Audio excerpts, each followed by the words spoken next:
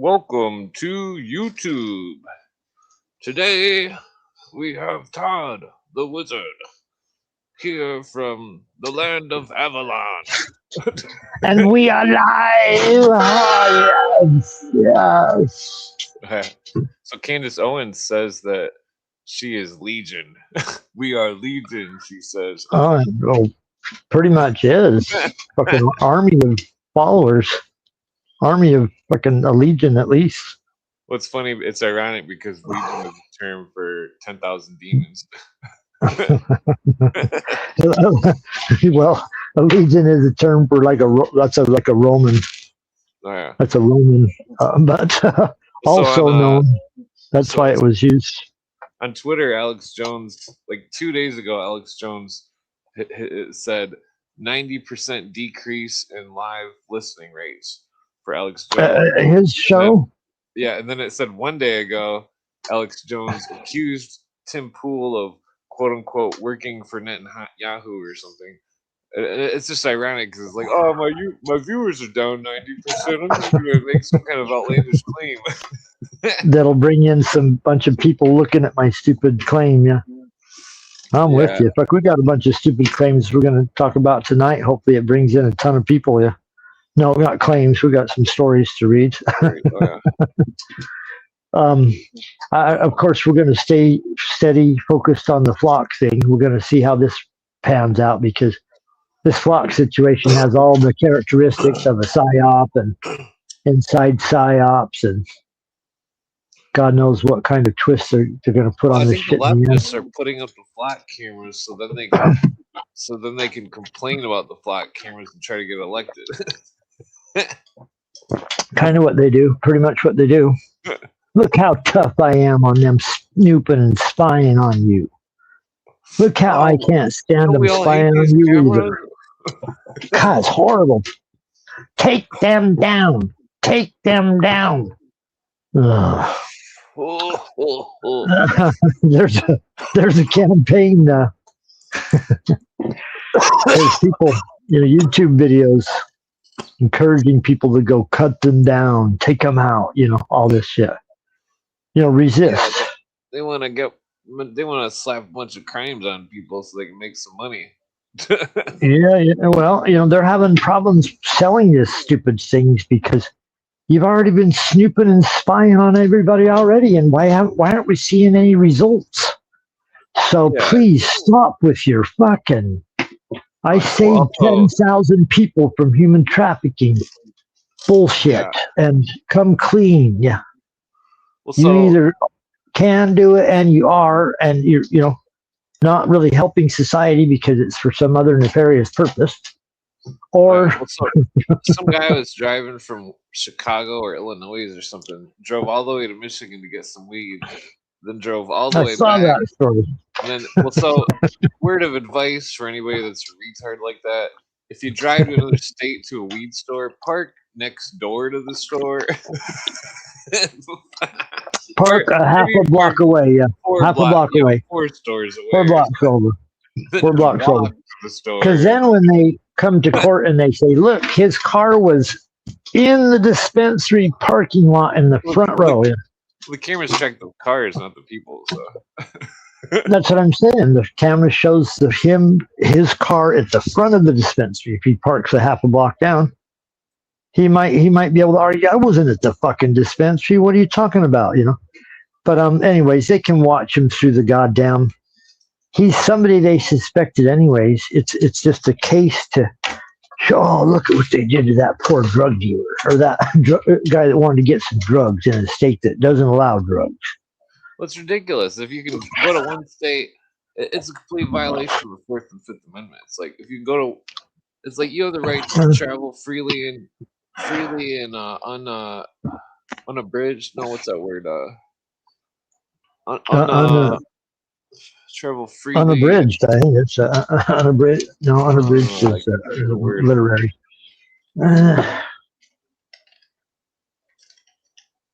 But yeah, unencumbered.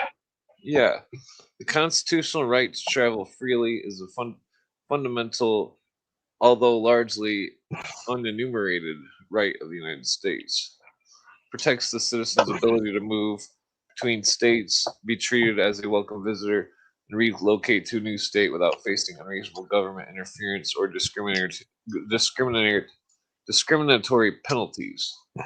So when one person goes to one state to get some weed in a state that's legal, and then they go back to their other state and they've had their Fourth Amendment right violated, so it's not only violating their right to privacy, but it's violating their right to freely travel unencumbered.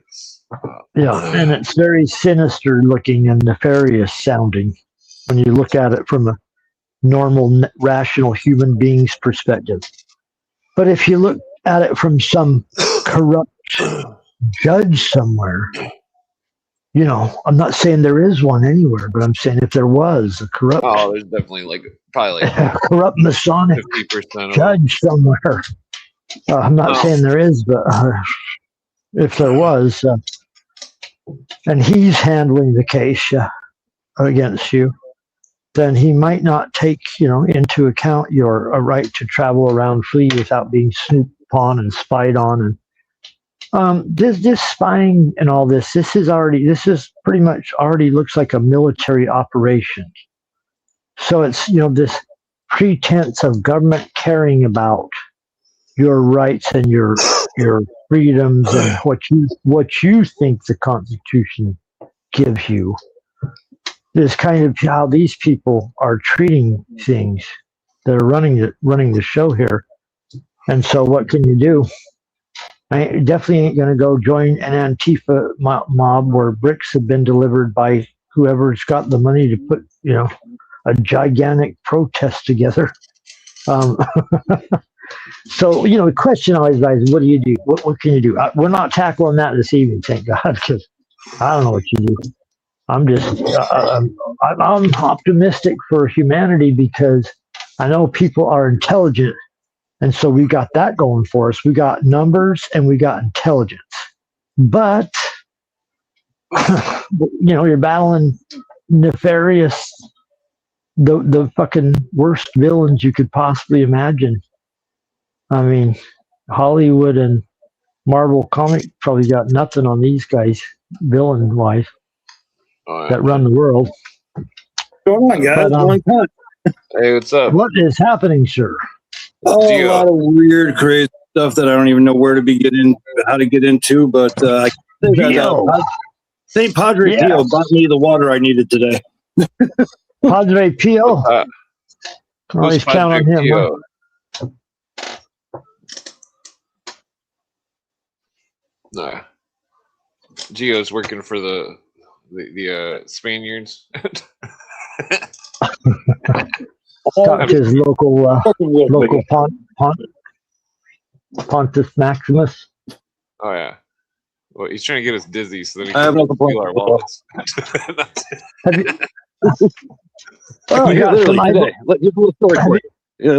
Listen up. I didn't have any money. My roommate didn't have any money. So we decided to just go for a walk up to the church. We were talking about Padre Pio and prayers before I left the house.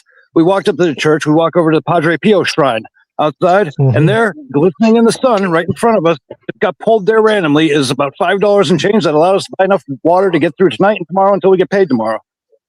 Oh, nice. Right there at his ceremonial site where people leave offerings was that much money? Yeah. Out of nowhere, and I've never seen it there before. What are you going to do? What are you going to do? Go pay it back tomorrow, or when you come back? When you have the money, you're going to go put it back into the tree. I said that to my roommate earlier. From now on, whenever I have a little bit of extra change or whatnot, I'll leave it there. You never know when somebody might come across it that needs it. There you go. It's like if you need this $5, take this $5. But if you can leave it due. That's kind of cool. We'll see how long it lasts. So if people find out there's a money tree, for me, might run out personally, fast. It's a literal representation of providence in action. Yeah. The universe is funny like that. Sometimes you can be down to your last. I got one more silver dollar. And the universe is a very small thing. The things I've seen. Not gonna stop the midnight. I don't worship the universe. I worship what created it. The universe, that's like a throw in the bucket. Anybody worships that's an idiot. Well, worships it. Respect. Yeah. Treat it with reverence. I Creation, but at worship the same you, time, I don't universe. That sounds like something Bill and Ted would be doing. We worship you, universe. Yeah, Ted's actually Count it's basically Chocos right now. I recommend check out a book. I don't know. Check out a book titled "Come to suck it above" and feed the cereal. Peter Steele. Don't give a start on Palantir and what that's. Oh yeah, Palantir, OpenAI, Peter Thiel. What do you guys know about 6G technology and its recent push that they signed in for, and how it relates to implantable AI? Mark of the beast stuff. They just signed a push for America to be the #1 researcher, like one of those things that Trump signs, executive order in relation to researching 6G technology, which is directly related to implantable AI. Look into it. Mm-hmm. Are you saying you don't want to be a cyborg? What if they give you $5 and a McDonald's? I don't know. What happens let me ask you this. What happens if you get Neuralink, you get implantable AI, it screws with you internally, and then, a giant solar flare goes off one day and fries you, and you're stuck in a permanent firestorm in your own mind? There you go.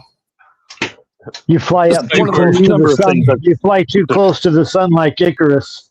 Your wings burn off. Yeah, but in this case, it's not a set of wings. It's a little chip in your head that makes you go nutty. There you go.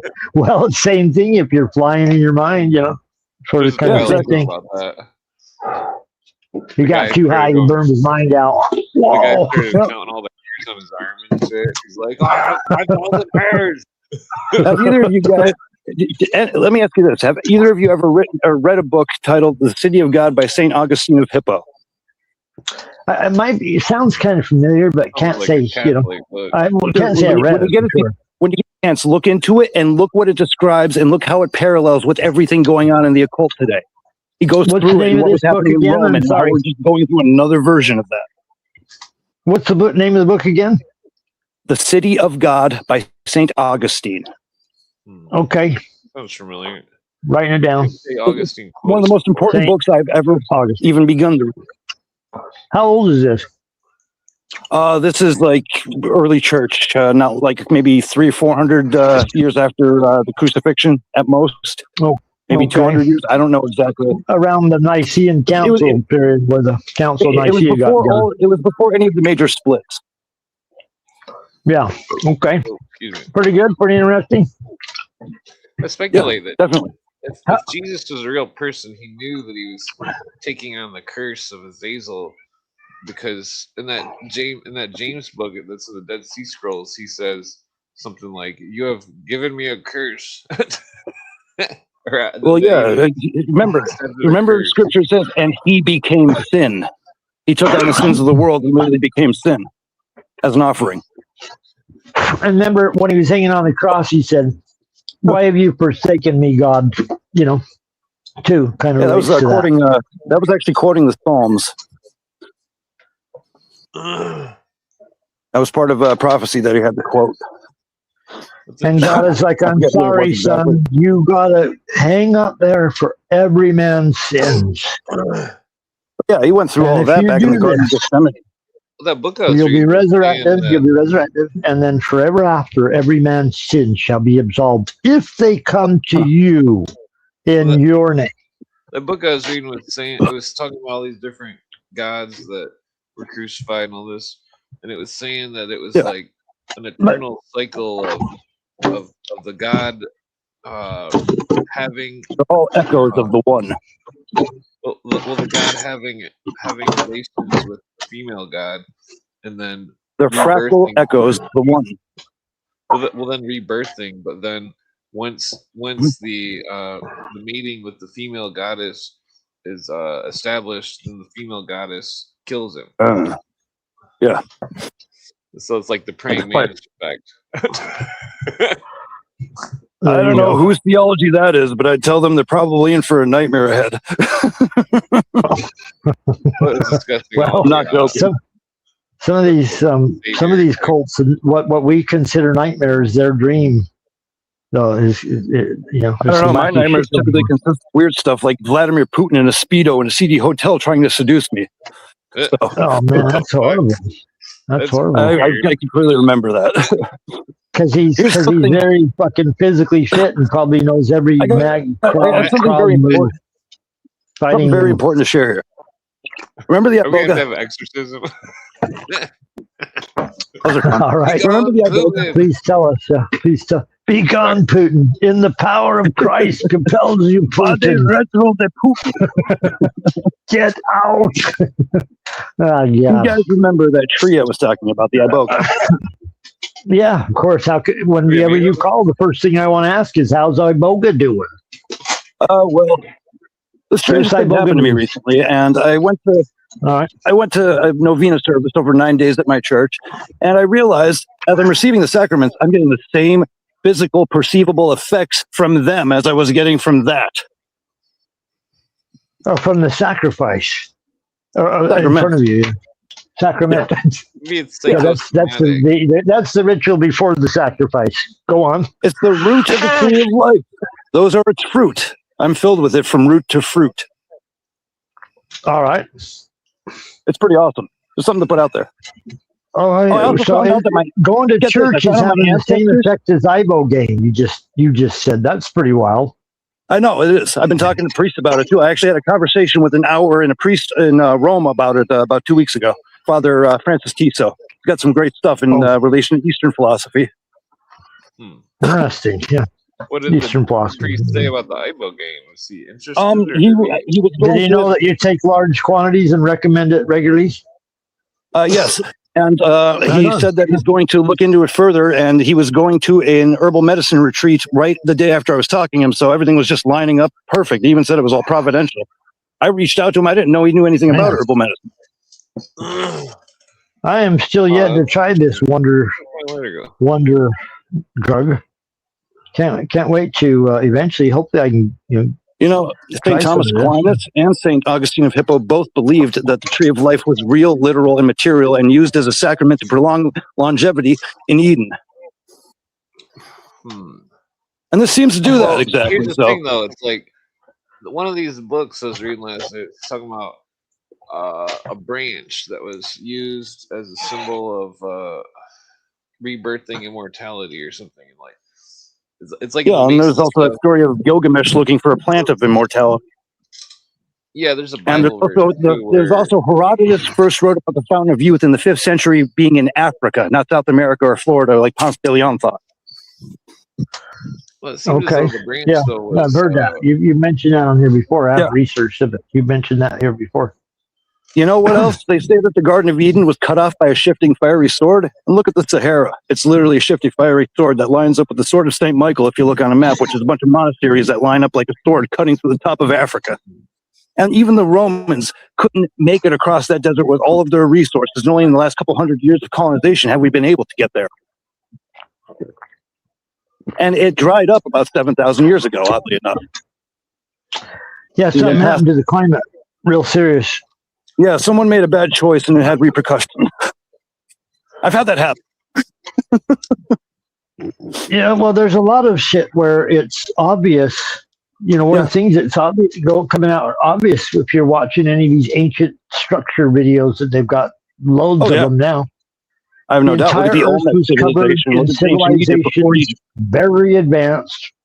Yep. Some of these monuments were built by ways that you could only build if you were super advanced and capable of fantastic things that our current system can't do. I think if and then one big thing to always remember is they're aligned towards certain star systems that Finn always points out. That's the pyramids of Rock and all that.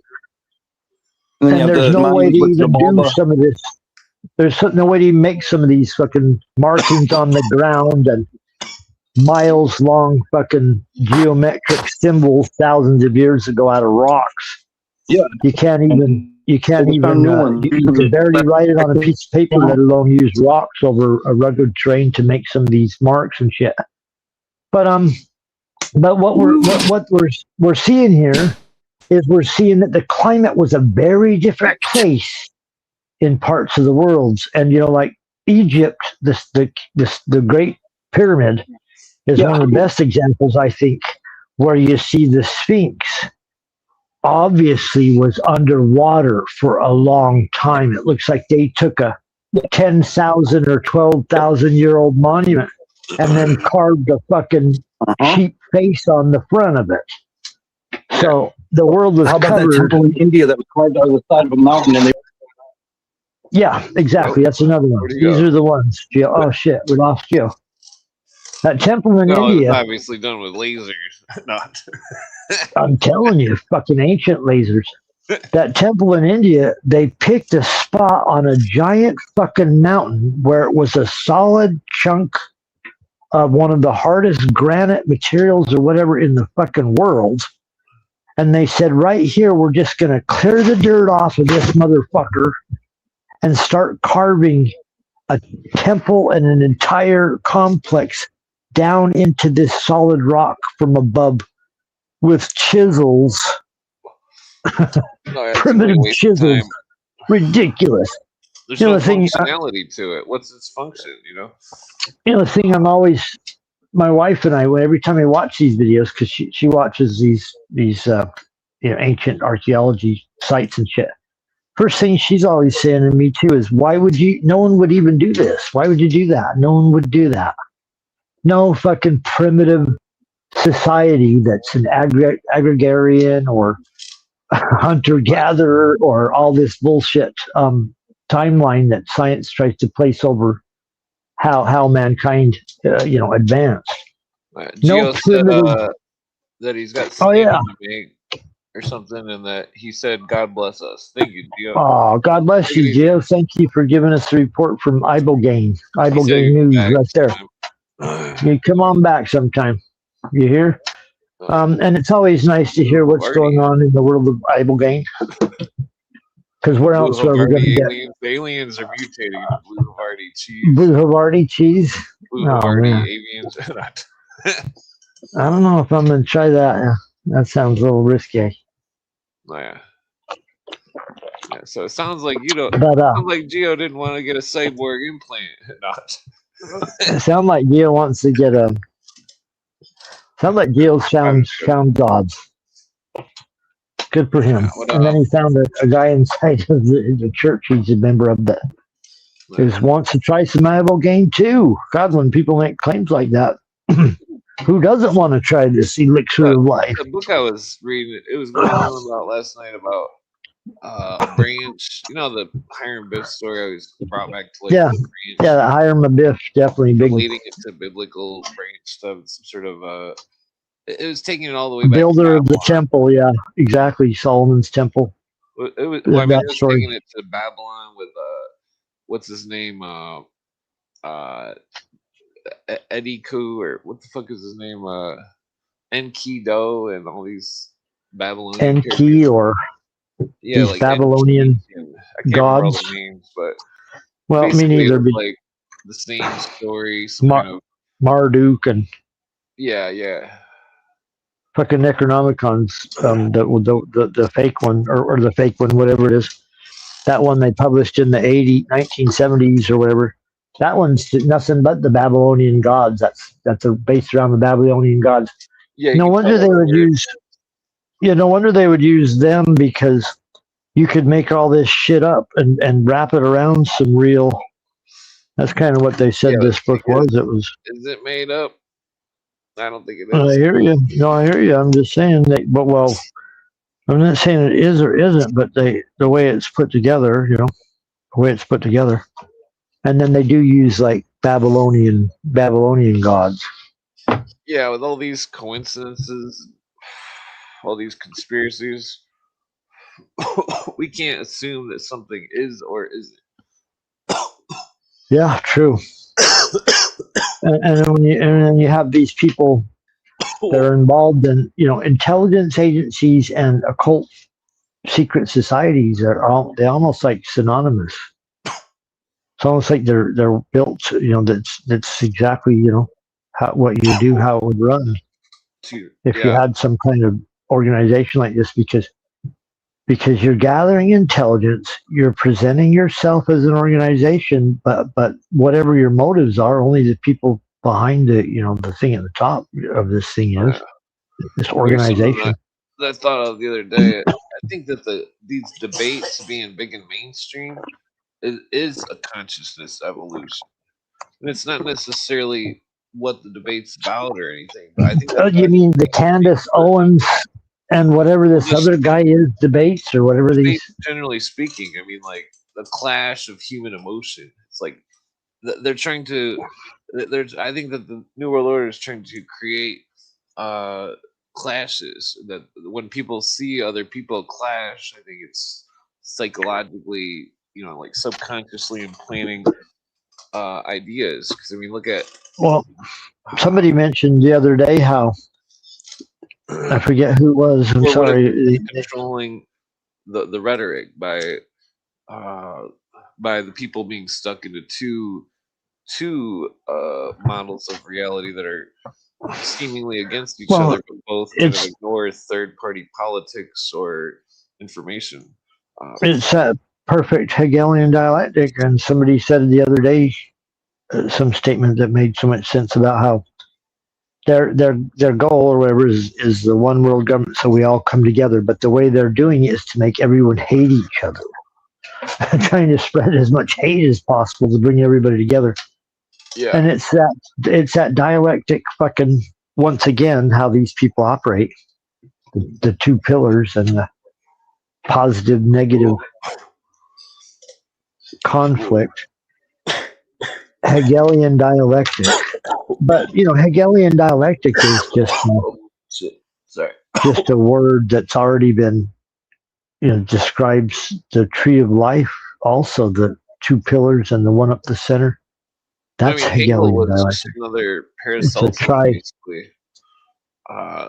Yeah, probably like a more modern day European from Germany over there, Hegel.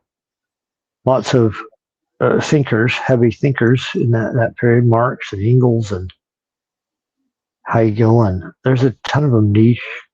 All these modern day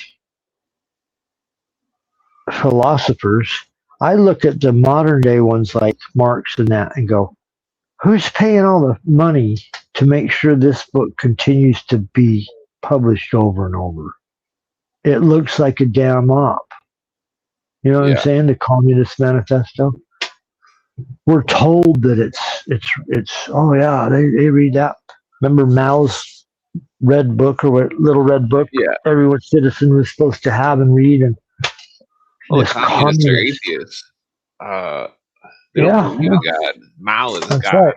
They don't. But they're atheists. But Stalin in that famous photo, he's a Mason, and Masons don't accept. Well, I haven't verified that he's Mason. We've said. I suspect he is. Masons accept probably every I think damn they're thing. Straight up Satanists. That I think Ted Gunderson wasn't joking when he accused Russia of being Satanist.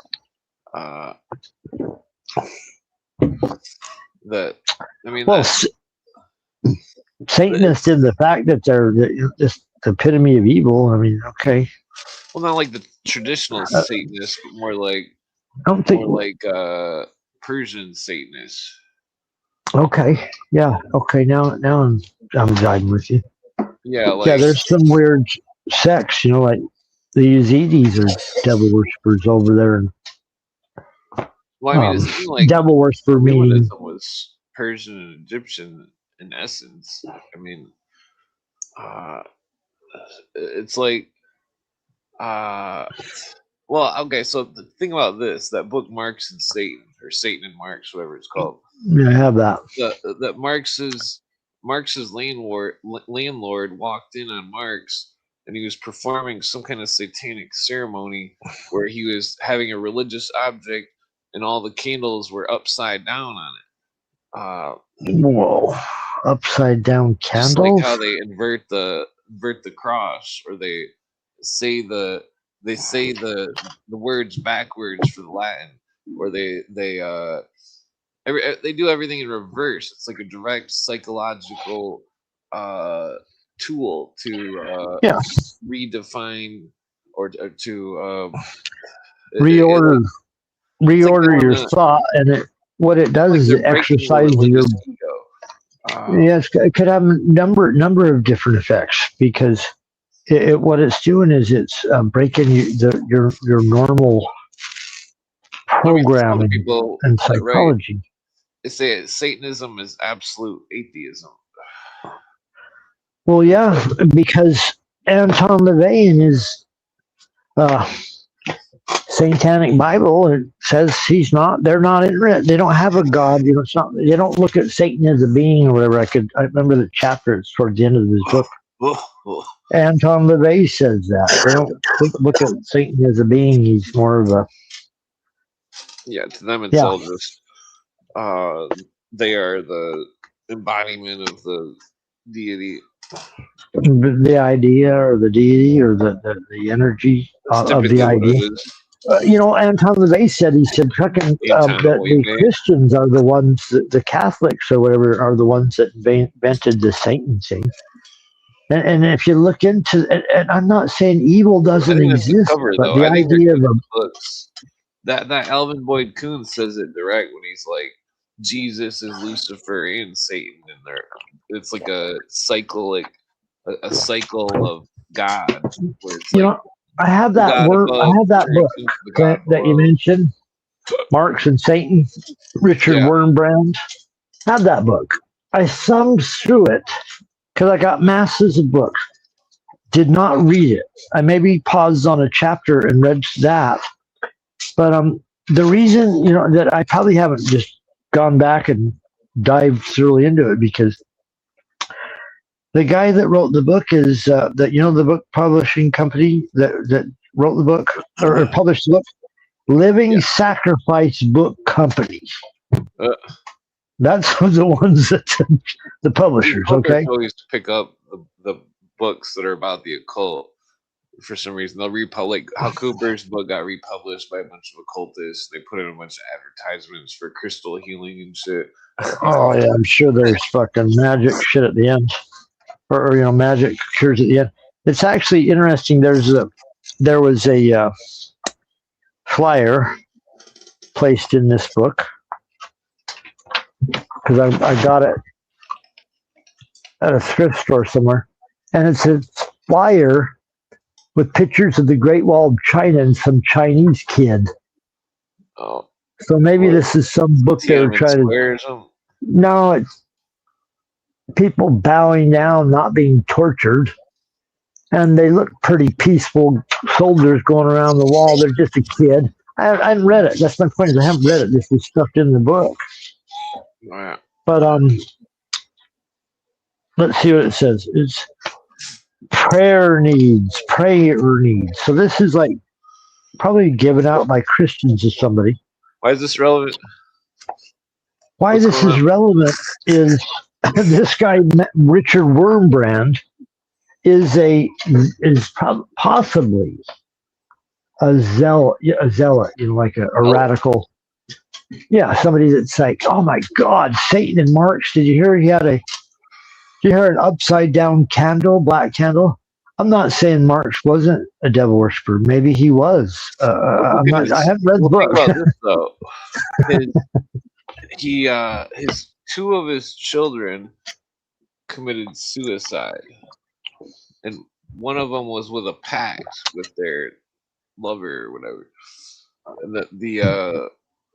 And what about bad dad? Besides, outside of Satanist, what about he was a bad dad? Maybe he was a Satanist. I'm not sure on that. I kind of. Well, it's like they never really put. I did read. The Bible. I did read his. I did read the Communist Manifesto. Fuck, every conspiracy theorist worth their weight read that back in the 90s because we were being told all the time that the communists are coming, the Russians are coming. In the 80s, they did movies. Red Dawn, the Russians could get here any minute. What they didn't tell you is that we're funding the Russians and they wouldn't even have a damn missile or a bomb or a plane or anything. on the faculty of one university is one communist too many. I love that. That was classic. You know, he looks like Ted Cruz. Looks like Ted Cruz right there. Kind of, he's always filibuster in the public. What's that, Clint? Maybe I should leave that clip in the background. It's not a bad one. You just play it over and over again. There's one damn communist. One of you damn communists. What they don't. What? One communist among the American advisors at your. I was trying to get it to have it like the communist remix. Wow. It's like a blast from the past, back to the Red Scare. Remember the X-Files? In the X-Files, the communists were actually aliens. Which episode? It's like season in the 5, whole series, maybe? In the whole series, the communists were the aliens?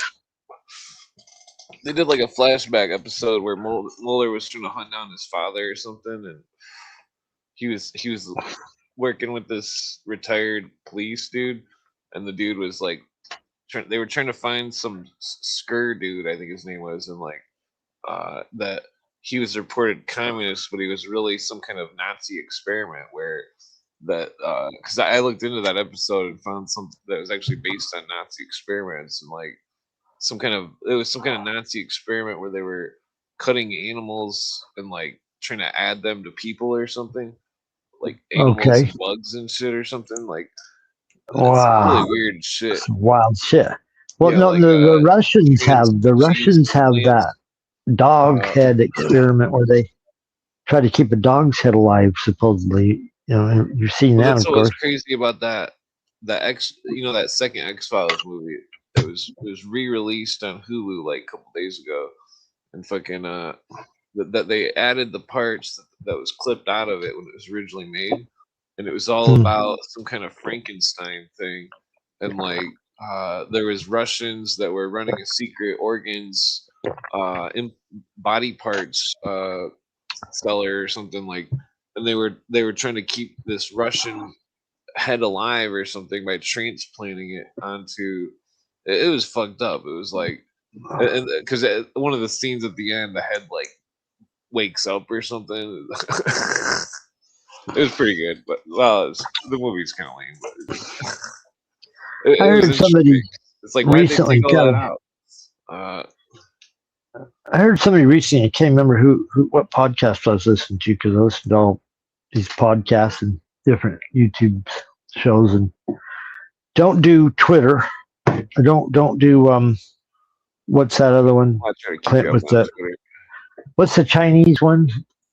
TikTok. Chinese? Oh yeah, I would not. Don't do TikTok, but YouTube puts together fucking TikTok videos. Those are spreading far and wide, showing you what people on TikTok, you know, are looking at. My dad loves TikTok more than YouTube or any of that shit. He's sitting on TikTok. Oh, what 2-minute videos? Yeah, right. Just mountains of them all Chinese day long. Communist fucking spyware. Well, Twitter's or whatever that is. What's that fucker again? TikTok. It's short attention span. Here's some news. It's what it is. Hold on, may I finish this point?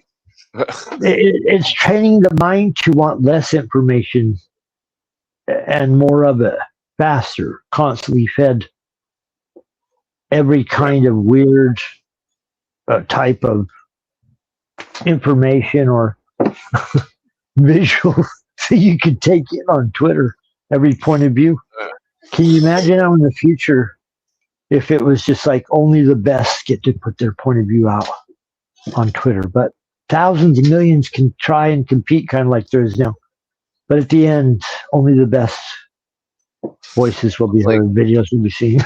Right now, there was this giant flood, like weather flood, in China, and that China refused to say how many people died in the flood, and that China Uncensored speculates that there was thousands.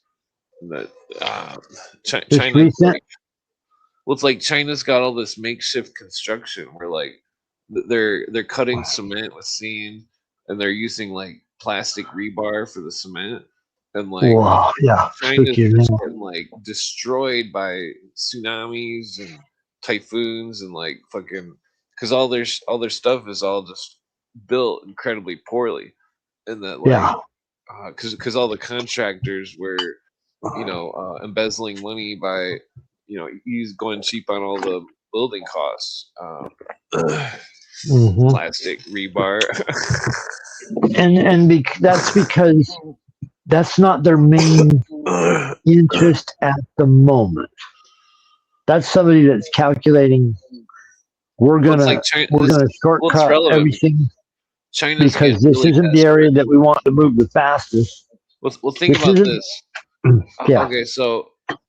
Okay, so like, say it's like, I mean, you could compare it to like Wars or the Streets, or anything. I like to compare it to Magic cards. So like, so yeah, I like that because I can kind of relate because most of the Magic cards like, and these ideas I do understand too. 6 people playing cards. Everybody's got. Never played the game, but I listened to you and watched your tutorials on YouTube.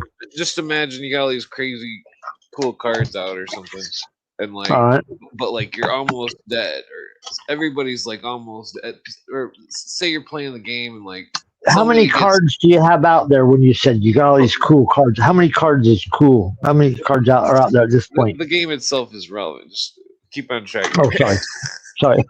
Okay, so I was trying to picture a spread across there, and you're like, man, it's getting desperate right now. Well, so just imagine like every player has giant armies of zombies and all sorts of stupid shit, and that it's like a major battle, and that like somebody in the group is about to, they're almost out of life, say that they got one turn to go and they're gonna die, and that fucking and so then they get desperate. They always get desperate. You want to stay away from desperate, crazy, China when it dies. I mean, like China. I think China's gonna get extremely desperate, and that like that it's not gonna. I think China is gonna like. It's not gonna go down easy. You know what I mean? Like it's that's like a spooky kind of prediction. Imagine like or idea or something, and there was some crooked like dude or something that ripped everybody, some kind of Debo type character, and then he finally gets what's coming to him, but he doesn't go down easy. It's like it takes like fucking like I don't know. You get the idea. Yeah. Well, thinking about superpowers battling, it isn't happening yet. Only happening by proxy, and by economic warfare, and propaganda. Right. So one wonders, the problem with war. They always say it's the fog of war. Yeah. Once a war starts, this whole Iran thing has been boiling. It's like a giant. It's like a giant festering fucking pimple. Yeah, on our fucking ass. Steam thing. Really bad one. It's like, God damn you! It's like a giant steam boiler that's been fucking being like crap. It's been being patched up for the last 50 years. 50 years, 75 years. You know how many years they've been building this freaking little monster now? Because back in the 80s, there was a giant monster. Look, you know why it was scary back then? Because the communists had taken over a large part of the world, and our government was still against communists back then. But we didn't know that they were aiding and abetting these so-called communist countries. Yeah. But as soon as the wall fell, I remember when Scorpions came out with not a bad song, because I asked my wife, you like that song? I don't hate it. I don't hate that goddamn song. It's a pretty good song. Yeah. I don't really like it, but it's... My point is, my wife said, if Scorpions did a lot of good songs, so if I looked at all their songs, that song probably would not be one I picked ever. But she's aware that it exists. because there was all the video of them tearing down the wall. It was like a of the oh yeah, communists in the East and the West coming together, hugging. Yeah, but which people one were was buying bricks from the wall? Was the Scorpion song that was endorsed by like the intelligence agency or something.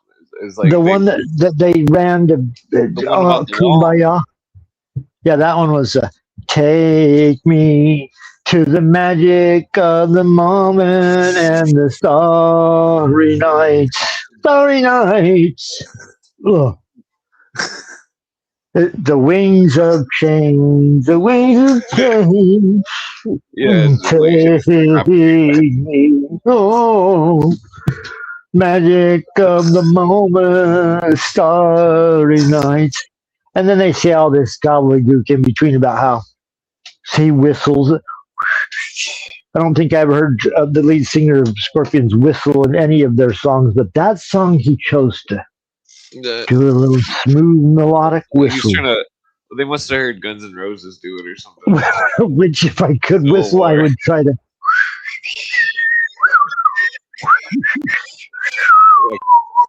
Hold up. With guitars.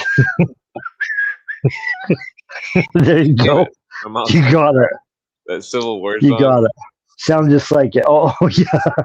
It's like Guns N' Roses used a whistle. There aren't very many songs in history that do a whistle, that you can remember like big hits, but they are out there in each generation where they bring in a whistle, a human being whistling. They're out there, very very rare. But Scorpions did one, Wings of Change, Winds of Change, not wings, winds. Pardon me. Let me get our Scorpion, whatchamacallit trivia right. But my point of all that is, Scorpions are German. Scorpions is a German band, in case anyone out there didn't know. Oh, yeah. A German heavy metal band. Right, let me attempt this whistle real quick. Yeah, please. I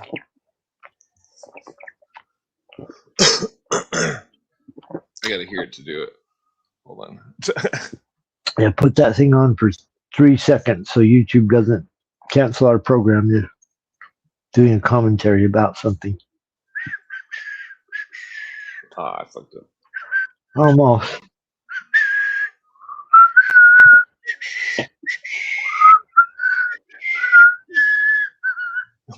I fucked it up. Okay. I don't need your civil war.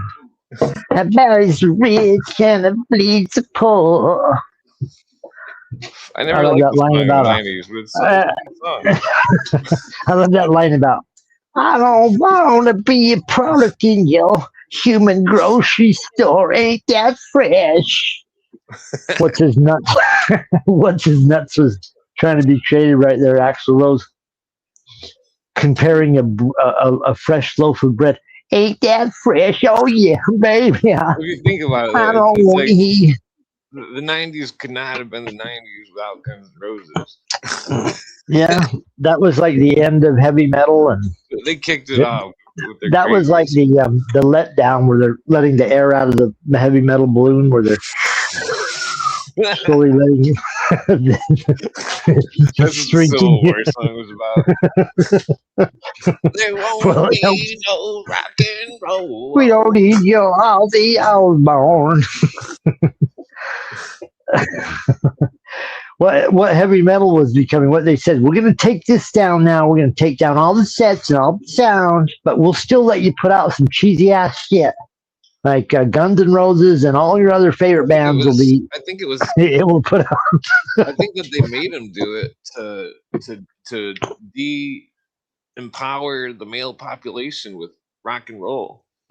Oh, you mean when the heavy metal started? They wanted to get them pumped up and make them all. Like they're like, oh, these bands are getting people too riled up. Like spew out some like. Well, the Grateful Dead was getting too old, so they had to pay a bunch of emo type bands or something to get popular. Like, okay, take all this money and we'll put you at the top, and all these stupid people will love you because that's all there will be to listen to. Definitely. Fish, I love the name. Oh, You're going to come in behind me. No, I'm just saying.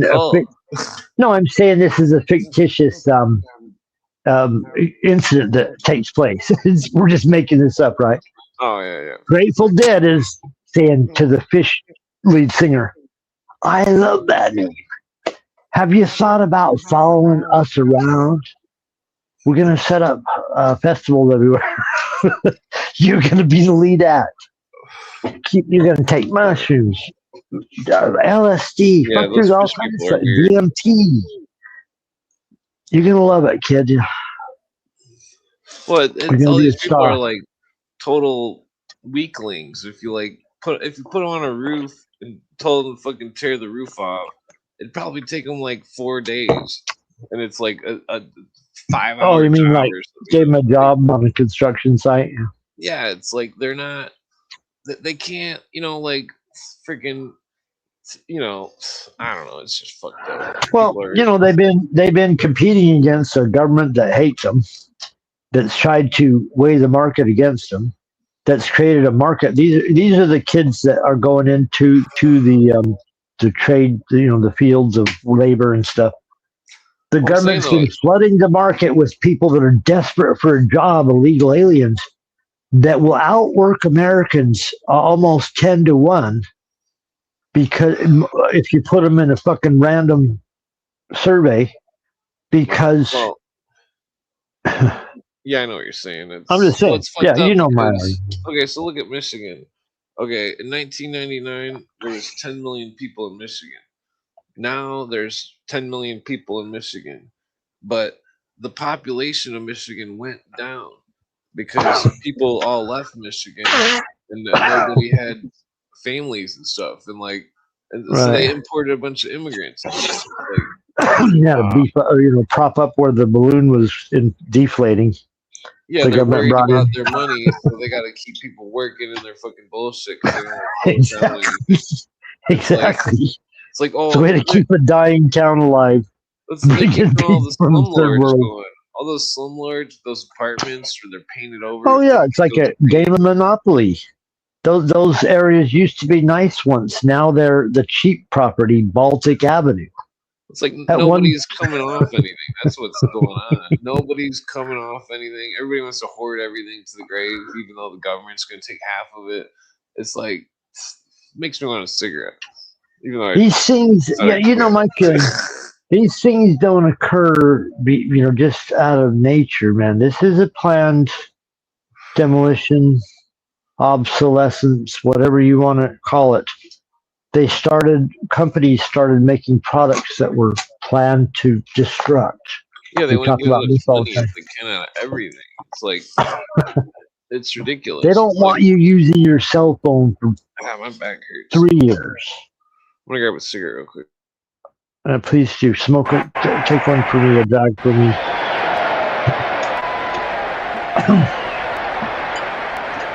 One communist on the faculty of one university is one communist too many.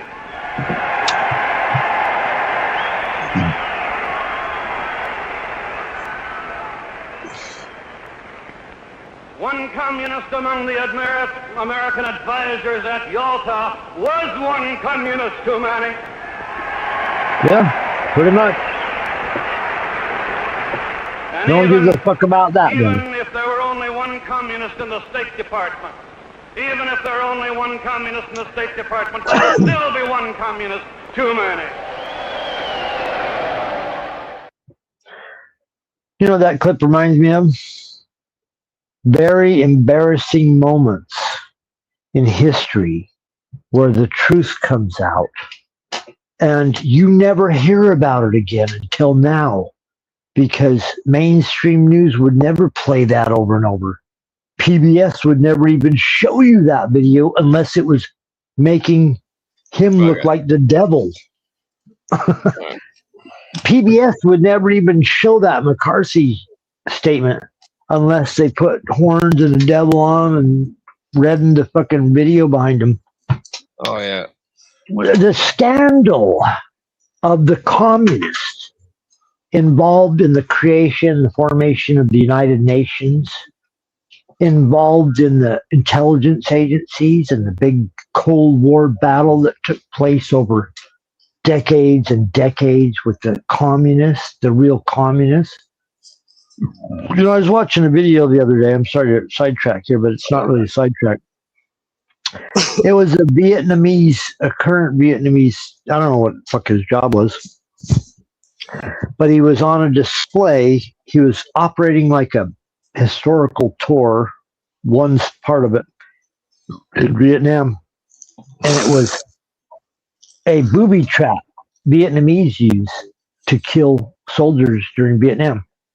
And what it was, Clint, is as you're coming through a door, they'd make this thing out of metal that's like an upside down double cross. Can you picture a double cross upright?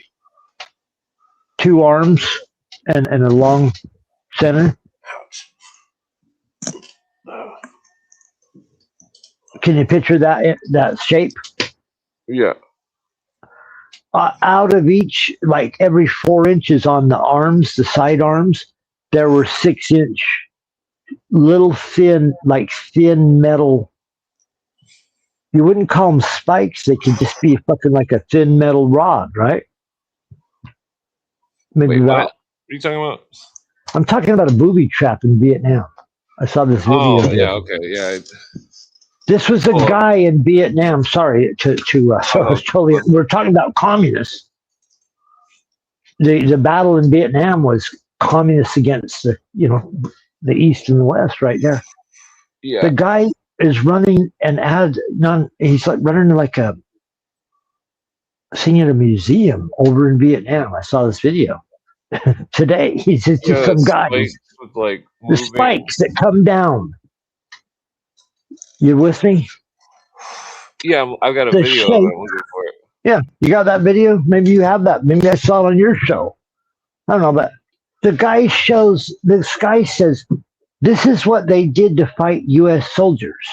You know, this guy in Vietnam. And he says, when you try to come through the door, it sets off a tripwire that lets this thing drop from the outside the door as you're entering in or out. And it's a double cross, a bar down the center that's heavy and square, and 2 bars 2 or 3 feet down, so it's right in your heart and major extremity, major organ area. And the spikes are about 6 inches long. They're not a spike; they're just a metal rod, like a 6-inch long, 8-inch thin metal rod that they probably sharpen the ends of it, so it is a spike. But as it falls down, this guy was explaining to you, the soldier, he might be fast, he might be trained. He's going to grab the top part of the bar, but they separated the bottom cross of the bar with a little chain link, so the bottom would swing up at you. Yeah. So if you stop the top, because you can see it coming down, the bottom one's going to come up because you stopped it, because it's just hanging by a fucking loose link. And they said, and the height was right around your genital area. So you stopped it from puncturing your heart, but it got you up in your genitals and in your stomach, the spikes, which I'm sure were just toxic if you got them in you. Yeah. You know what this Vietnamese guy is saying? We don't blame no American soldiers for anything here in Vietnam. We know that the governments of the United States and the governments in Vietnam were making their citizens do the war. Well, that's where the fucking Bill Kobe, under his command, they took out 20,000 Vietnamese. It reminds me of when when some big city police goes and moves to a small town and acts like the small town is still the big city. Where Bill Kobe went from Vietnam and 20,000 deaths to going to California in the intelligence game. And that's what we're talking about here, Clint. These are things that they're in the file, they're in the historical. It's like they were playing hardball against mosquitoes, and that they couldn't find any real stuff going on, so they just seem to have created groups to create it. It seems like. I mean, that's speculation, but Vietnam, we're told that the French tried to take over Vietnam long before we got there. So it gave the Vietnamese lots of time to practice and build underground tunnels and booby traps like no one had ever seen of that nature in that environment. Well, plus so by the time our guys got there, they couldn't follow the Vietnamese over certain lines or certain rivers. If once they were to a certain side of a river, they couldn't pursue them. How many stories do you hear about landmines planted? The billions of landmines. That whole organizations supposedly were formed to get rid of them that cost massive amounts of money. And whole areas of the world can't be walked on because they planted millions of these landmines. We should just send a bunch of robots out there to walk around. Yeah, send that robot, that new one that goes and helps people with forest fires that looks like a satanic horse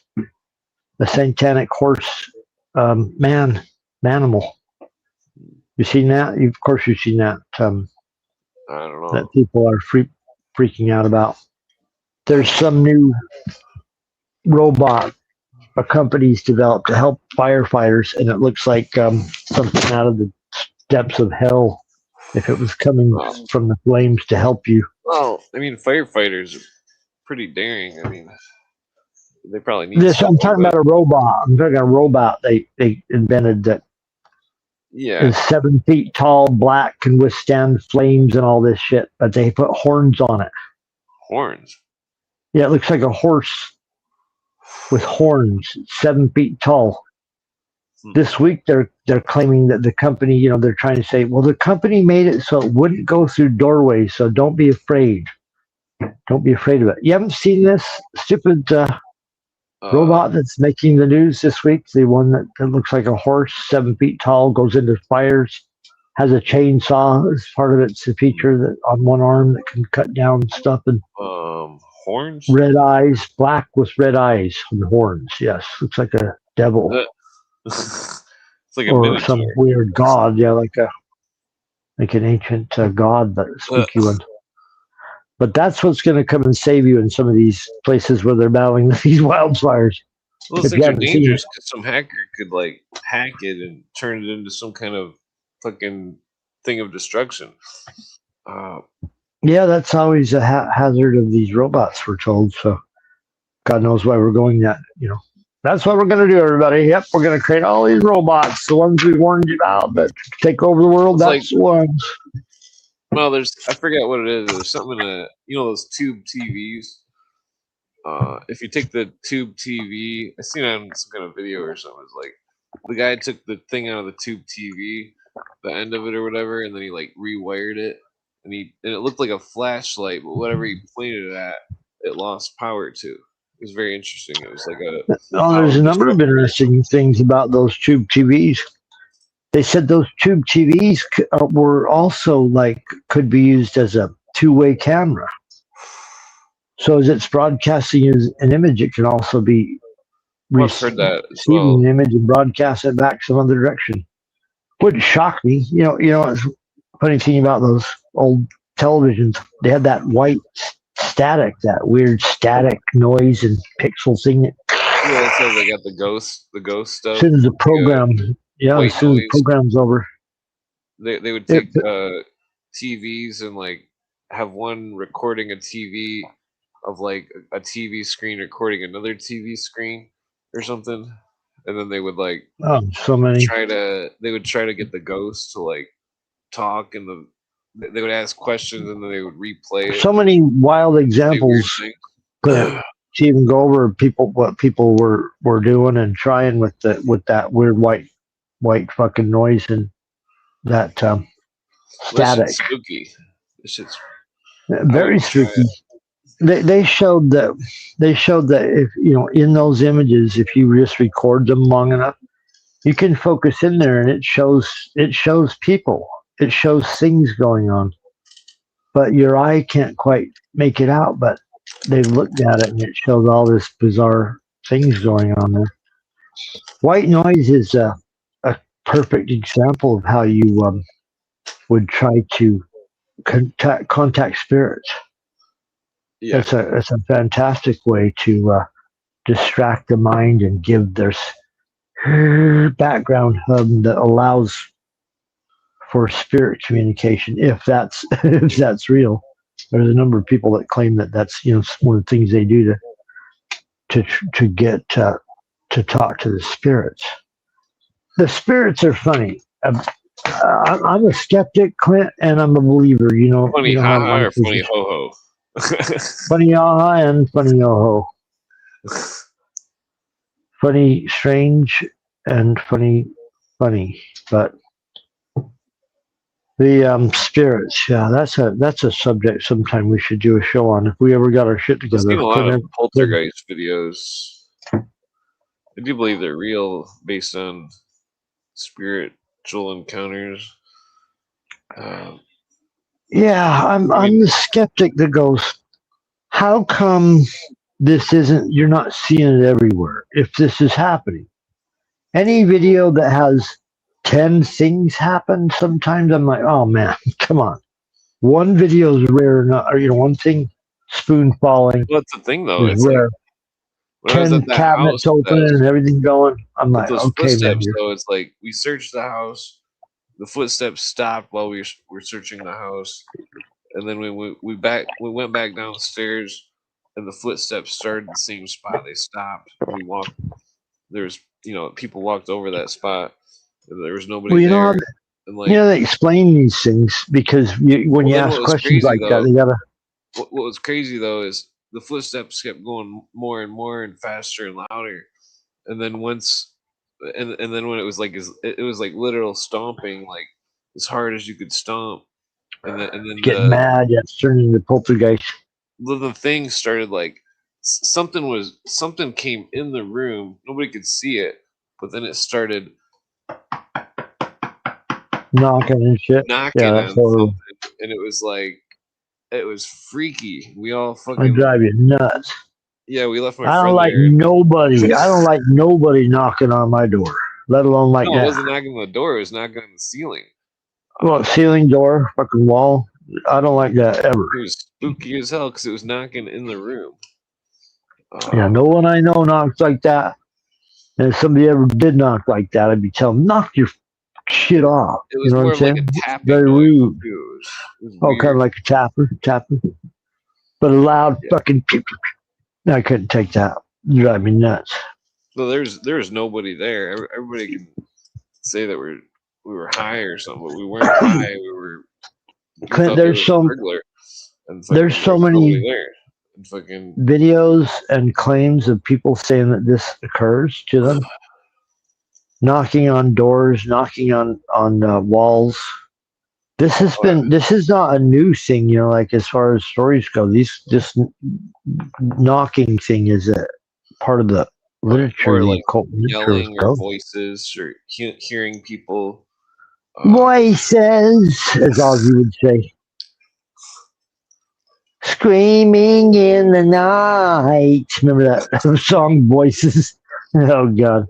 Rest in peace, Ozzy. Voices. That's when it's just total commercial. He's got 5 television shows. Everyone loves him. They're playing Ozzy in the supermarkets. Holy shit. Yeah. Ozzy thought that he was cursed by that Robert the Doll thing. Yeah. Black Sabbath has some pretty weird history, wild history. I love some of the stuff I learned about Sabbath. Like before Sabbath, they were calling themselves Earth. Yeah. Before there was Black Sabbath. But also there was some really dark stuff that was Cosmic Peach was going over on one of her programs not too long ago. Love Cosmic Peach. Love JJ Vance. JJ Vance has Cosmic Peach on soon. Weekend or next weekend or something. Fuck, I wish I could join that Saturday night. I try to keep my Friday nights open for Clint. Do Clint's show on Friday nights, but every other Friday. But anyways, that might be a show, Clint. You better jump on with Cosmic Peach. and JJ Vance in a week or two. If you're make it out the card game quick enough, I can jump on. Hey, it'd be Saturday night though, so I would shift my schedule around for fucking Cosmic Peach, but I try to keep it to a routine to a degree because you know my situation, Clint. Oh, yeah. I'm going through a bunch of stuff. My wife's going through a bunch of stuff. Try not to torture her with me having a fun conversation with Clint on occasion. Yeah. But I love Clint's show. Everybody out there appreciates Clint and what he puts on. Donate to him. Give him some money. You're gonna help somebody out with that. You can tell. You know Clint. He loves people. He loves possums, cats. All animals. Some doctor lady said she'd come in. I don't know what her research is, but some doctor. That's never bad. Yeah. Tell us something. Educate us. I've got these. We do got a show plan though too. It's still early, isn't it? Early?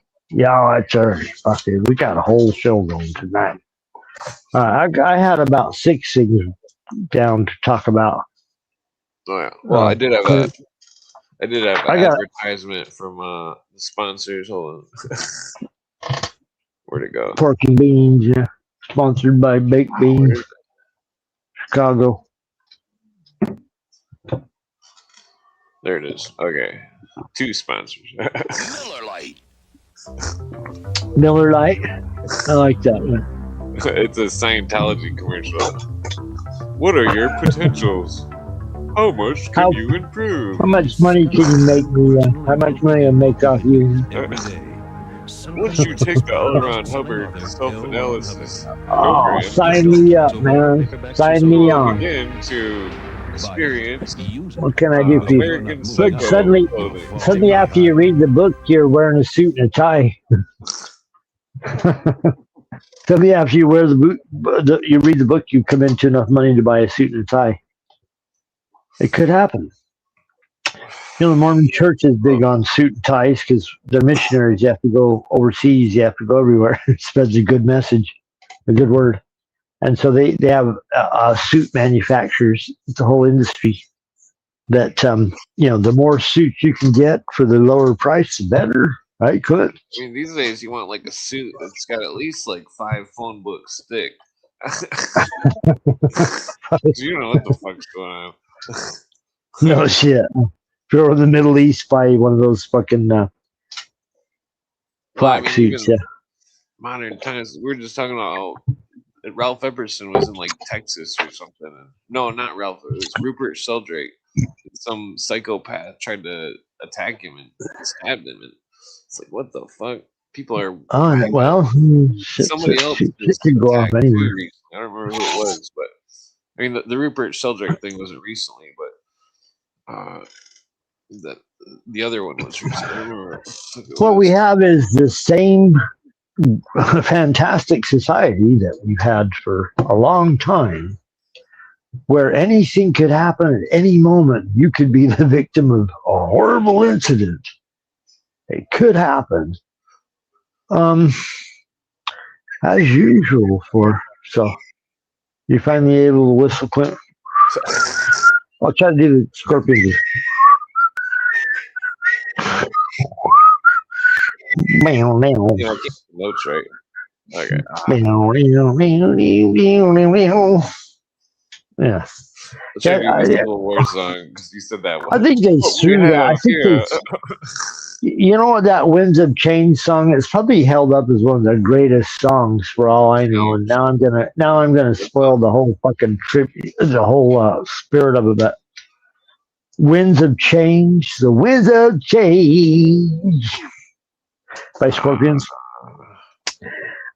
They probably gave that to the Scorpions and said, please make us a song. Look at all these people. They're climbing up on the wall. They're breaking the wall down. The wall's coming down. Russia and the United States are finally going to hug. Give me a hug, my American count. What would you call it? You know, people said for a long time, the people of Russia, hearty stock, not a bad folk. Yeah, they're ready to But eat the bugs. government, yeah, they'll probably outlast you in a bug eating competition. From what I've heard, but my point is that they're victims of fucking totalitarian dictatorships and communism, international communism. Yeah. Even though Russia folds, guess what happens when the Soviet Union folds? They no longer have to put any money out to these satellite states that they captured for years. They don't have to deal with all these fucking hanger-ons on the outside of their country.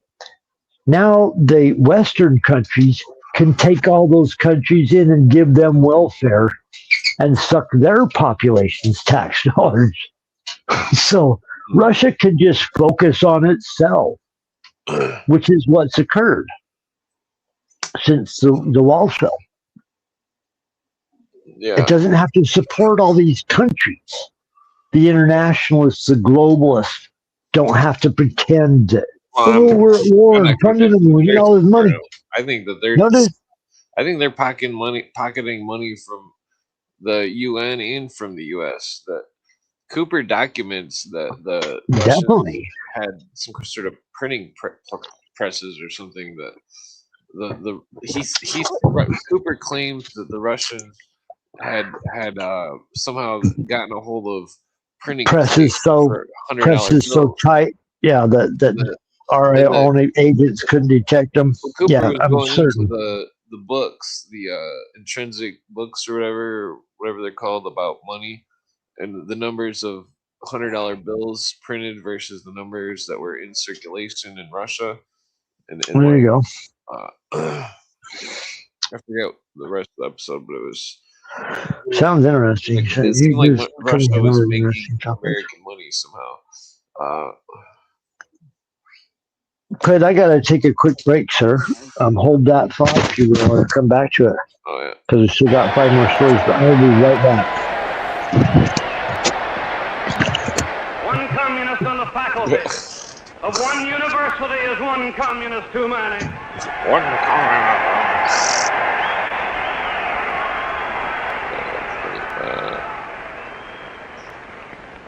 One communist among the American advisors at Yalta was one communist too many. Yalta.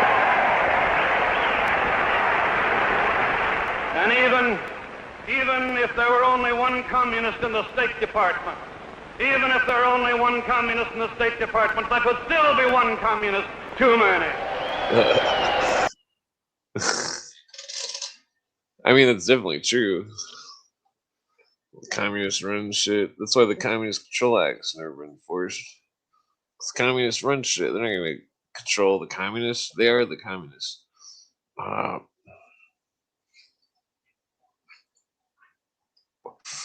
Cooper always predicted it would go into a technocracy, a technocratic, scientific dictatorship. So he believed it would become all under the blueprint of what the old Illuminists believed in Europe.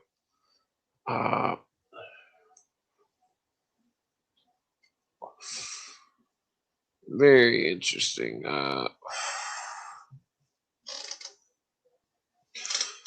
Yeah. So, what was I going to say?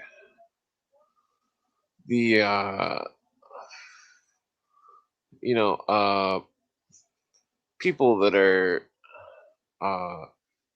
illiterate to understanding stuff about the situation that America is in, and a lack of constitutionality, and which has been happening for generations, if not, almost a century. I mean, we're coming to almost the 100-year mark on the Great Depression. which was started October 24th, Thursday, Black Thursday. I'm trying to think of what year. 1929. So 3 more years, it'll be the 100-year anniversary of the Great Depression, and that, that's pretty spooky thing, because I mean the New World Order loves anniversaries. Notice the Bushifer spewing New World Order stuff on 9/11 2000 or 1991, September 11th, I believe it was, talking about the New World Order. And then he says that he's gonna fulfill the intent. He's gonna do his best to fulfill the intent of the United Nations Charter's writers, the writers of the United Nations Charter. I am back, Clint. Pardon me for the interruption, sir. And you're. Oh yeah, I was just bringing about its 100-year anniversary almost to the Great Depression. 3 years, October 24th will be 100-year mark. Which, shows they're really doing a fantastic job with the economy, huh, everybody? But did you ever meet someone that was in the Great Depression when they were, like anybody really old? They old, super old people. They'd fucking every fucking plastic bag. They would wash it out. They would wash and keep everything, all sorts of things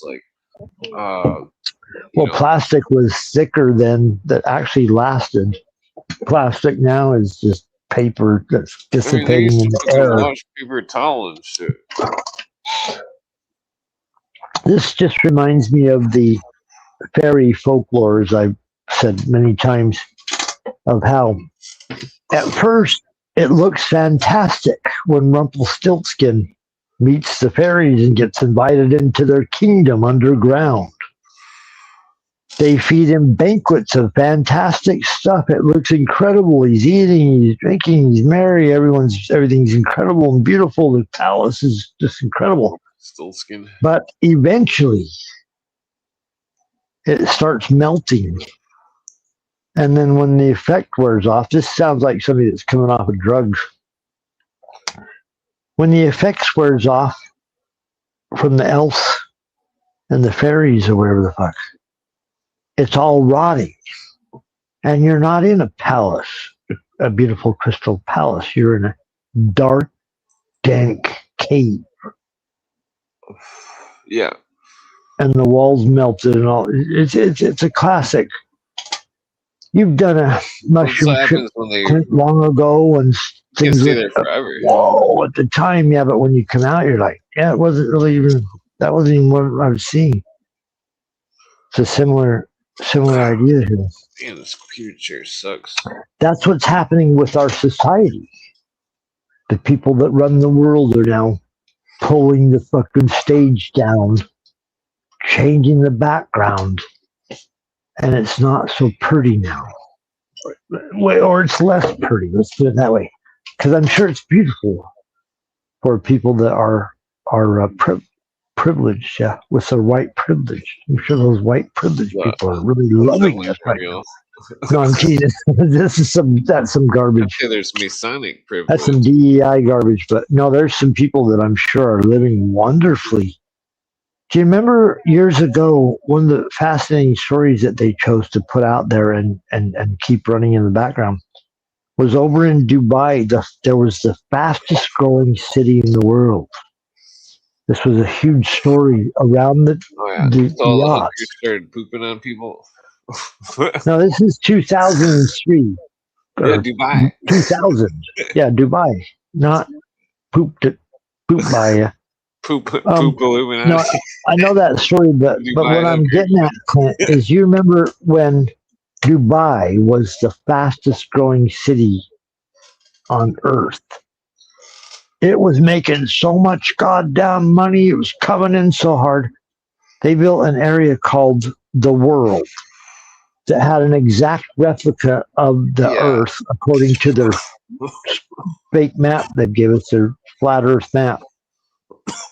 An exact replica.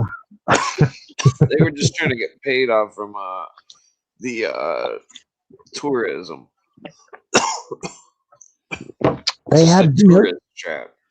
It's like they had those were that was a real estate thing where you could buy any country on Earth or whatever it's called, and that would be your island, an artificial island in the middle of the ocean in the desert. Because you can go in that country in parking garages, and there's all sorts of cars that are just abandoned in the desert and shit all over. That it's like people are disappearing in Dubai, and when they were nobody knows what's going on. Like, and when they were, you're talking modern day. Yeah, nobody's gonna leave a fucking $1 million sports car in some parking garage, like fucking. Unless something else is happening. And what I'm getting at by like a fucking bag of cement with fucking. Well, what I'm getting at by talking about this story, Clint, is they created Dubai and it became the most fastest growing country on Earth. I saw time lapse videos where they showed the desert in 1990 or something, and then the desert in 2000, the development in 2 decades or whatever it was. It wasn't even 2 decades. I think it was like 10 years, but I forget what it is. Somebody go back and backtrack this. They created a city bigger than and better than any city. I mean, not better, just more grand than any city on Earth at the time in about 10 years. Because they had so much money and gold and wealth. It's a slave city. And they were bragging about it. There's no Bill of Rights in that city. You do anything, you get thrown in jail.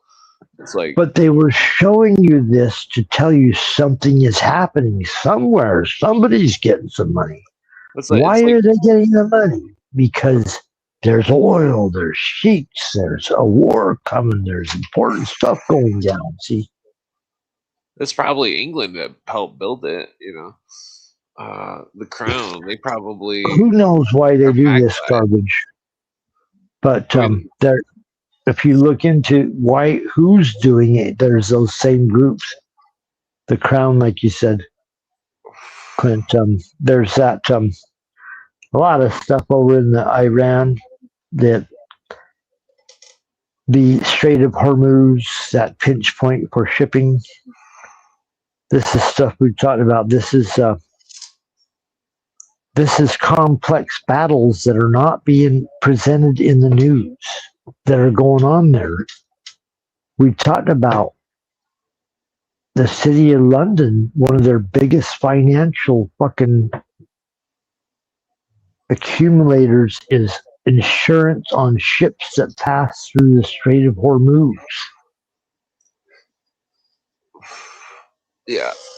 To bring one cargo ship, I don't know. Somebody please tell me what the number of money it is you have to pay the city of London for insurance on your vessel.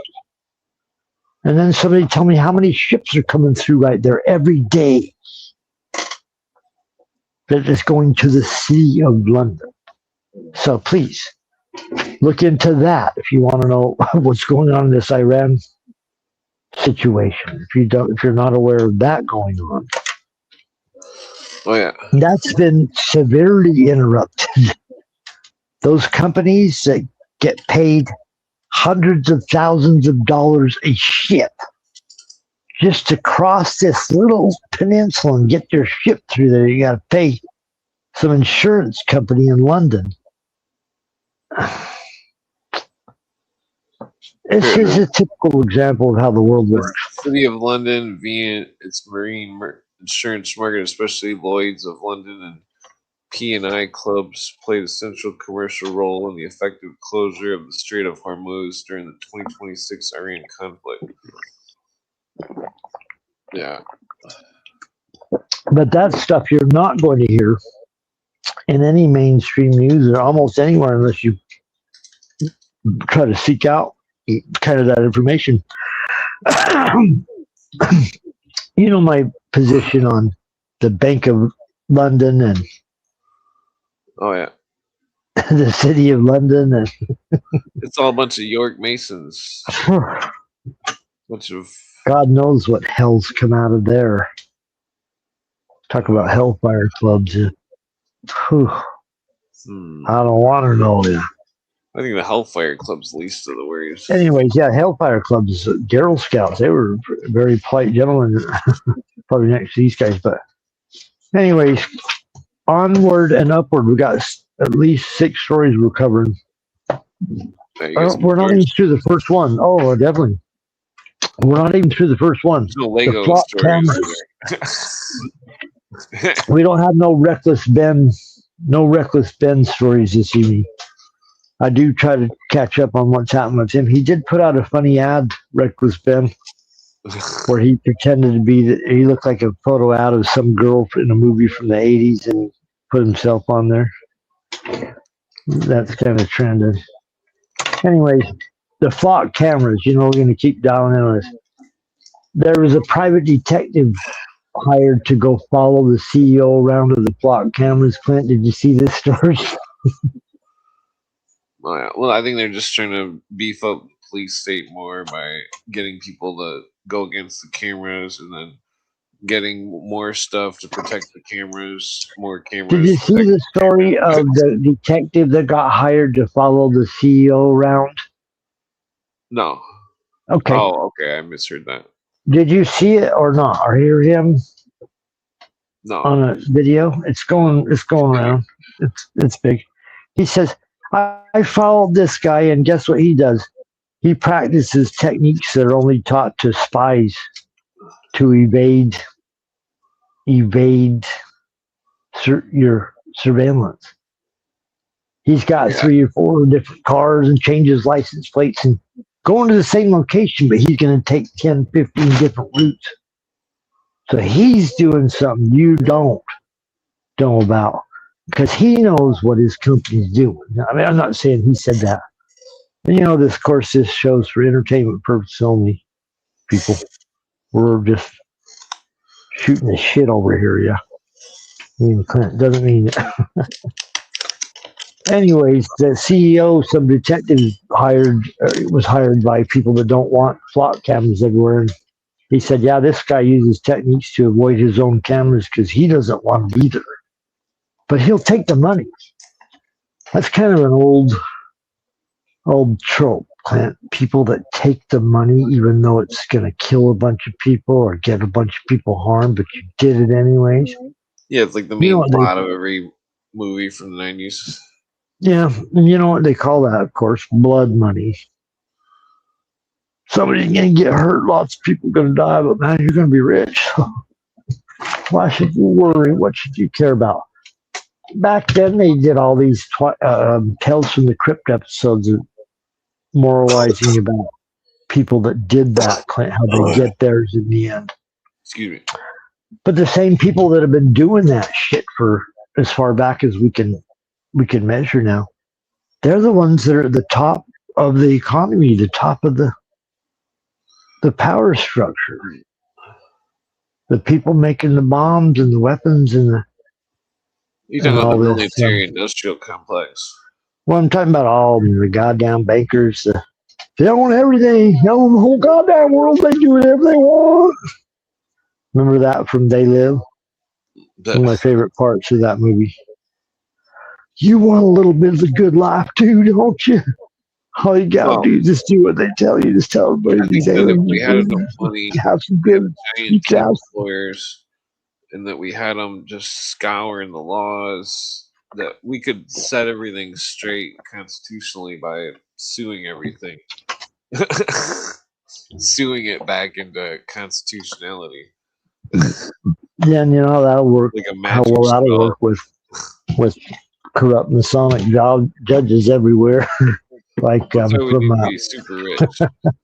from the movie Nothing But Trouble. Did we do Nothing But Trouble with JJ? I think we did. We're gonna just have to become attorneys, and then we'll file our own fucking paperwork. It's okay. What you got is you got a big spooky bureaucracy, and they're kind of uncloaking. You know, in Star Trek, for all the Trekkies out there, there was the Klingon, or not Klingons. Which one like, could cloak? It was a Klingon. My idea for the system. They could cloak and uncloak. It'd be like if we sued whatever was unconstitutional, and we actually got money, then we would use that. And say we got money, but they didn't conform, then we would use that. Well, Trump sued and won. So I think we should sued and won the federal government for fraud and defrauding him, and that's very sure. I'm just saying my opinion.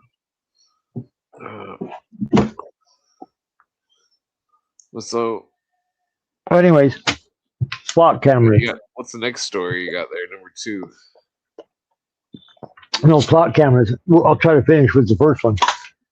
Axios. Behind the massive blowback against flock cameras. Activists and citizens across the political spectrum are pushing back against license plate readers made by Flock and similar companies. Fueled by private... Oh, this is Axios, everyone. So you know the news source. Fueled by privacy concerns and suspected police misuse. Why it matters. Flock cameras are suddenly emerging as the next big target of populist anti-tech, pro-privacy sentiment, alongside the data center fueling the AI boom. The big picture, Flock has over 120,000 cameras across the country. The company tells Axios advocates say the cameras help quickly track criminals making cities safe. I wonder if Axios is a subsidiary of It's probably on the left. I think it's more left. It's left leaning. It's progressive. Yeah, look up Axios. Well, if they're definitely not. The Info Technologies is connected to the fucking. I should mention the reporter too. Astrid Galvan. What the origin of Galvan, but that last name is that. Axios? Astrid. The paper. Axios? No, it's paper. Axios. That's who's printed the story. Oh, what's the company? The Flock Camera Company?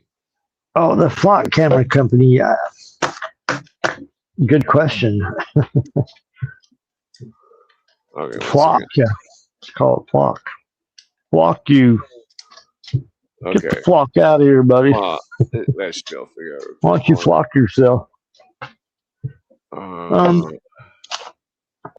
So on with this story as you look that up. Let me know the minute you have it. Here it is. No, it says no, but everybody, you got it? It's an Atlanta-based company, the Flock Company. And a lot of great stuff comes out of Atlanta.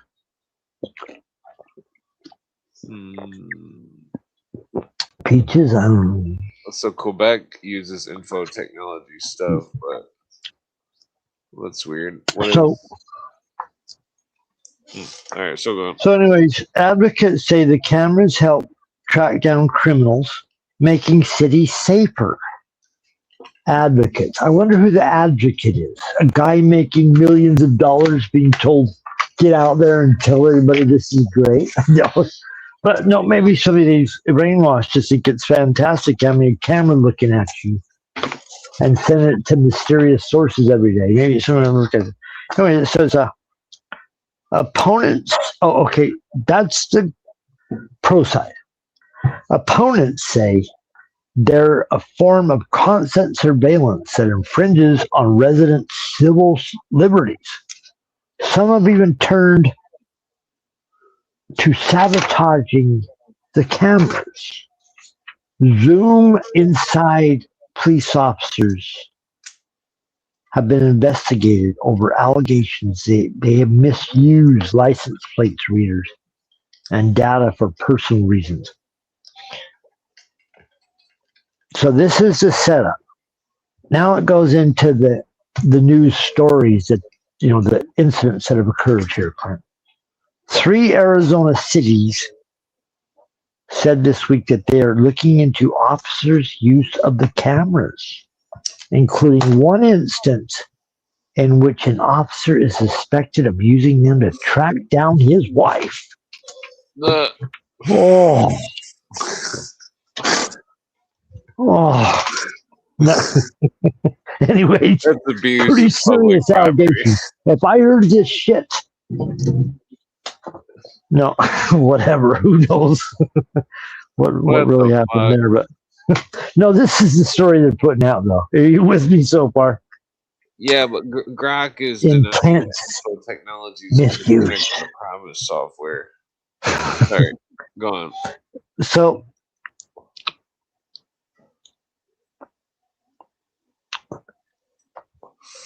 I ended with the suspect was accused of using them to track down his wife. In Reynoldsburg, you know, it's funny. Whenever I put down a story and it looks fantastic, you know, if I'm making notes for our show, when I print them out, they always turn into some kind of weird lettering and structuring of sentences. They look fantastic before, now suddenly become something else. But anyway, in Reynoldsburg, Ohio, a suburb of Columbus, Ohio, 2 officers resigned last week amid an investigation into misuse. An internal investigation revealed that one officer used the tech over 40 times to track down a former domestic partner. How dare he? Pretty stalkerish. How dare he? Jesus. How the fuck you do that? Can't you leave your wife alone? She's already scared of you. You're carrying a gun and driving around looking threatening everywhere you go. You have to stalk. I'm sure his wife is people are just fucked up. They're deranged. I'm sure that this, Clint, is one drop in the bucket of shit that's actually occurred. And this whole story I'm reading, please take with a grain of salt. I'm just saying, as I always do. If some police officers out there trying to find his ex-wife or something, he's not going to get her back. I know she's doing something. If I could find out what she's doing, get back with me. You could use it to threaten people, Clint. You could use it to... Well, I'm saying, like,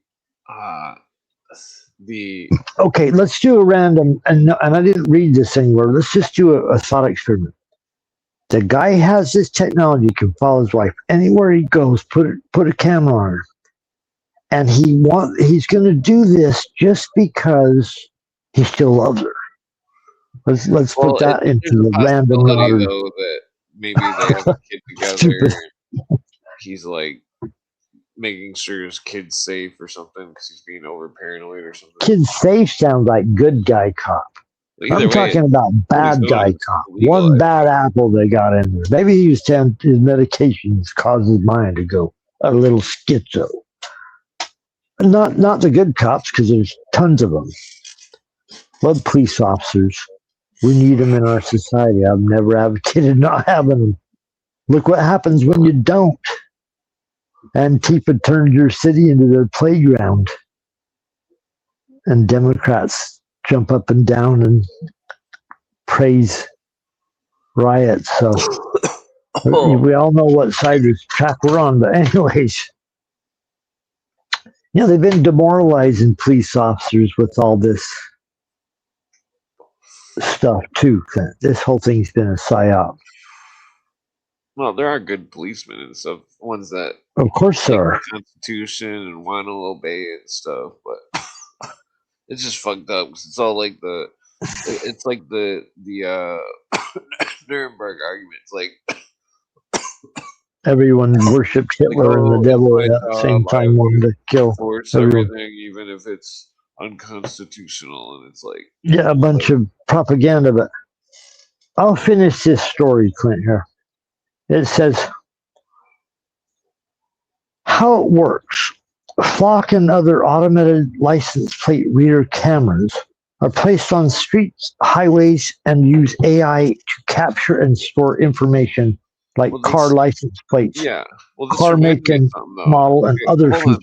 Hold on. Legally speaking, okay, there used to be this YouTuber that disappeared or something. Like, there's a First Amendment auditor or something, some dude that would go around and like videotape everything and record and ask people questions and stuff, and like, and they were, you know, harassed and thrown in jail and stuff for just walking around with a camera and talking to people and stuff. But like, it's like, it's funny when the tables turn, and now the government wants to do what these First Amendment YouTuber auditors were doing, and that like that because legally speaking, if you're standing in public area, you can stand there with a camera and walk around, do whatever you want.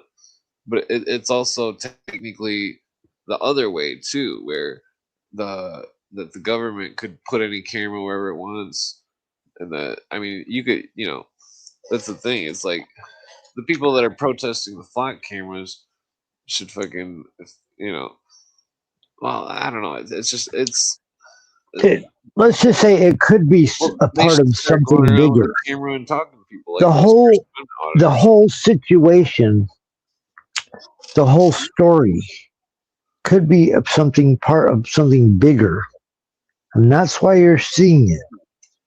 And as usual, they're going to guide the information the way they want it to through a left-right lens, point counterpoint. Well, if we were to look at it through a left-right lens, is it leftists creating the? I mean, it says that the flock cameras are from Quebec. Is it a leftist making the cameras all put up, or is it a rightist making the cameras get put up? Son of Castro Trudeau. Yeah. The audience know. Hold on, I'll just ask Grok. Are rightist or leftist putting up the flock cameras? Okay, better just give me a one-word answer. I need to send you like a list of questions to ask Grok. So before I come on the show, I'll send you like 10 questions. Clint, please ask Grok what this says. You don't have to write them down or anything, but okay, so it doesn't have any answer. Just let me know. Yeah, is that Elon Musk's AI responder thing? Like leftists and rightists are both opposing the flock cameras, generically speaking.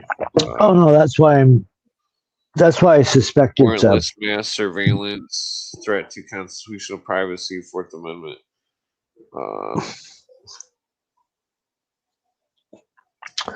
Whenever I see some mass movement that's gaining traction and tons of people out there, it's really happening. I wonder, is somebody financing this? Is somebody funding this?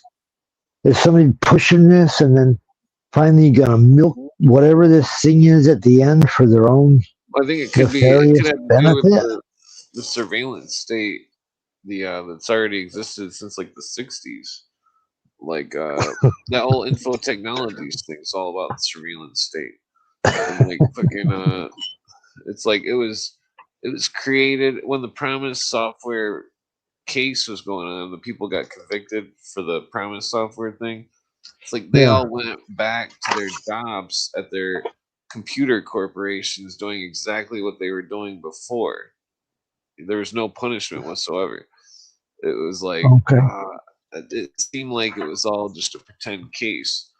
Like it's like how could they? It's not real. It's like a fake. It's like a facade or whatever. Like they had diplomatic immunity, and that the case was just kind of to make the public think it was at ease. I do apologize for going into this article. It isn't that long. It's only 5 pages with like giant old people size lettering, so should be able to bust through it in about 1 or 2 minutes unless we sidetrack on every road, which I don't mind. You can finish it up. I mean, I kind of like it. I kind of like your model. Read fast. You have 30 seconds. Read fast. Yeah. There you go. Set a timer. It'd be like a chess match. So let's on with the flock. Get the flock out of here, dude.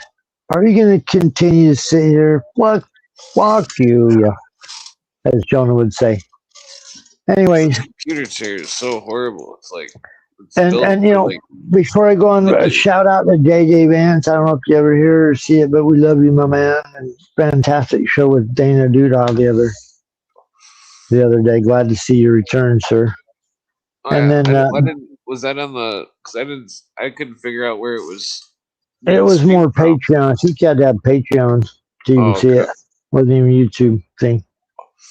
Everybody go to Patreon and pay those guys anything that you can if you can, because they're putting out quality information. Lots of killer research.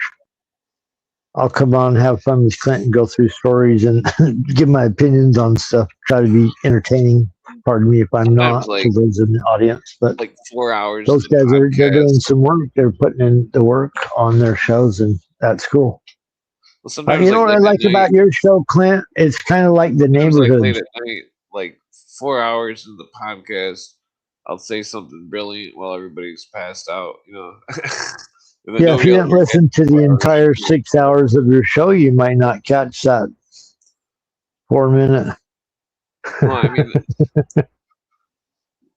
I know what you're saying. Well, I've already talked about every subject on the podcast. You know, I mean, it's like I'm trying to find new subjects. Oh, I know, but here's the deal. A subject has to, for you to present it in a show and make it interesting, you have to actually be interested in it and try to convey your interest if you're excited about presenting the subject as much as you're able. My wife was talking about she loves loves Ozzy Osbourne. You know, one of the things I love about my wife, she appreciates Ozzy highly. But she went through like all Ozzy Osbourne and the Osbourne episodes where I'm like, there's no way I could do that. She's got more time than I do. She's disabled, my wife. I love her immensely, but she loves Ozzy, loves music. But she's like, his son Jack doesn't have the same energy as Ozzy or the mother or the daughter. That's interesting. He doesn't have the energy? No. If he's telling a story or doing a show, it's just not as interesting. It's just not the energy without Ozzy. Well, they got the same chicken necks. Anyways, even if he comes out with a show called Portals from Hell, which is a wild, whoa, Portals from Hell, that sounds crazy. Yeah, he still can't make it interesting because he's not interested or doesn't convey it, is kind of a way of saying that. You know what I mean, Clint? Well, it's like I'm always interested in the Illuminati and the occult stuff. The NWO politics. Me too. Depending on which angle it's coming from, of course. The intelligence stuff. Because there's every angle. The Illuminati is a catch-all phrase for every conspiracy. Left, right, center, upside down. Oh, yeah. Every single group could be 6 degrees of Kevin Bacon. That's what it seems to be. The fucking British Israelism conspiracy with the Aryan race shit seems to be interlocked with the Cincinnati city through the Masonic Lodge. That's what's weird. That fucking like it's like there's I think there's a big cover up with that whole thing with the 'cause it's like back like 100 years ago or so. It's like they were all publicly stating that they believe. I find it very interesting in a way to kind of track put a chart on this, the way this thing moves. I think it's a direct connection though to the Nazis and the Theosophists and the Ariosophists and the fucking Cool Society and it's like it all emanates the same shit. It's like the same and it's like they're on the dark side and I think that they're connected to I think that the whole Aryan race British shit, the whole British Israelism Aryan race shit is literally connected to Timothy McVeigh, and because he was a Christian identity, which means that he was a part of a religion that believed that the Aryan race was the quote unquote true tribe of Judah or some shit, and like definitely a lot of totally freaky. I think that's Elohim City. You remember the compound where the white supremacists are gathering together, learn how to shoot some guns. You believe in some weird Christian? I do too. His roommate was some German dude who was probably a Nazi, and that fucking I think there's a 100% connection with the British Israelism Aryan race shit, the Nazis, Theosophists, and Islam, and Baha'ism, and it's like I think there's some crazy shit going on in Iran, like crazy. I don't know what it is, but my spider sense goes crazy when I fucking see the news about Iran and fucking definitely the kind of shit that's being. Well, I think there's Nazis there. I think there's something weird going on. Oh, you're talking about the weird. Well, there's got to be a reason why. Thing that's going on right there. Hezbollah, they all do the Nazi salute, and that fucking. It's like, why are they all bow down? There's pictures of them doing it. It's like certain time of day. Yeah. Like either they're Romans or they're flat out Nazis, and it's like fucking. It's like. Well, that's what. Remember, Alice Bailey says 2025 is when the fucking. Look, but hold on. Hold on. They consider the fifth root race, the quote unquote Aryan race, which then evolves into the sixth root race. And so what they're doing is fucking these occultists. They're fucking pushing all these different types of Aryans, quote unquote, around these Islams, and they're fucking trying to. Literally breed the population different to evolve the fucking races or some shit. Like it's fucking it's fucked up. Sounds horrible. Sounds horrible. Eugenics. They're fucking all eugenicists. That sounds horrible, but fucking the whole thing's horrible. Though. I mean, what all's going on? But listen, us like cattle is absolute disgusting. That fucking these eugenicists and stuff that want to control the evolution of the human race. It's like they're out of their minds. Like they have no God. They don't believe in anything. We got 5 more stories to go through, an hour to do it, or maybe 4 more stories to go down this goddamn Iranian hellhole road. Yeah. No, I'm listening. We're going on. Tell you what you think with the mind. And no, I'm with you. Paint a picture. You don't think the picture, kind of pictures. But you want to paint the worst pictures in the West of Islam, or these, what do you call them, Islam? Well, I call it shitlam. Yeah. Even crazier. I mean, come on, Clint. These are people. That's like calling Christians. The Islam was fucking made by the Knights Templar. Christians. It's like calling. It's like calling Knights Templar shit. Fucking Hebrews. The good side, the bad side. It's all seems to be Knights Templar shit. Besides Rome, which seems to be some kind of ancient place where they would. Charlie Kirk. The heaven goddess or whatever was the spot in Rome, the sacrifice for the heaven goddess or some shit. Fucking like I was just reading some stuff about it last night about Rome being built over some kind of pagan site of the forest goddess or some shit. I was listening to that for a bit before I had to go to bed. I didn't hear the end of the show, but I was listening to about 2 or 3 hours of your show last night. I was listening to that. All right. What do you make of it? Like, you take all of masonry, each different kind of masonry. There's all different kinds. It's all Templarism. You look at all the Satanist groups. It's Templarism. Look at Rosicrucian societies. It's you could put that Templar template over the. See Jesuitism. See where that's still in effect. There's still good Templarisms, but it's very rare. I think the good Templars went to America and started America. That's where the good Templars went. I couldn't argue, anything you're saying there, except, with my opinions on that matter. Wouldn't argue with you about it. I mean, like the OTO is Neo-Templarism. It's like the Nazis were Neo-Templarism. There's also good sides though, like the archaeological Masons. What we know of the OTO, Clint, because it's a secret society in effect.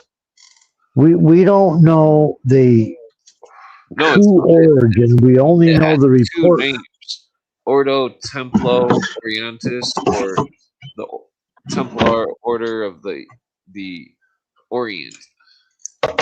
Right. And the Orient also, according to Fulcanelli, means Aryan. And so the Grand Orient Lodge of France is the Grand Aryan Lodge of France. The fucking the OTO, the Ordo Templo Orientis, the Ordo Temple Aryan, fucking it's like, and then it's talking about in Greek Ariadne, the rising out of the sea, and the spider, and how the spider and the web and the I'd have to quote it, but it's fucked up. It's like they got this crazy fucking religion going on, and fucking they're using words. You're trying to say the OTO is crazy, man. Is that what you're trying to get at? Yeah, the OTO is crazy. Just like what JJ was saying. I'm with you. I wouldn't argue that the OTO is that German. Into how crazy it is, it's like they're running brothels and shit. They're fucking they're using hypnotism. They're fucking doing all sorts of maniacal weird shit. And then okay. Let's just say they are doing all kinds. Well, it seems as though Crowley's Eon of Horus is the Christ consciousness. And that's what people like Jin and stuff don't get. It's like they haven't, he hasn't read about that shit enough, I don't think, where it's like the Eon of Horus is literally the Christ consciousness. Horus is the Christ, the Eon, the fucking, I mean, it's hard to explain, but it's like the same blueprint of, see, it's like, the Christ consciousness isn't hard to explain. It's been explained over I'm not trying to explain it. I'm saying it's like over and over by many people. Oh no, please. Christ consciousness is Horus the conquering child. That's what it is. It's like a spell. Consider it like a spell of control, where people are invoking this Christ, and then they're invoking this consciousness and having this consciousness evolution into this Christ. To the mysteries, Christ is Horus. To Crowley, Christ is Horus. He was talking about their secret plan in the open. Crowley was. That's why he was interesting, because he was a horrible person, but he was really good because he was a total blabbermouth. I mean, think about it. He spills the beans. He's like, oh, it's the Horus, the conquering child. It's fucking that this Robbie Marks would agree with me, that fucking that this Christ consciousness stuff. It's like the Illuminati wanted to invoke a revolutionary mindset. Shout out to Robbie Marks. And he'll be back in September. But like, and if you're out in Arizona, stop by, Robbie. It's like them. I would love to like a destructive force. Sit down with Robbie. Nature, human nature, a destructive force of human nature. That's what they do, because the Illuminists know human nature. They abuse it. It's like playing a card game of Magic. It's like you abuse certain elements of the cards. It's like they're abusing human nature in its fullest capacity, where it's like a tidal wave, where you don't take the wave and you just push it back the other way, you change the direction of it, and you make it transmute into the direction that you want it to go. And fucking that's what they're doing with the hatred of mankind. They're transmuting into a revolutionary mindset to try to destroy all the governments of the world in a world revolution, just like Master Webster said. I wouldn't argue with the word you said. Yep. Let me finish this story because I'm almost done. Where did I leave off? It's important the way this story ends because it's the way the future is going to be. This article contains seeds of what you're going to see 2 or 3 months from now at the end. Denver cut off flock in February after intense backlash. Intense, Clint. Blue-haired women and some other people were screaming. No, just teasing. It's now contract. Okay, because I have to get back into my state of mind after your sidetrack there. This is the end, my friend, the end. The flag. Oh, Pete. You were said something that reminded me of that. If you're going to do the Doors, then you have to. This is the Yeah, you have to really get into it. Very few people can do a great Morrison. You have to have the right voice. Anyways, to finish this stupid 6 pages, but giant pages, so those people hating this. 6. Well, it's just a couple paragraphs. A couple paragraphs, yeah, but it's stretched over many pages because my eyeballs are weak from being an old wizard. Anyways, it says, Denver cut off flock in February after intense backlash. It's now contracting with Axon to operate its automatic license plate reader system, but with new rules around data retention and sharing info with federal authorities. So they can new rules, everyone. New rules. Well, that's the thing, though. It's like state governments don't have to enforce federal laws. This part cracks me up, though. Well, think about it, though. State governments don't enforce federal laws. It's like that's why states have weed that's legal. Because why am I seeing some weird message? Well, so what I'm saying though about is about Charlie Kirk. If the federal government's using the flock cameras for their stuff too, and then it was built by the state government, and then it's used for the state government, municipality or whatever, it's like they're violating the 10th Amendment by sharing it with them unless there's some kind of federal jurisdiction involved with the cameras themselves. You know what I'm saying? I don't quite know what you're saying there. But I'm trying to follow. I'm trying to read this story, follow that, and then follow what this is you're about saying. That story, though, because it's like, take the Bureau for example. It's like if the Bureau, if they're investigating a case, unless there's something that's involved in federal jurisdiction, then they can't legally investigate the case. You know. Kind of X-Files, yeah. Until Cigarette Man tells you can go look at it, you can't legally investigate it. Jurisdiction thing. It's like unless the federal government. So, if I may finish this article, if the state built the flock camera and that it was using it for its state government level, and that the federal they wouldn't government allow it. Well, it would be okay if the crime that happened involving the flock camera did involve something that was involved in a federal crime. Then they could use the camera. But that's basically what I wanted to point out. All right. Well, I live in a state that unfortunately seems to be ground zero for the flock camera experiment. Arizona here. Anyways, and I'm not, they're everywhere. I see them. They're not bugging me. I just, I know the story behind them. Oh, if you're not, are you doing something wrong?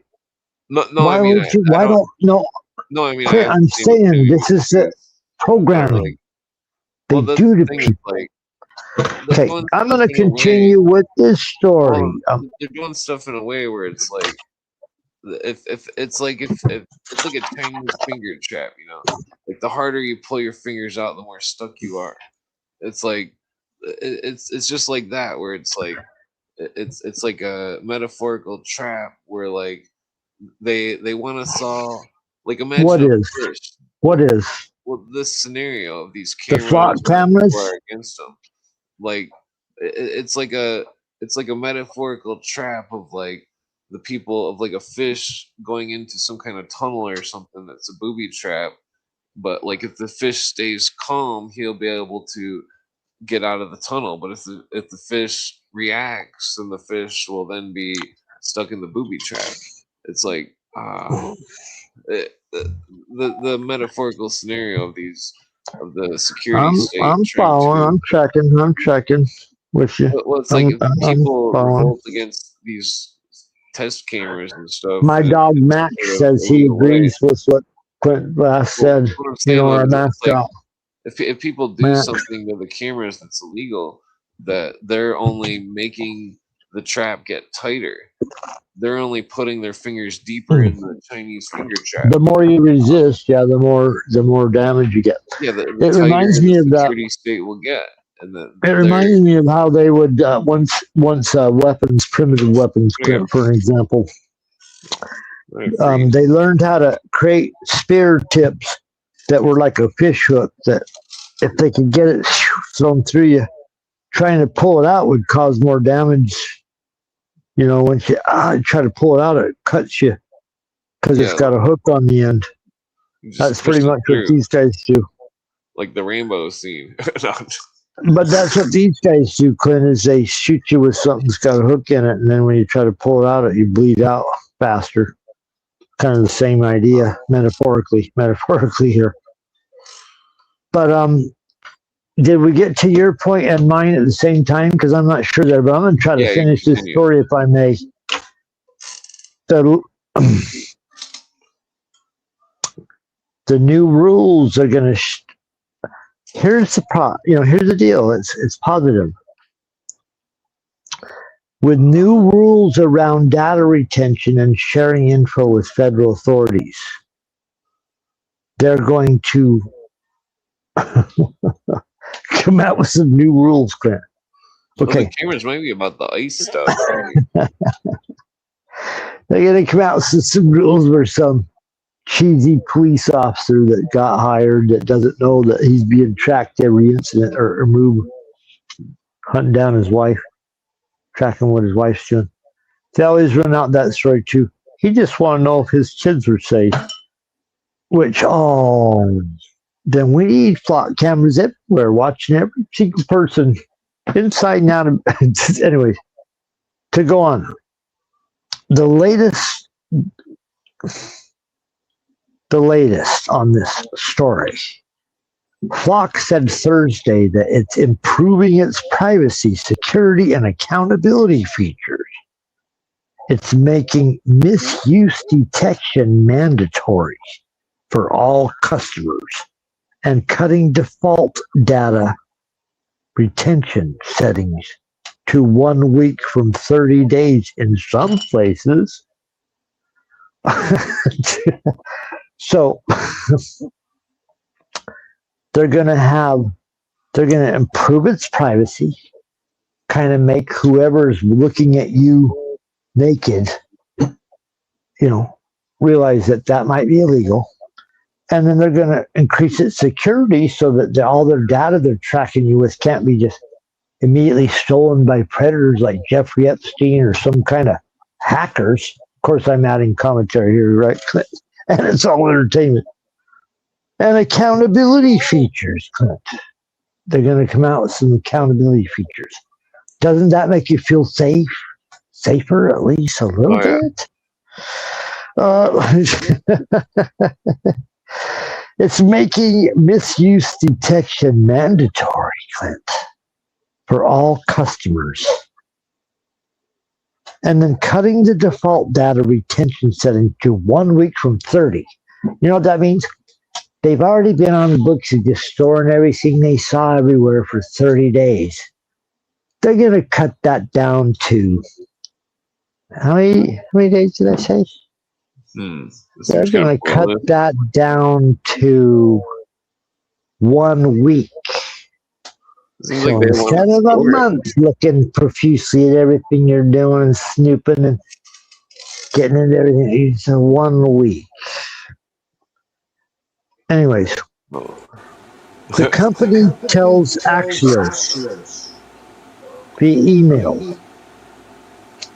Have someone joining us? Satan? Yeah, Kane.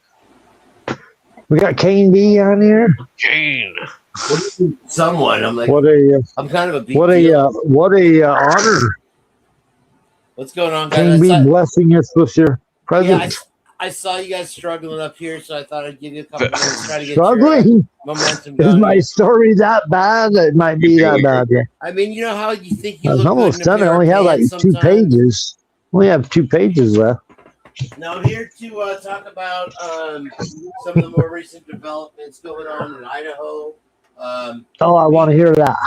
Yeah, well, you know, the president of the university has an unprecedented level of power right now. Hold on, what the fuck is going on? The University of Idaho? University of Idaho? His name is Cummer Scott Green, and he's had all kinds of shady dealings in the past. And so, unfortunately for our government, that's not a bad thing. That's actually a qualification. So they put him in charge of the security for the entire national grid of nuclear power, right? So they're not only going to train the students to be engineers and that kind of stuff, they're going to provide the workers for this cybersecurity for the nuclear power grid, right? And so it's given this. It's just very scary. It's very scary. It sounds like how they operate, though. That's pretty much the story everywhere they pull up. Something very similar to that. Because they operate everywhere. Who's they? Because I always have to be very careful with you when you say they. They is the hidden hand, the thing that can't be named. He's very much that, and he's very much attached to crypto and laundering and actually the Jeffy Epi situation, all these stuff. Pete Hegseth, Leon Black, those type of people are on his belt loop. I guess that the Kardashians also as well have kind of come up into the fray with him now. And like I said, he's been given an unprecedented amount of power for a university president. And he came out today, gave the speech. You're not going to believe it.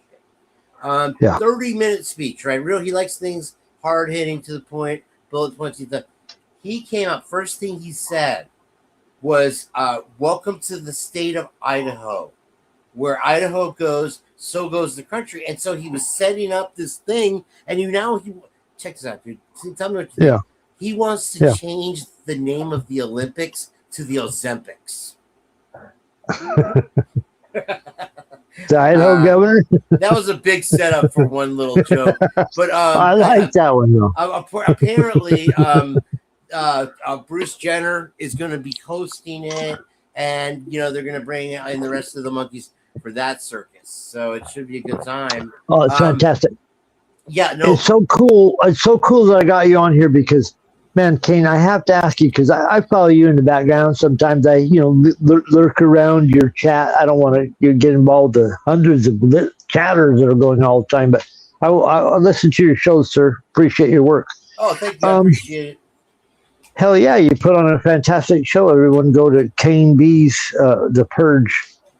I pump you up every time I can on Clint's show. But since we got you on here, I want to ask you, Yeah. I want to ask you about this because you've got to have an inside scoop on this question. I've been walking dogs for years, so I've been scooping poop for forever. Is this Ido? I switched computer chairs.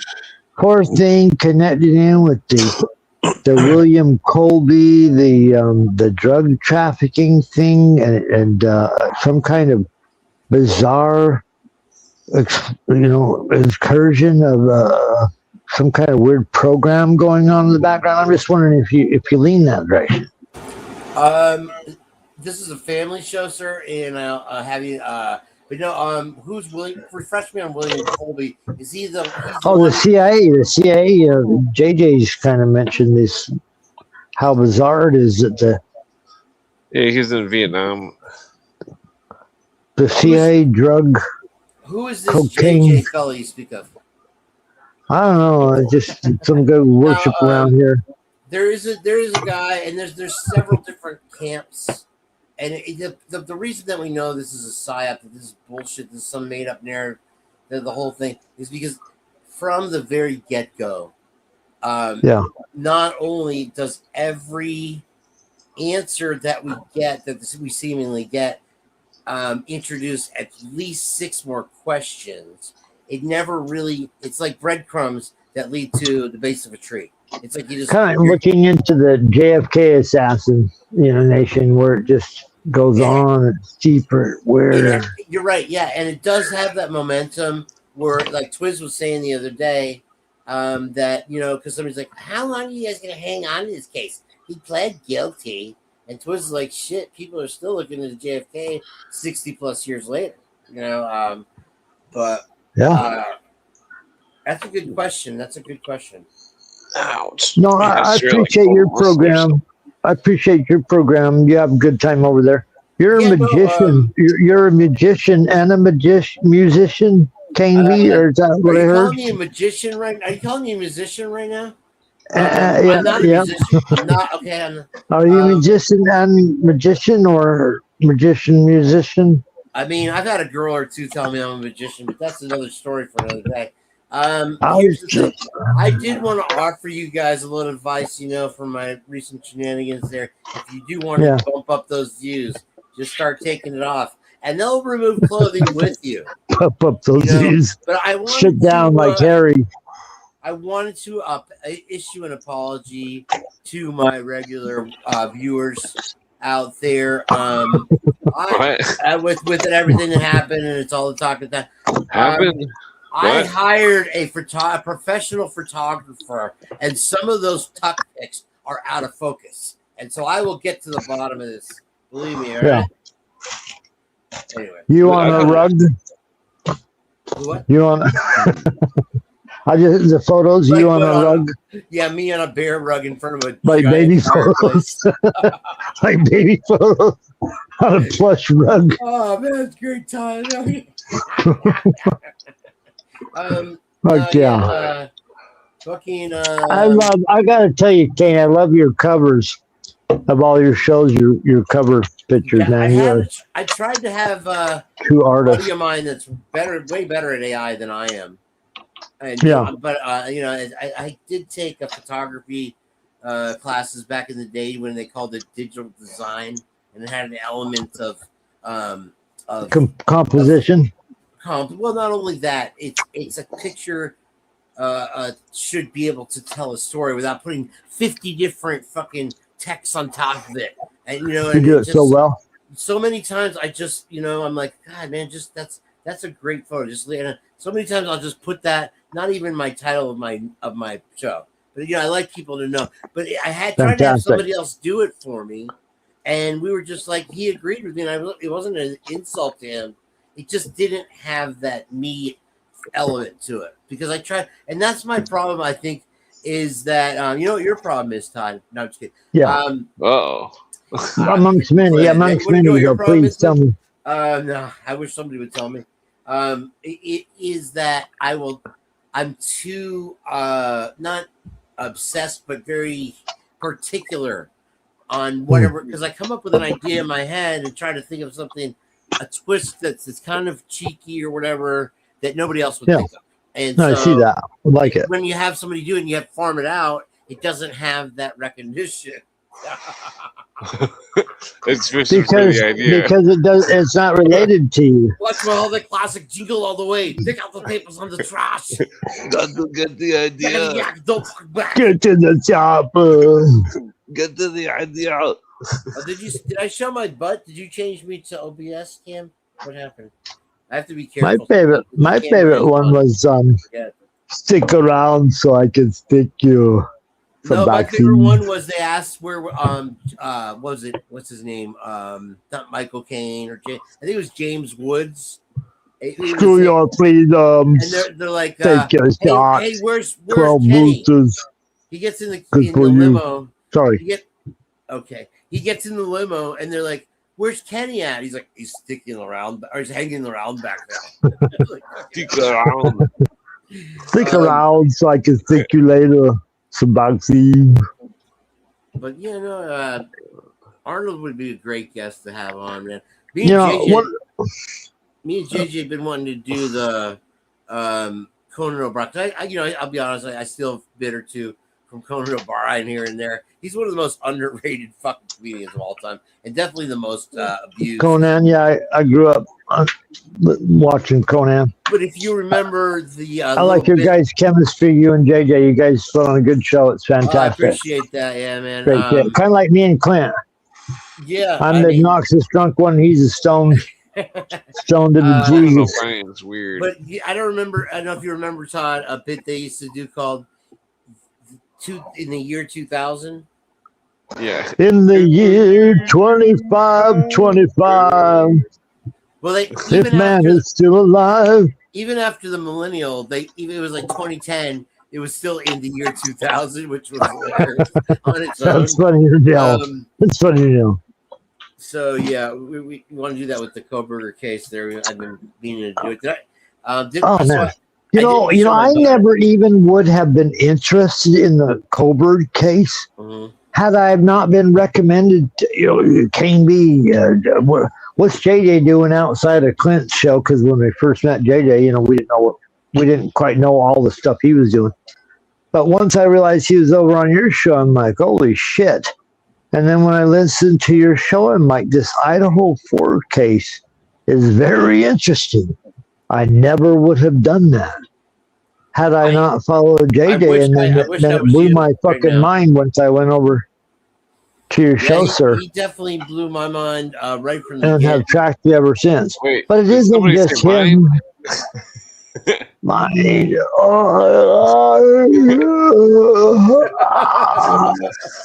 out. Get out.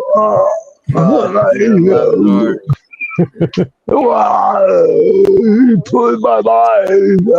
We're twins. There you go. All the classic jingle all the way. Man, Total Recall was one of the baddest movies ever made the year it came out. Absolutely. They never. I can't. And why do they always try to remake the classic ones? You know what I mean? And it's shit garbage. Like, don't remake Total Recall. My favorite one, if they ever touch it, I swear to God, I'm going to go in there with a flamethrower, is True Lies. Okay. It's a Theosophy movie, right? It seems to be a Theosophy movie. What does that mean? A bunch of his movies are very strange. It was pretty basic. It was about terror. It was one of the last movies don't make it anything. Well, I still like the movie. But think about it. I like it when he's like, Harry, if you need anything, talk into the purse. Think about you like that camaraderie. Yes, that buddy. I like buddy cop. That buddy cop, kind of like we do those buddy cop movies over on JJ's show. Oh yeah, I think you were talking about this before. Arnold's father was a Nazi, and he's been in multiple movies that have theosophical themes. I see. It's very strange. Like when he left Austria, he abandoned the army or something, and it was like a 1-year sentence, but he got it cut down to 5 days or something. There's lots of strange videos connecting Schwarzenegger to Nazism and uniforms and ideologies and that one movie. What's it called? Last Action Hero. He's like, it's just like the Wizard of Oz story. He's like in Nirvana, and then he gets taken out of Nirvana, and then goes back to Nirvana. It's like Dorothy's in Kansas, Nirvana. She gets taken out of. I kept trying Nirvana. to tell him David Grohl is already their drummer. They don't need you. God. Got taken to the same sorrow place. That's curse those, please. Please don't curse those guys. David Grohl from the Foo Fighters, King. David Grohl's a hell of a drummer. Really yeah, I'm not saying he isn't, but the whole band, the Foo Fighters, kind of carries a curse around with them. Right? Yeah, the guy died. They made that movie right before he died too. Everything. Hollywood I think it's hilarious what happened about a month ago or 3 weeks ago with the YouTubers just crushing it. You had Kane, whatever, doing the back rooms, and then this guy with the new. I don't know if you see. I'm sure you've seen the clips of it. Doing the movie called Obsession. They made for $700,000. It made $400 million. They filmed it at his dad's house. He's a YouTuber, bro. The girl's name is India Navarro. She is the biggest breakout star of Hollywood ever. She's this gamer chick that is just regular girl next door, cool as shit, and just drop dead gorgeous, but has such a range of emotion as far as her acting goes. She's just like, she'll walk on the set and be like, Durka Muhammad Jihad. And you know, when she says it, you get chills up and you get that ASMR stuff. It's like, runs up and down your spine. And then, she's amazing. So it's because Hollywood has run out of Backrooms ideas. You know what I mean? And I watch Backrooms, and I must be like a little bit older generation where I'm like, man, is this what's being passed off as fantastic horror? Well, the original one was made for YouTube. The original one was made for YouTube. I'm not against like Slender Man was very scary. Creepypasta is very scary. It's creating like these folklores. But the Backrooms thing I saw, it's got to have it's a psychological programming. Yeah, because you think about it just makes you. They call it a liminal space. The Backrooms, and it opens up the idea that there could be fucking like hundreds of thousands of fucking miles. Just behind that wall at that furniture store. Exactly. There could be a fucking tunnel. When's the last time you saw a car at the mattress store, bro? It's like a symbol of going into the mind and the psyche. Yeah, because as Clint was saying, though, you're right there. I love that you pointed that out right off the gate. But like Clint's saying, the parts of the movie, though, are more like the mind where monsters and things that could possibly exist are coming through down there or behind there, Well, the monster in that movie is the emptiness, they do have different versions of it, but the monster is the liminal space itself because it's areas, it's the dentist's office, it's the shopping mall. It's the car dealership. Places we go waiting to go in and talk to someone or be helped by some. The concept of it, and that's the problem with Hollywood is there's so many people that have to decide what should be done or whatever if this project should be changed. And if they get an idea, they shred it to shit and then put it out there and nobody watches. You know what I mean? Yeah, totally. One thing I read a long time ago, and it reminds me of my days when I did write stuff, like back in high school. I read somewhere, write what you know, because that's going to have more, you're going to be more able to describe it than something you don't know. And so a lot of people are sitting in a fucking dentist office. A lot of people are sitting at their school counselors outside waiting to go talk to the fucking counselor at high school, which is the worst thing most thing you think of Say, oh God, maybe the counselor will be doing time. Nothing to look at. Can you picture this bullshit? Bro, I went through all that shit, man, and it was always the end of the world, bro. So that's the backspaces. That's where the back rooms is coming. The ideas coming. There must be something cool going beyond on the outside of this place. I have to sit and wait to get my tires done or my counselor to come and talk to me. You know. Yeah, no, it's they would add some like Jungian type shit of like subconscious. It's the idea of write what you know.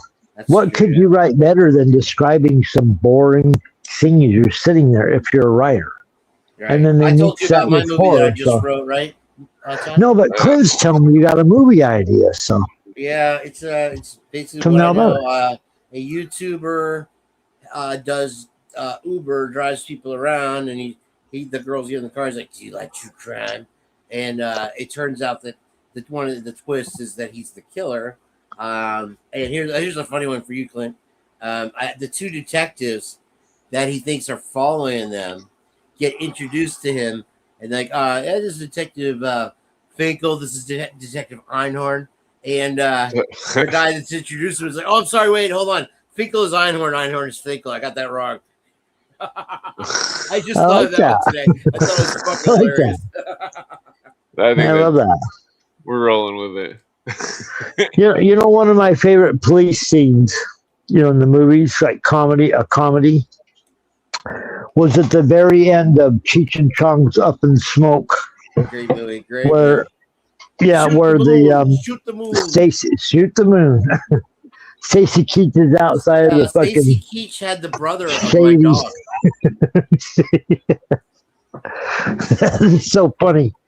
Do you know how many times that probably played out? Where there's this hard-nosed detective that's going to get to the bottom of where the marijuana smells come from. Well, I mean, they really trolled the shit out of the cops back then. But that's when you had like that was when the DEA was coming up and all that bullshit. That they were fucking every agency was like, "Oh, we got the aspirin police here." And they were just so funny at it, the marijuana smokers are the communists, yeah.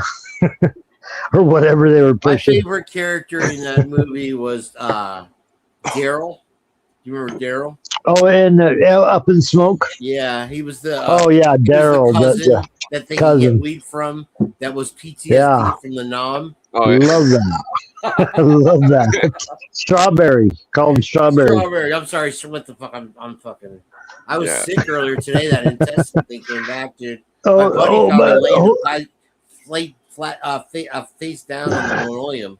I think I ate a piece of yesterday. No, today, man. I was literally like, oh no, calling for mom and shit. God damn. It's like, dude, I've done that on occasion. But you know that Cheech and Chong movie, Kane. Yeah. That classic, the famous line is, "Man, it's my cousin. Don't look at his face. Just try to don't look him in the eye. Please don't look him in the eye."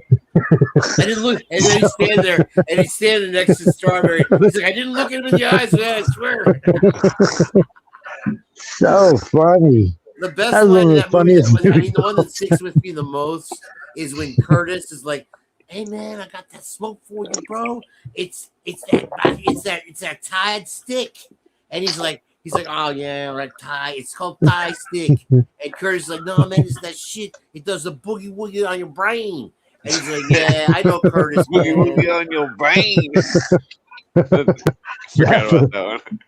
Fantastic line.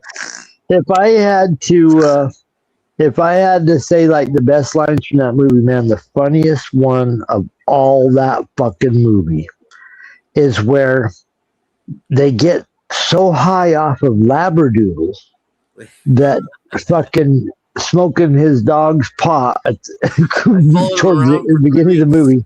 You should have seen the dog's face. They pull up on an island. They pull up on an island in California, like in the center of the road. They're parked there, all smoked out from this Labradoodle. And then when they come to Cheech is, it's so fucking hot. Oh my God, man. And the car's so full of smoke. But no, the car's so full of smoke. He's, oh God. But whatever happens Chong says, "Oh man, relax, I got something for you." Gives him this fucking pill or whatever. Oh, he don't take that. Oh, thank you. And he drinks it down with piss or some bullshit, wild shit. But anyways, after he drinks it down, no, that was a different Cheech and Chong. That was the next movie when he drinks piss. In the first one, he takes that pill, and then Chong goes, "Oh my God, you didn't take that pill, did you?" And Cheech is like, "Yeah, I just swallowed it, man." And he's like, oh, I hope you're not doing anything for the next 3 months. That's like a solid hit of acid or whatever the fuck it was. He's like, you just took more acid than I've ever seen. You just took more acid than the Grateful Dead. Hope you're not doing anything for the next 3 months because you're going to be tripping your balls off, maybe in the insane asylum. I thought it was funny when he went up to the judge's drink to drink the water, and he spits out vodka. My girlfriend. So funny. Part of that movie, they drive through San Diego. So that was one that, like, when all the boys got together, we'd watch that one, and we'd be like, Balboa Park. It's like for 1 second you see it. It's hilarious. They really captured something that they just would never do ever again. I have there's a Purge connection to that movie. Stacy Keach had the brother of my dog, Aki. That's my symbol for my channel. I saw the check that he wrote to my buddy that bought it off him. So that's my one connection to the movie Up in Smoke. That's your 6 degrees of Kevin Bacon. Exactly. Yep. Up in Smoke. The one line that sticks with me, that it's not my favorite line or anything. It's not the funniest, but the one that unfortunately I end up using the most is when he's in the factory where they're making the weed into a liquid. He has to go to the bathroom really bad, right? And he's running through the fucking facility. He's like, "Come on, cheeks, stay together." He was always doing some kind of routine like that, though, in almost every movie. Eat some burrito they can barely. Oh, God, in the middle, he's got to get to the restroom. Man, those are characters that what, Up in Smoke was a pretty huge box office success. Mm-hmm. The next movie was even probably bigger. I mean, in comparison to how much money it took. Next movie was my favorite as a teen. Ice Creams were good. I like that one. Next movie was my favorite as a teen because I was just starting to realize what drugs were. And Cheech and Chong was funnier than hell. Yeah. And the government's position wasn't what you thought it was, of course. Any teenager can see what they're feeding the public isn't real. And Cheech and Chong had their season where they could make drugs funny and fun. It didn't last long because they started, smearing or smoozing whatever Hollywood does with our culture. But they were funnier than hell. Like gangster guys and anybody kind of affiliated with any kind of drug reference in Hollywood always ends up in the show Rizzoli and Isles playing a cop or something like that. You know what I mean? Or Ice-T and that kind of shit. Classic Ice-T example. is the biggest irony because they fucking hated so funny. When rap started, he had that album called Body Count, where the main song was called Cop Killer. Yeah, Body Count was where it got crazy. Body Count was his band, I think, and the song was called Cop Killer. Sorry. Yeah, the cops hated him, and then now he's playing a cop on TV. It's like, oh. But the point is when he went from Ice-T to Body Count, and the first big song that he put out was Cop Killer. That's what I just said. Exactly. That's the funny part, though, of his career. Did you hear him before? Yeah. Have you ever heard any of his records before? Ice Cube was in a band called NWA. One of their biggest hits was called "Fuck the Police." Ice Cube, yes. He's talking about Ice-T. But Ice-T had a Body count. But here's some actual footage from the hood with Ice-T. Here it is.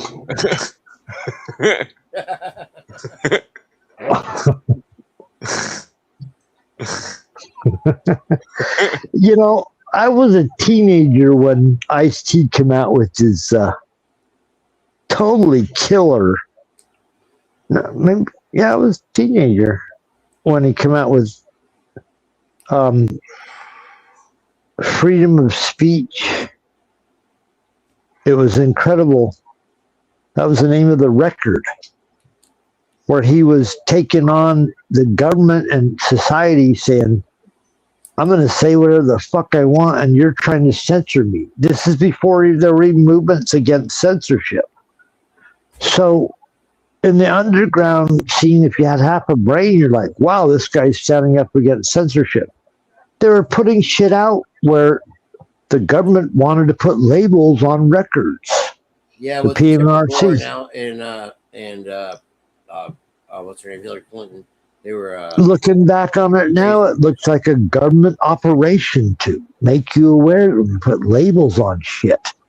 Now what they're doing is they're just creating like a comic book thing where it's got our label. It's safe for your kids to hear, and now you know it's a government-sponsored artist. So you can see how they control this stuff with these movements. What does the PMRC accomplish? Every record that has explicit lyrics has to have a sticker placed on it at a CD at the record store, I guess. I don't even know if they follow that anymore. This album may contain offensive lyrics. Yeah, I went into the CD store the other day and bought a bunch of records. They didn't have that on it. Probably costs too much money to print that shit nowadays. We're in a recession. In the same vein we were talking about on our show earlier, with the data centers and shit that they're having, it's I don't know if you heard this. Apparently, it's rumored that when they are uploading books and scanning whatever, they buy thousands and thousands and thousands of books to upload them to their databases. Right?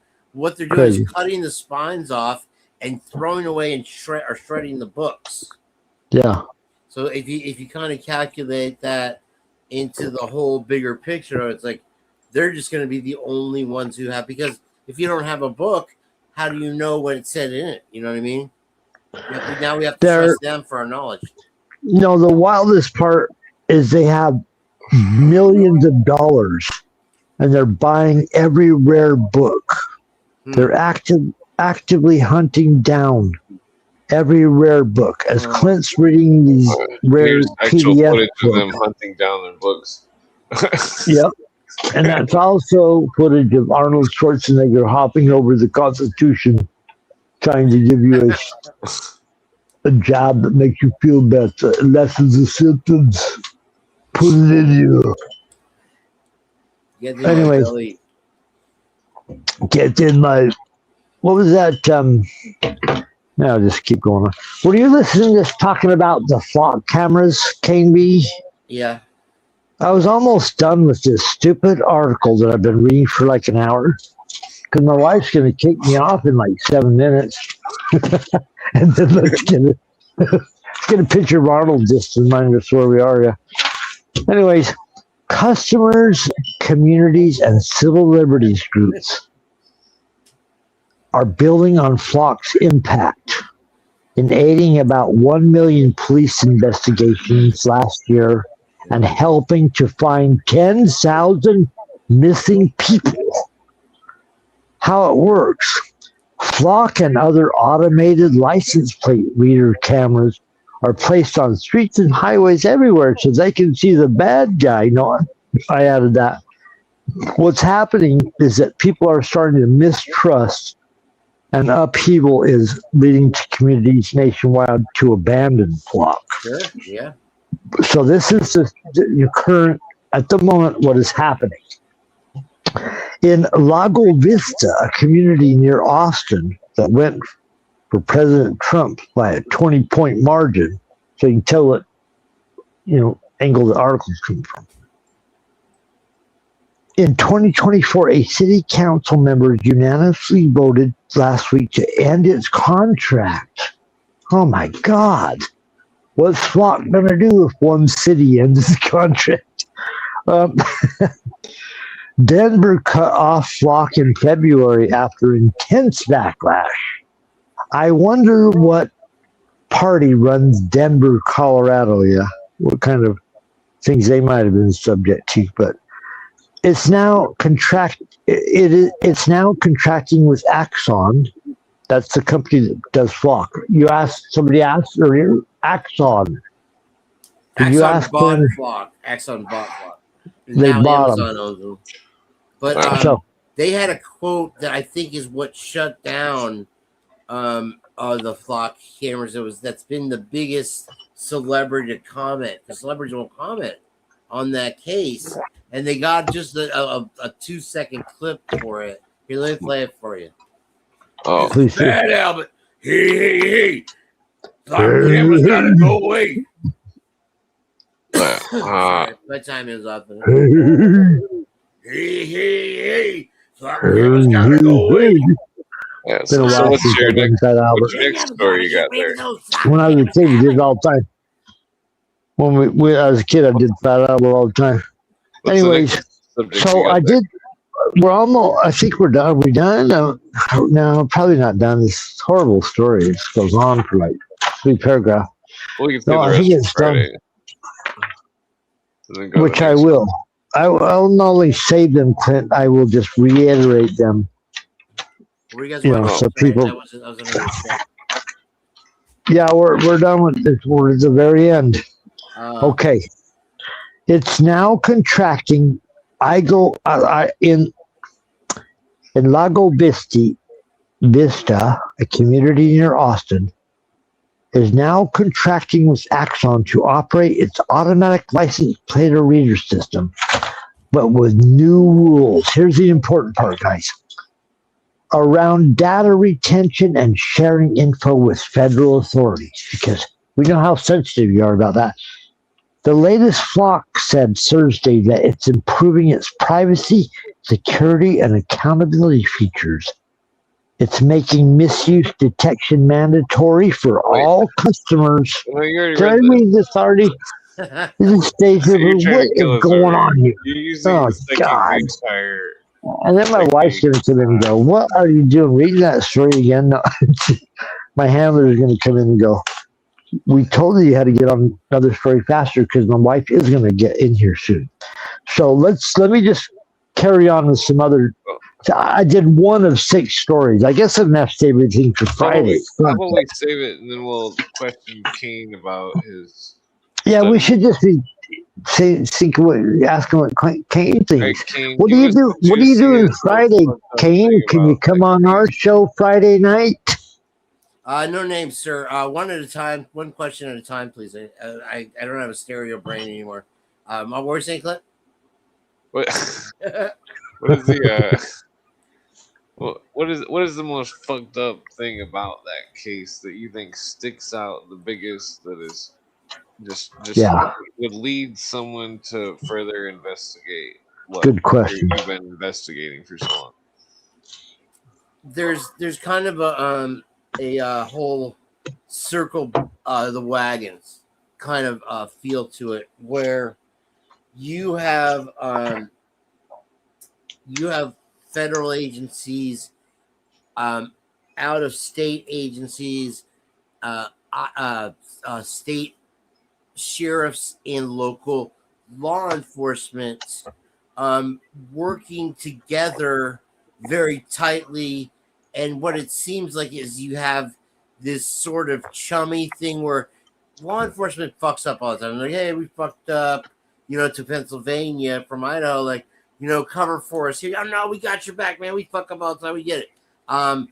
It seems like the biggest takeaway right now is that the whole thing's a fucking infomercial for companies that are doing the genetic genealogy, for companies. It's trying to bring them into, it's an infomercial for these companies, and you have the victims' families that are willing to ignore evidence like alternate suspects when they have the knife sheath, right? Where they say, "Oh, he had all this DNA on the knife sheath." There was also blood stains on that knife sheath. They didn't even investigate. They didn't do. They went to fucking. They went outside of their own policies and literally, basically, violated the everyone's Fourth Amendment rights by using this company. And when they used the company, here's the big thing: when they didn't get the results they wanted, they went to another company. They did it like 4 times. And then when those companies didn't give the answers they wanted, they said fuck it, and they took it back allegedly and did it themselves. And that tells you there's some kind of weird fix involved. There's a fix involved. They're not going to take what the evidence is. They're going to guide the evidence. With one of the family members is mom said they're not getting the mail. They're not getting the mail. That justice system is not about the victims, and I think that is the quintessential quote from this case. Because once the police have said this is our suspect, brought it to the prosecution, it doesn't matter who the defendant is or who the prosecution is or where or why. They're gonna tear themselves apart and everyone around them to get a victory, because that's all that matters to these lawyers. That's crazy. You know, they recently Kohlberger retracted his guilty plea, as you well know. Okay, right. That's a wild development in the case. It's 4 or 5 years. How old is the damn case by now? It's about a month away from 4 years. Yeah. 4 might as well be 5. This is a freakishly long case brewing underground the entire time. The part I've kind of perked my ears was the cocaine drug trafficking angle, which is the most dangerous story, if there is one, that might be involved in some kind of weird college town fraternity. Kohlberg doesn't make sense. Looking at him, he looks weird. Yes, they presented him looking weird. He's a weird looking guy, right? But the profile doesn't quite fit the guy that's going to run in and kill people in 12 minutes before people get out. To me, that's an amateur assessment, Kane, but you know what I'm saying? Oh, it's very good. Yeah, very astute. No, I'm just saying, the profile doesn't make sense. What if the dude is like? He doesn't look like a cold-blooded killer that could pull off something like that and get out and then drive away and go back to Massachusetts or wherever the fuck he was from. Well, doesn't the guy that they got locked up have a sister? I'm pretty sure. What's that? The dude that they got locked up for that case you're talking about? Kohlberger? I like burgers. What's the Max gonna say good evening, and then I may soon shortly. Gentlemen, I'll be right back. Good night, big guy. It's my beauty, Max. Oh, he's done. He's tired. Oh, say good night, Maxie. Night, buddies. Right, good night, doggy. We're all wet down here. All right, so let's see if the Idaho 4 dude has a sister. Yeah, he has 2 sisters. One named Amanda and one named Melissa. What if he knows that one of the sisters is the murderer and that he's covering for them in a way? What? Like his own sister did it? Yeah. There is that element to this case, because when they did the genetic genealogy, it didn't come up with Kohlberger. It came up with these 4 brothers. And so they went allegedly went to these 4 brothers and said, "Can we get a swab of your DNA?" And these 4 brothers weren't stupid. They're like, "Fuck you, get the fuck out of here." They never gave it to them. And so allegedly those 4 brothers are some distant relative to BK. It's a mind fuck, dude, the whole thing. He comes from like a rich family or something? No, he's his parents are working class. Mom was a teacher. Dad was a janitor or something, like custodian. Are they Catholics or something? What are they? They live in the Poconos, you know. and whatever. Yeah, Is I don't know what they are. Is family or any of them explicitly stated a religion? I think you're probably close with Catholic. Yeah, I think they're German and Italian. Some of those Catholics are fucked up. They like to hide secrets and fucked up shit. Could be.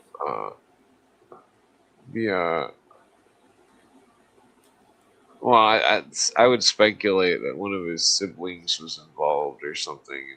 One of them's got a severe mental illness, and or possibly some kind of involvement with some kind of weird shit.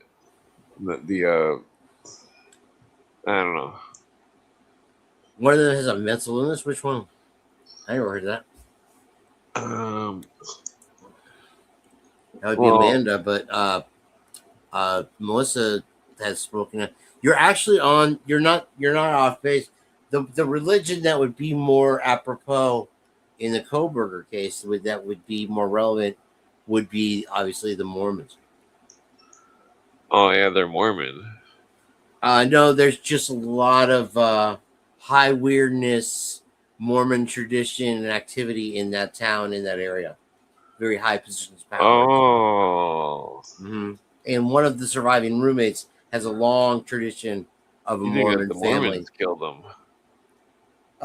Dude, to say who killed them and when and why is impossible.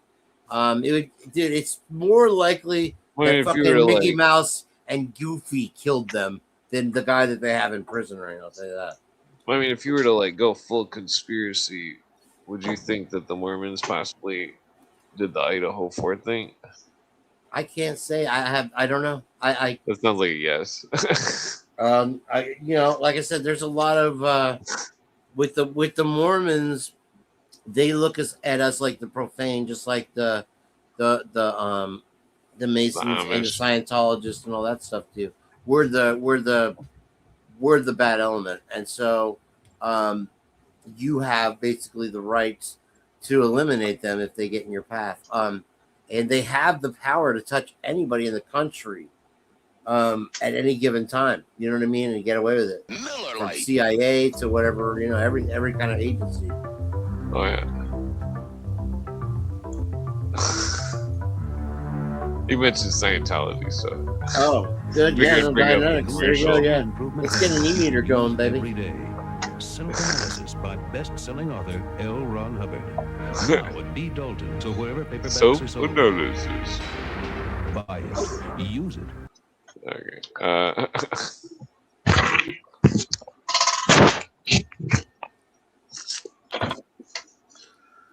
Yeah, freaking.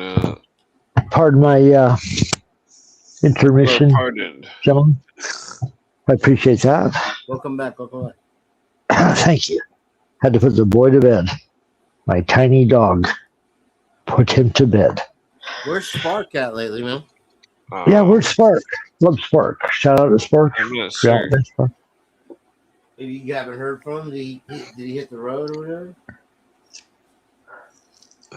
Yeah, I'm not sure what's going on. KB, it's sure cool to talk to you, sir. I appreciate it, man. Nice to talk to you also, too. I like what you got going on over there. Lots of interest in your program. Clint's show always stays. It's funny. Clint's show always stays at 5,700. Wait, Keenba's 77. Oh, sorry, King. It's very strange.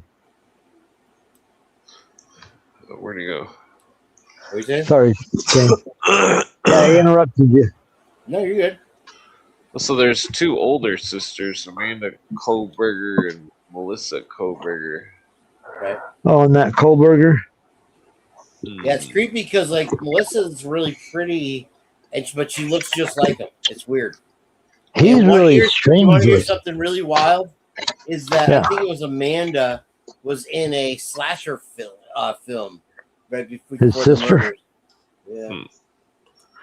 That's bizarre. It's like JFK doing an assassination home videos before he got assassinated. I saw that recently. Yeah, that's wild. On what's his name? God, sorry, Ryder Lee. Ryder Lee's show had some evidence that JFK and his wife were flirting and having fun making home videos of what if I got assassinated? That reminds me.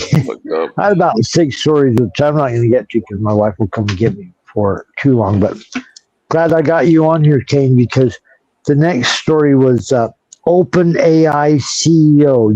OpenAI? OpenAI, sure. Says, we are creating a genie that can grant any wish. Oh, I saw that, yeah. For the first wishes, we are wishing good for humanity. And if you've ever seen a Wish movie, I wish Clint would play that. I wish Clint would play that fucking 3-second goddamn interview. Well, I asked Grok if there were any rumors about the sisters or anything. There's not even one rumor on the internet about the sisters being the murderers. That's people, I have heard rumors about the dad being the murderer, which is ridiculous. The dad of which one? Michael Koberger or Brian Koberger, the guy in Idaho. Whoa. Not the son, but the dad. Yeah, it's stupid. It's just wow. Yeah, that's crazy. What was it saying though? Go ahead. All right, yeah.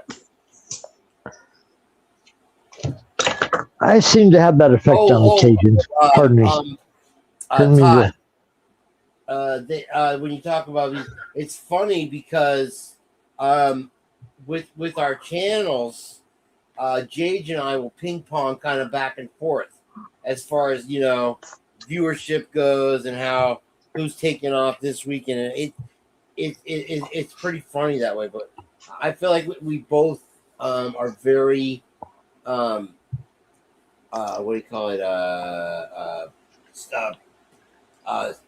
Superheroes. It's very important that we always bring something original, something entertaining from. And so I do 12-hour lives, 9-hour lives, and I feel like from the second I start that there's something that you're going to get out of it. I don't want to stay live and just sit there and talk about picking boogers. Nothing like that, you know what I mean? Well, who are you accusing of doing that, sir? No, I'm just teasing. Okay, so let's go. You're saying that's what you don't want to do, and I'm with you. Hold on, let's go over who would want to listen to that? God knows who. Well, there's a guy that was in a show as a guest the other day, and he's not a friend of mine, but I'm not a fan of him. In other words, and he was on this show, and it was a pretty popular big show live stream. And I go, $50 he eats it after he stuck his pinky in his ear to get the earwax, and sure enough, he fucking ate it. Okay. Wow, that's horrible. That's gross. So I hope none of us do this on our program. There's some rumors. I hope none of us have to resort to licking your own earwax or someone else's. So what I just read a headline, Clint, about Peter Thiel, OpenAI, wanting to create a genie that will grant any wish. You seen the video? It's all just a sales pitch. Bro, these fucking idiots in Silicon Valley. It is a sales pitch. They think they can put their soul onto a hard drive and live forever. These fucking ass clowns. They're so delusional, bro. It's ridiculous. Okay, so what's up with this hoodie guy from the food truck video? Could be possibly, but where the money flows. He's a top tier suspect fraternity kid with a short fuse from a very wealthy family. Very strange events, not only involving that grub truck thing, but involving the janitor in his building after he left town for Thanksgiving, claiming there was a water problem in the apartment, going in and finding bloodstains all over the place. And police just kind of ignored it. They went there and did an investigation, but didn't really. And so he has all kinds of stuff. He was with two of the girls that night at the Corner Club, and his name is Jack Showalter, and his family is very learned doctors. There's a street named Showalter. How do you spell Showalter? Showaltr, I believe. Yeah, wasn't there something about he was arrested not long after in Boise for getting in a bar fight. You said that, he was carrying a knife. He said another town or something that was like within the same year or something that other people were stabbed or something. He said that? No, you said that. Or maybe we dug it up when I was on your show the other night. I forgot now. There was something about, I remember I was asking about the case, Grack and shit, looking up stuff about the case, and like there was like with I don't remember, it was like within the year, a couple years or something, but it was like there was a major stabbing incident before in that same vicinity in Idaho.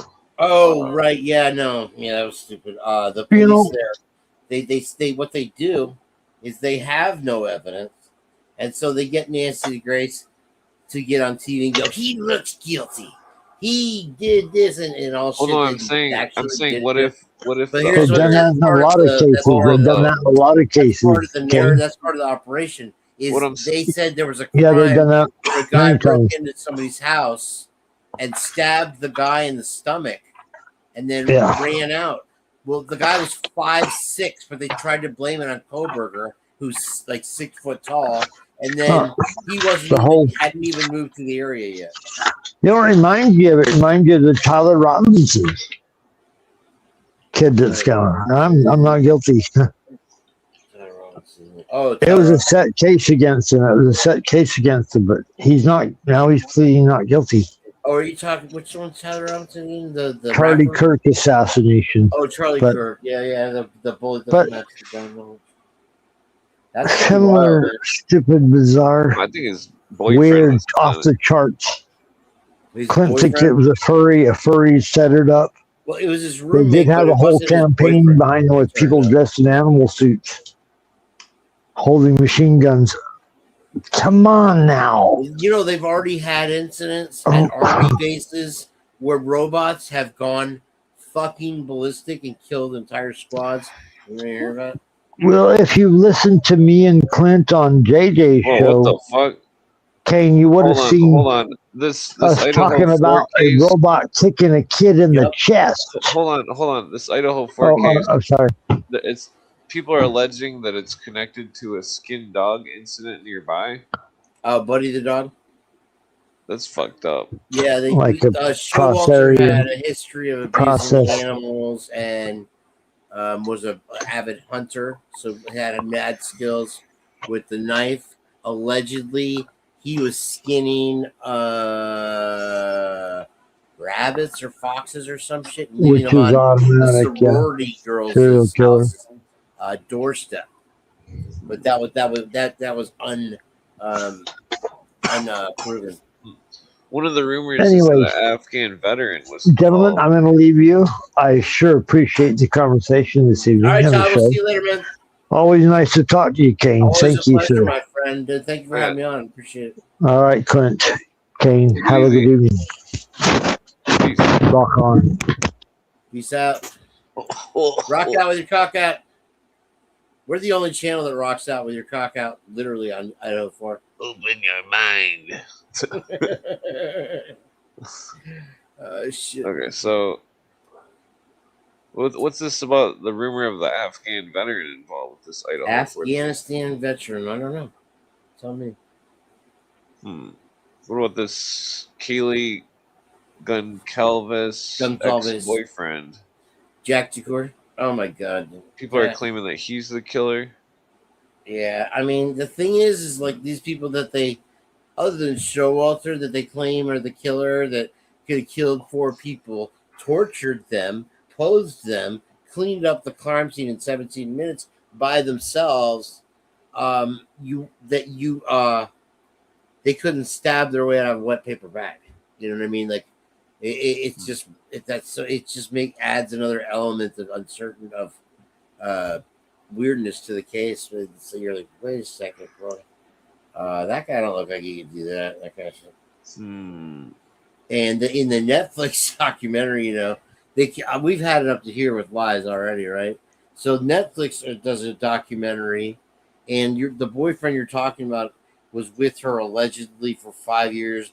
They were from the same hometown. They went to the same college and that. They'd basically broken up for the last couple of years.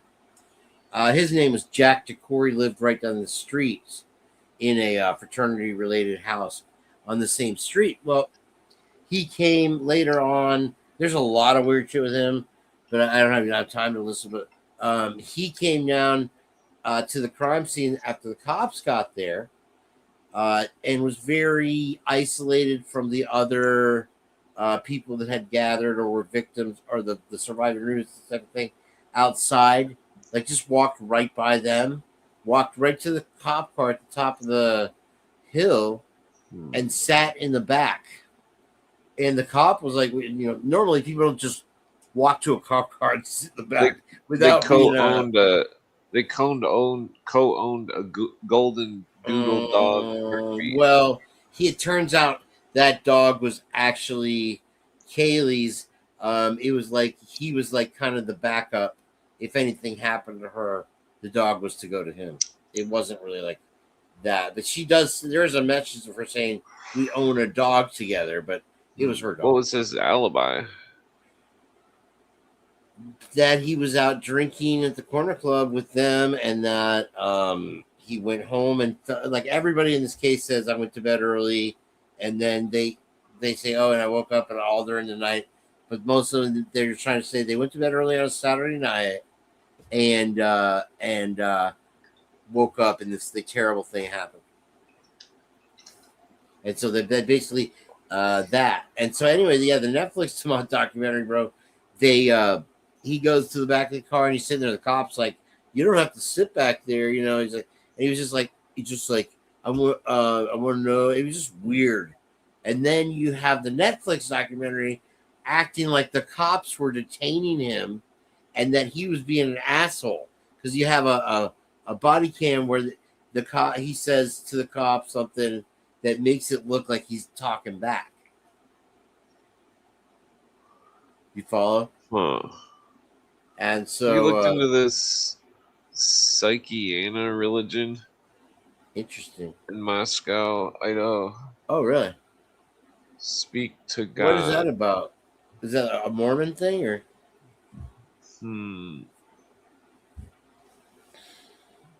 Often described retrospectively as a cult or commercialized religious scheme. That's interesting. Well, so there's some kind of church there. Yeah, the Doug Wilson Christ Church. Yeah, that one. They're Calvinists. Post. It's a big money. It's funny because all he wants is for him and his father from there. All he wants to do is get a foothold in that town, but he can't. And the church they hate him there.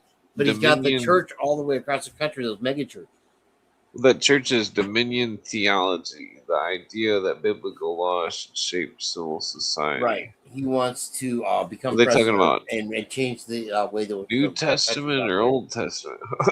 That guy's brimstone and fire all the way through. I mean, the Old Testament shit's fucked up. Some of it. Some heavy shit, bro. Yeah. Significant portion. He owns a significant portion of downtown business property. Yeah. Publishing house, Canaan Press. So 900 to 3,000 people in the town. Out of the 25,000 are members of that religion. This Psychiana though. The significant. Yeah, what's a Psychiana? Go on that. Let's see what it is. It's like spelled like Psychiana. It's like a fucking CIA religion. Psychic and Diana. MK Ultra. Anna. Frank Bruce Robinson was the founder. Claimed he talked to God.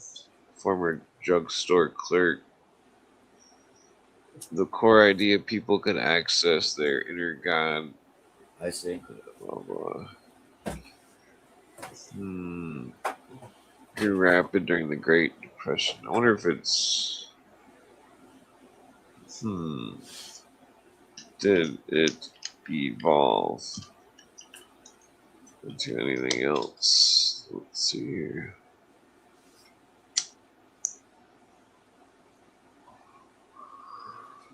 Okay. Shall be revealed unto babes.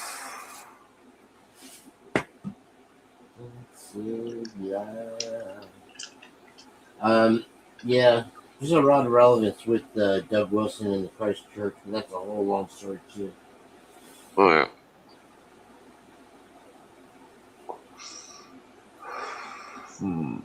Psyche. I remember hearing something about that.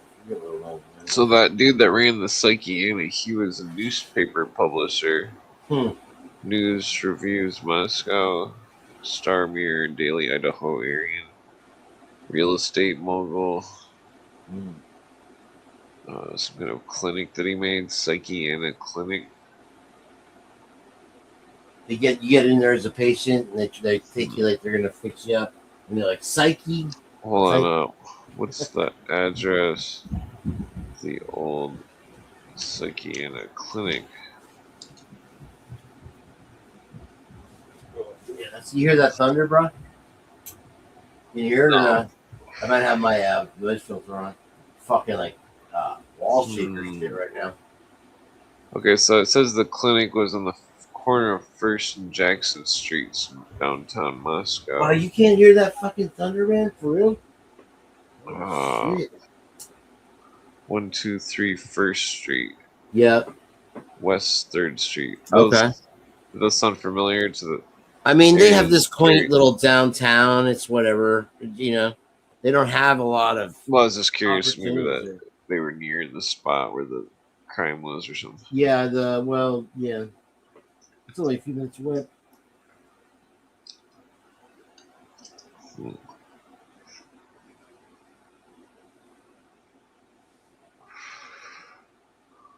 One, 2, 3, 4th Street. Yeah, Christ Church is on Main Street.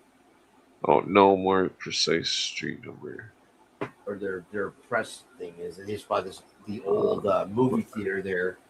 They turned it into a meeting hall.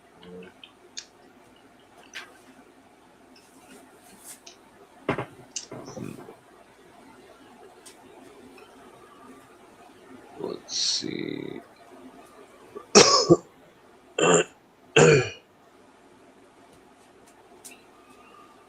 Okay, I'm just looking at the maps. Yep. Wondering if 1st and Jackson Street, that's a pretty small town. So how far was uh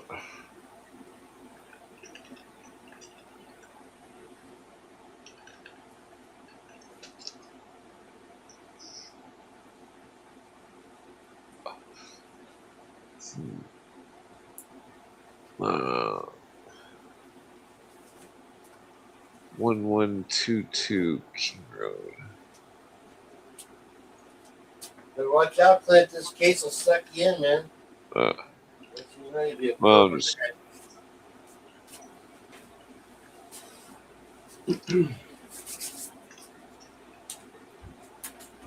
Well, I'm just trying to help you. Maybe like find a lead or something.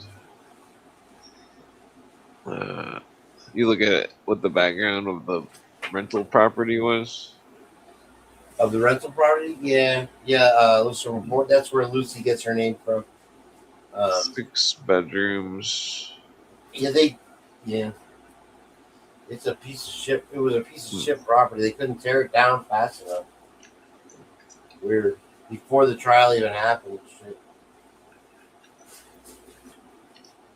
wild. Okay.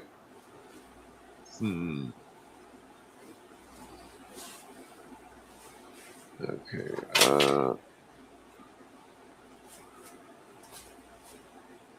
Let's see. So the dude's father was a maintenance worker at the school.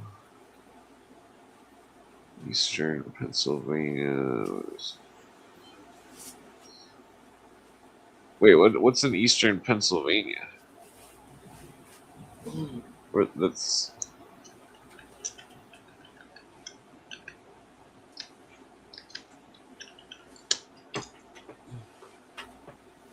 whatever. Okay, so what do I think there was some other rumors. What is this? Where'd it go? What is it? Where's that list? While you look that up, hold on. I think somebody might be drowning outside. Bring it. Let her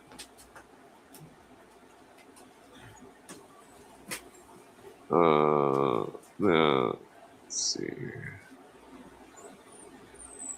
Pocono Mountains.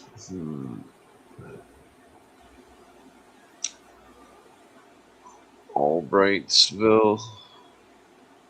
Nah.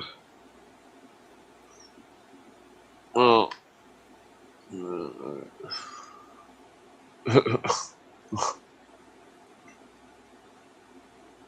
Oh, that's my bit. I think I got too many things.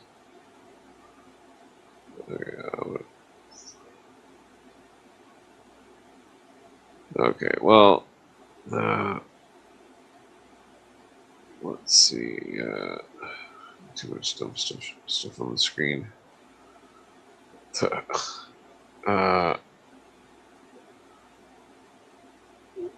Yeah, okay, so let's. What was it? There was some kind of video that was released about Charlie Kirk thing about some guy changing a computer chip, memory card, and a keyboard. I thought that was, well, I don't know if it's relevant, but it's just in the news. I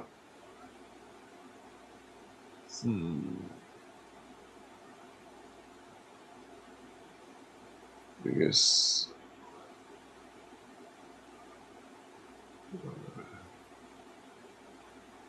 Okay, so it looks like Bitcoin went up about a couple grand. This isn't really good. What's going on? Brexit row rages as Sweden orders elderly Britons to leave within days under EU deal. Okay.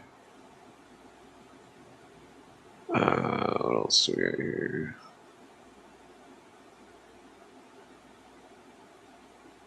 Okay, so where'd Kane go? Is he still here? I'm like starving. I need to go grab a snack. Let me put a video in here. Okay, let's see.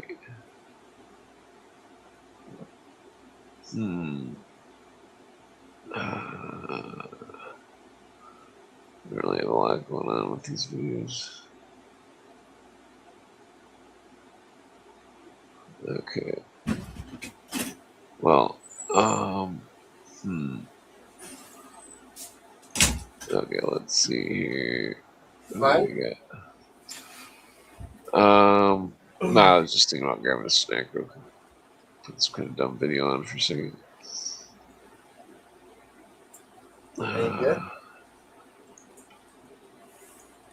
It is a fact. It is a desperately dangerous fact. It does exist. It exists around us today. Satanic ceremonies will be happening in Britain tonight. Very definitely. I have met people who claimed to be Satanists, who claimed to be involved with black magic, who claimed that they not only knew a lot about it, but as I said, I've certainly never been involved, and I warn all of you, never, never, never. You will not only lose your mind, you lose your soul. you regard black magic as being purely fictitious, or is there some truth in it?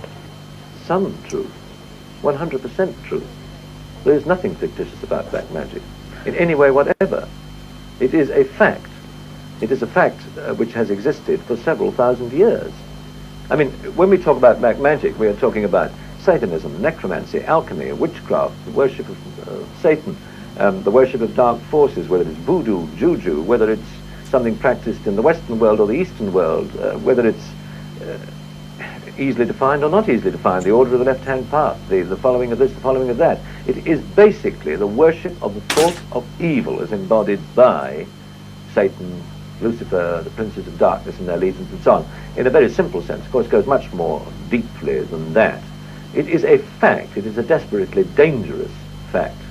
It does exist. It exists around us today. Satanic ceremonies will be happening in Britain tonight.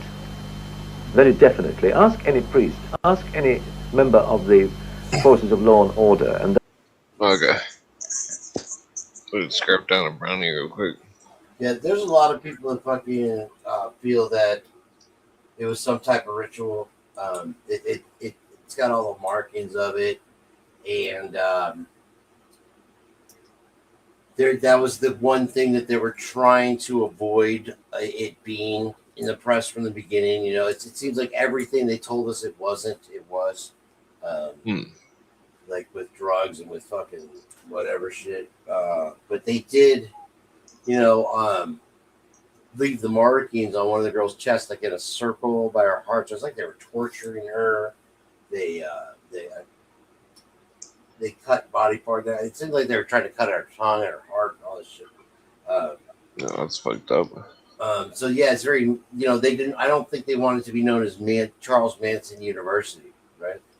And which was, you know, he even wrote a book about how he handled the public after, you know, after they'd finally gotten the patsy in prison or whatever.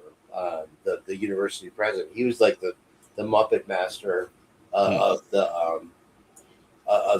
operation to find the suspect. Whatever. So they would have meetings, you know, in his office, and it's not a college police force; it's a city police force. But you know, try to disassociate the two, and you can't. Oh yeah. Well, campuses are notorious for like covering stuff up. Oh yeah, no, that's the first thing you're supposed to do. And I've called one of them before, and it was really fucking fascinating. You call these 1-800 numbers, and it says in their charter to call no matter what, unless it's a homicide. Before you call police, before you call parents, before you call anybody, call this number. And so what it was, I think, is on a Saturday night in Idaho, you know, in the middle of November, these girls called because, you know, whatever the charter. What do we do? What do we do at, you know, 4 a.m, and it's a Saturday night? The person that's supposed to respond, usually it's, oh, this guy's drunk and whatever and that. They'll respond when they wake up and maybe go to whatever, and then so I think that's where the 8 hours comes from. Is they were a couple few hours before the charter responded, and then they sent like a wolf, you know, the wolf like in Pulp Fiction over, clean up, get all the stories straight, and that's why you see these stories and all these interviews we're watching lately with the students that knew them. They were there. Now these interviews are conducted fucking like 3-4 days after, and these are their best friends, right? And not one of them shows a lick. Maybe 1 out of 20 has shown a lick of emotion about in the interviews. It's like they're just answering standard test questions. It's so creepy, bro. You know, you would think, oh, my best friend just was killed by a murderer. I fucking bawl my eyes out if you even say their name, right?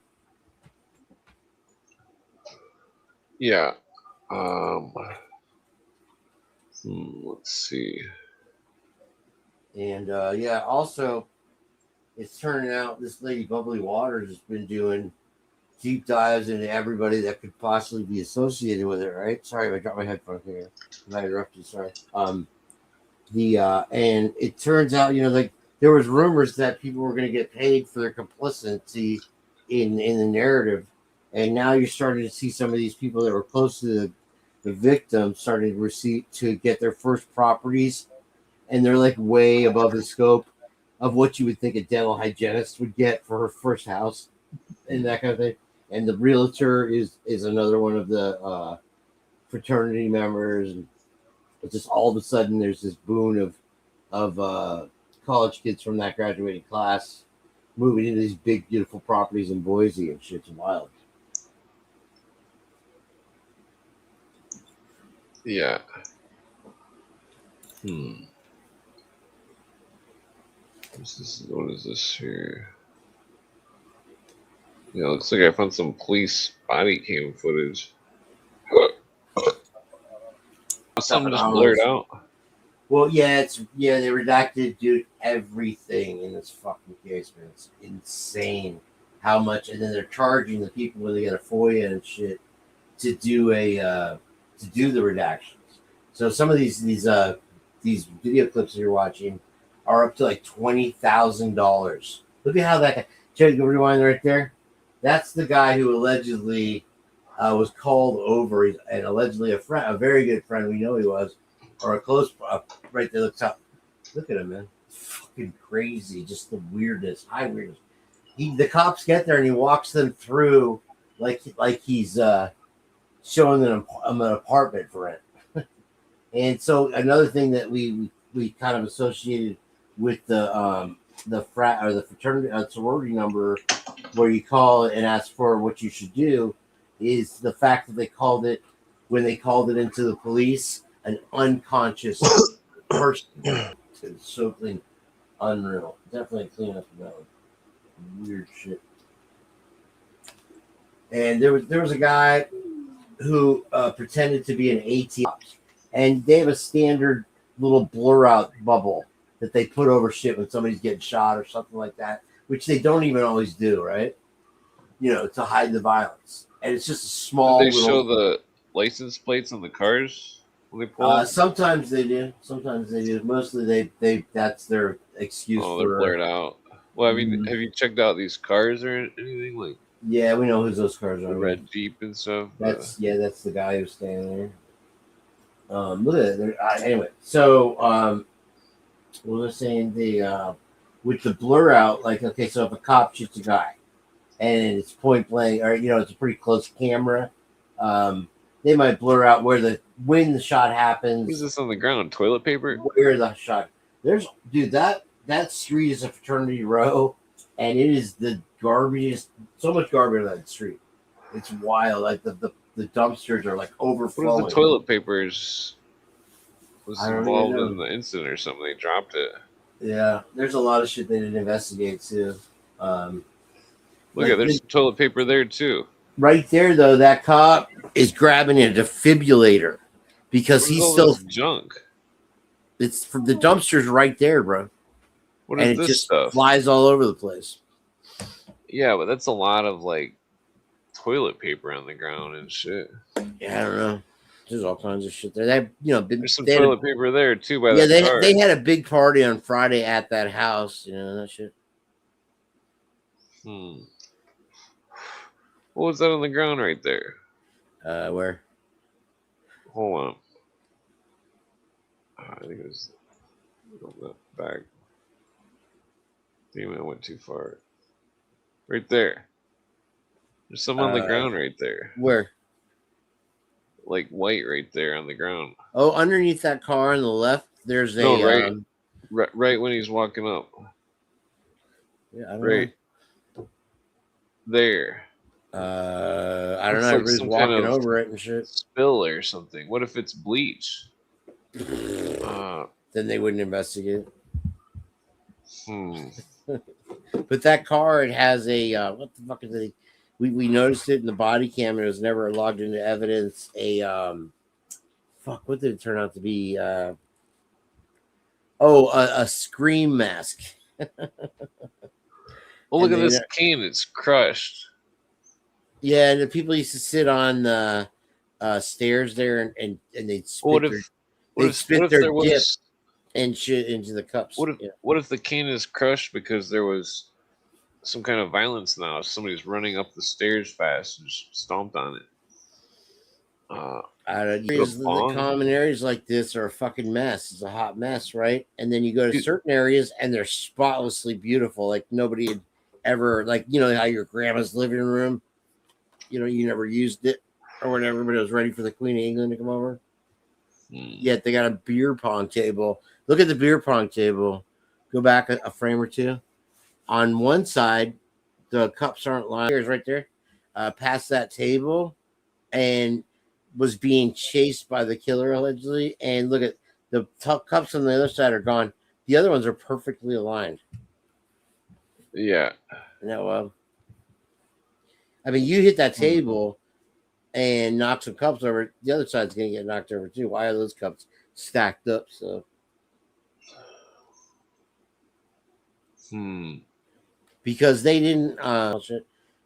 So it wasn't like they were full of beer. You know, it wasn't a heavy cup. You knock that table, it's going over. In other words. So yeah, so many redactions. Here's what I'm saying about the redactions. Like they have the standard bubble that covers shit up in law enforcement. It's standard across the country, right? With this case, they have a scene of the girls at the bar, right? And the whole it's a CCTV cam, and the whole fucking video, you see the two girls, right? All 100 other people at the bar are blurred out. Like it's so weird to watch. It's like you're tripping. The fucking the rest of the bar is bubbled up. Now there's a small portion of the video through there, and the bubble I was able to remove, but under the bubble they had like swirled the people's faces. So you couldn't fucking see shit no matter what you did. That's how far they went. A college student, you know, I mean, like you do the interviews with some of the other people, and even the wealthy ones are like, yeah, you know, we would buy a 6-pack of Keystone Light Tall Boys and split it between us. These girls had fucking like case after case of Trulies, which are like $36 for a 12-pack, you know, all over. I mean, it was like it was a bar. And so we've been wondering if it wasn't along that frat row, if you didn't have like a casino, a brothel, you know, that, or, you know, whatever games kids play there, and that it was a high operation making money doing that. And we think that maybe one of the girls was in charge of keeping the bank. I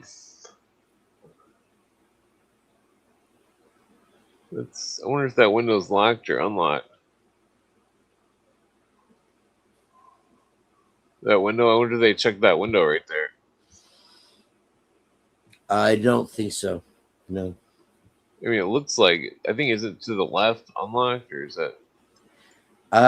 It's difficult to access. It's just one of those up in the air kind of atrium. It looks like the window goes to a deck outside, but it like somebody could go in through that window. That's what I've always thought, is that there was two sets of perpetrators, one on the third floor, one on the second floor, and then one on the third floor got in through the slider of the girl's room, and I think they were laying in wait, and so I think it was like a worst case scenario. This thing is just, they were waiting for him, scared the shit out of him, tortured him, killed him in front of each other, the whole fucking nine, man.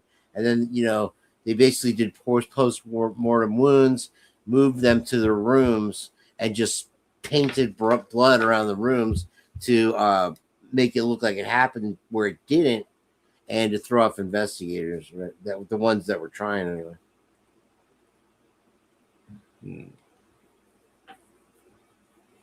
Who does law enforcement lie for? Who would law enforcement lie for? Oh, they're law enforcement, right? Nobody else. I'm just wondering.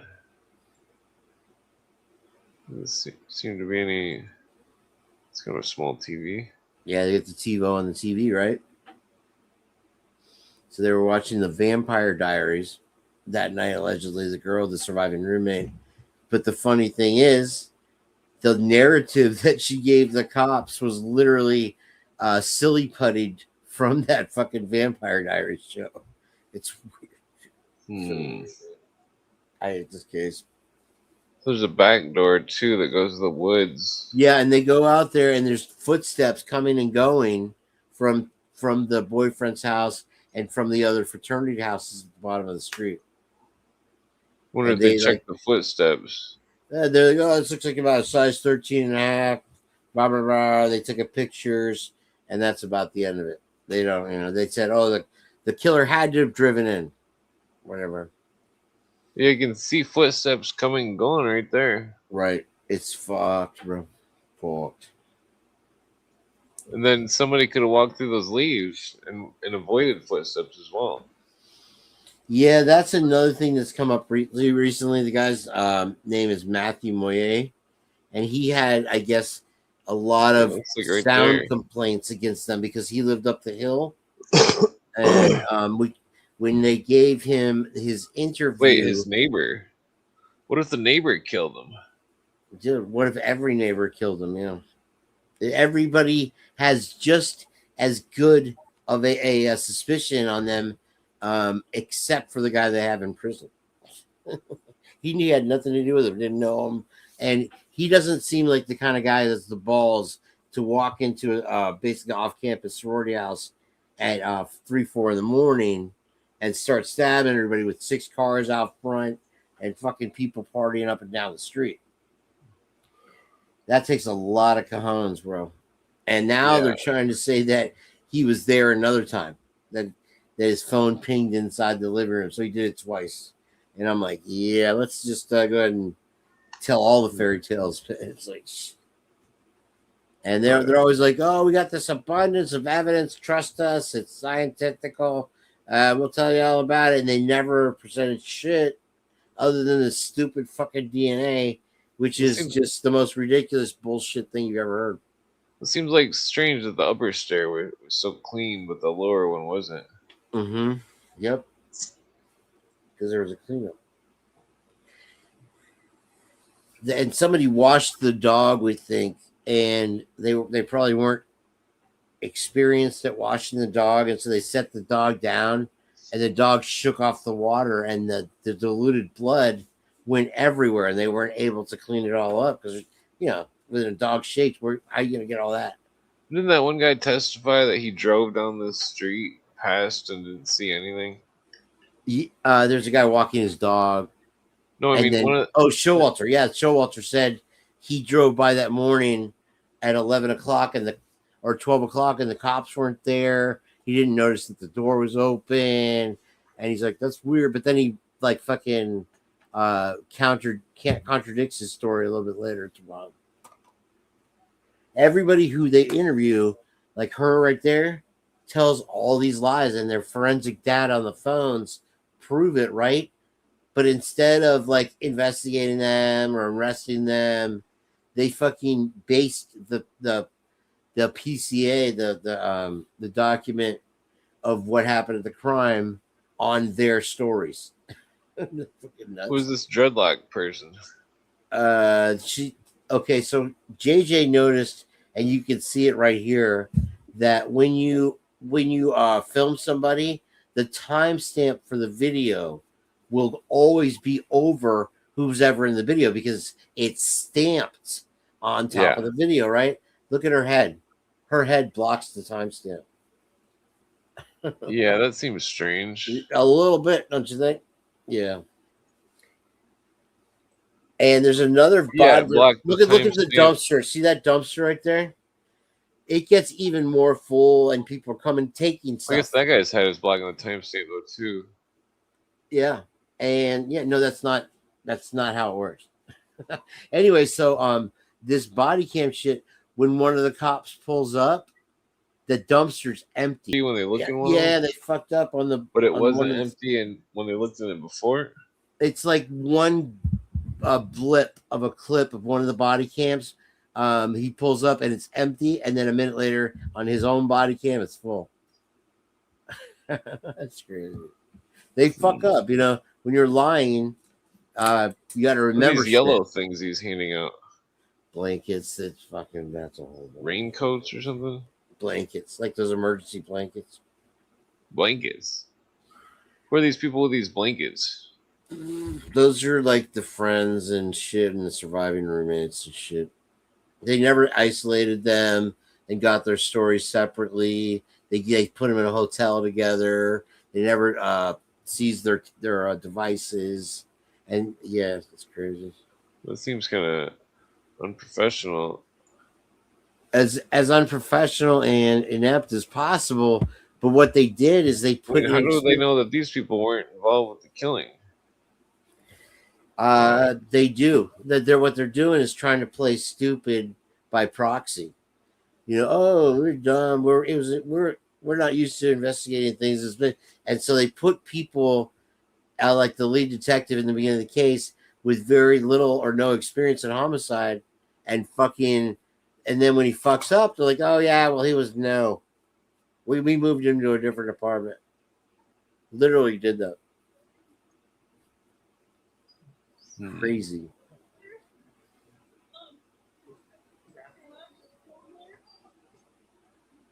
So the chick was freaking out.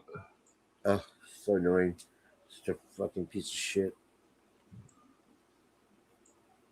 Okay, that's the surviving roommate, Dylan. Is he gonna like look around the property more or something? They look around the property for days and shit, but it's all just like it's like an act. It's like they're just going through the motions. It's weird. There's more toilet paper on the ground or something. Well, there was a little bit of snowfall too. There's those weird. Oh, is that snow? I don't know. It looks like a towel all over the place, but the way the banks fall, yeah, I think it's snow. Well, this one definitely looks like snow, but telling you, man, this case will suck you in, bro. You'll be a Idaho forehead before you know. I'm not really into true crime type stuff, but I was just saying the other day, there is no true crime. That's what they call it for the ladies. Like guys just call it crime docs or crime. You know what I mean? It's like no, there's no guys like I'm a true crime follower.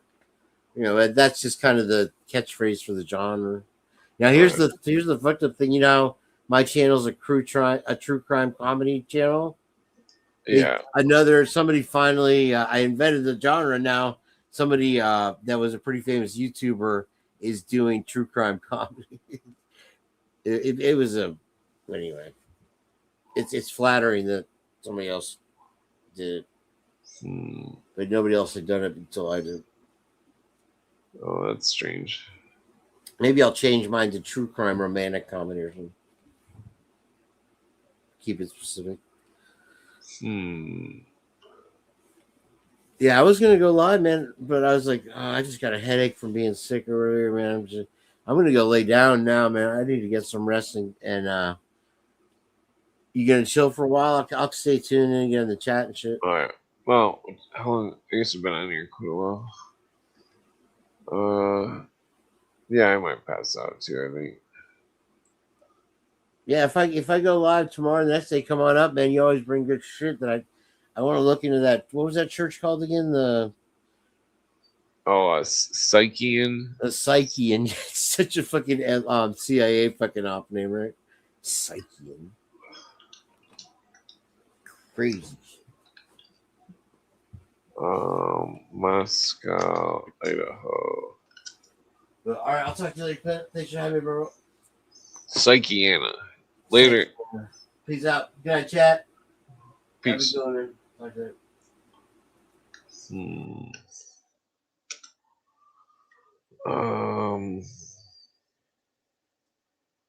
Moscow, Idaho. So let's go look at this. It's like, damn it. I got like hives on my face from that weed that I was smoking. So it touched my face after I rolled the joint. Psychiana. That's strange. It's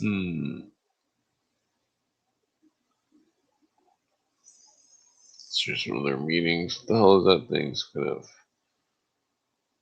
tripod thing or something. What the hell is it?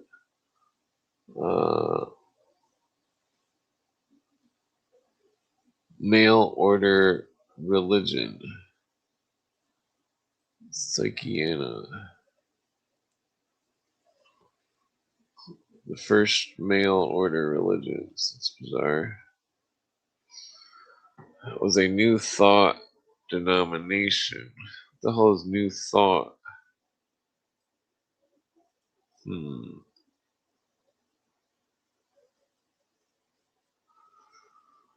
Higher Thought is a new religious movement that coalesced in the early 19th century.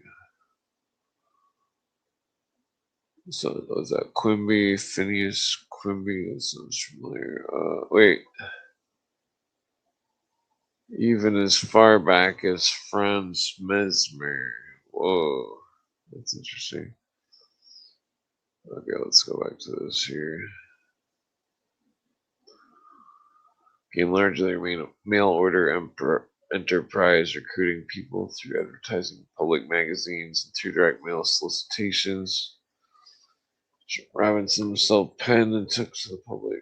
Spokane, Washington, talked with God. The New Thought umbrella. What does that mean? Robinson adopted concepts such as affirmations, positive thinking, self-help, blah, blah, controversy, psyche, Bergen during the Great Depression.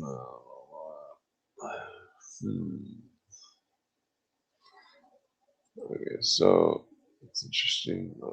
Mail order religion.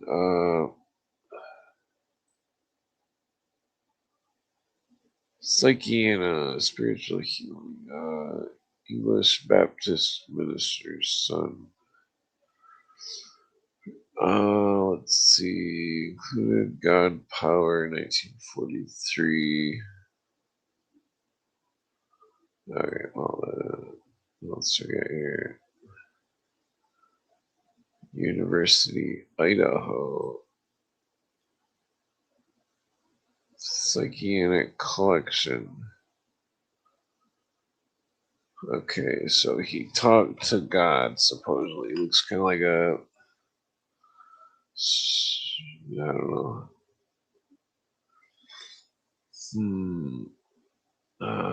Let's see.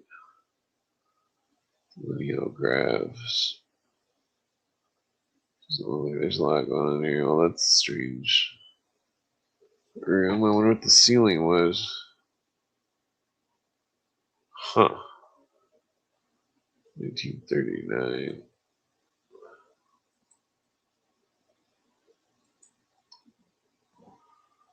Let's see. Wait, what is this? Multiple things?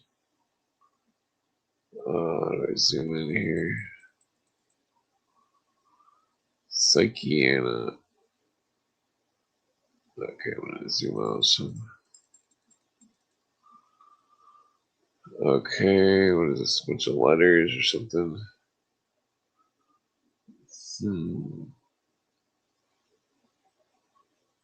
Okay, it looks pretty boring. See, God. Fallacy of fear. What do we got here? It looks pretty boring.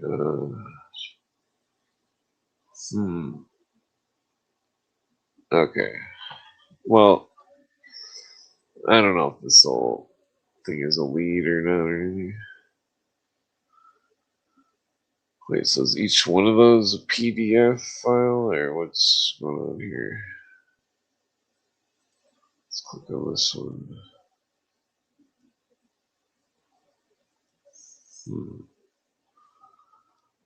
Let's see, where is it at? Jewelry. Okay, well, that's not really very interesting. Okay. Well,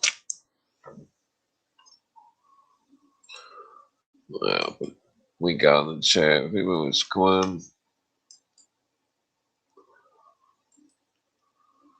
Let's see here.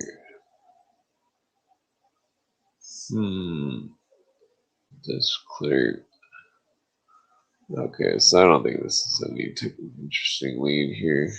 I mean, it's interesting, but I mean, that connected to this new thought thing is definitely goes mind cure movements. William James, variety of religious experience, new thought. What is going on here? Okay, diagram of American new religious movements. Mesmerism, Quimby, which is new thought, Christian Science, Moorish Science. What is the other one? The Peel, Positive Thinking, Kenyan. What is revivalism? So. How are they linking Jehovah's Witnesses to the positive thinking and then to the Nation of Islam? Rand, objectivism, atheism, and subjectivism. What else do we got here? Swedenborgism, spiritualism, Rosicrucianism, theosophy, Eliphas Levi, Blavatsky, Crowley and Parsons, Hubbard, and LaVey, both Lehman OTO. Then the New Age, the Fox Sisters. Looks like mesmerism is going to the New Age as well. That's interesting. Let's see that. Oh, let's see here. New thought. The Psychic Club. Higher thought. Okay. Okay, now a lot going on there.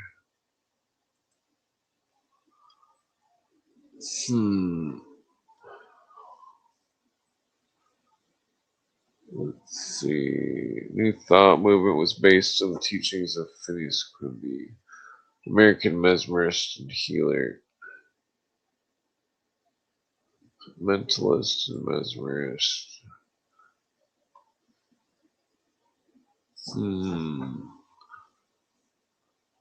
New Hampshire.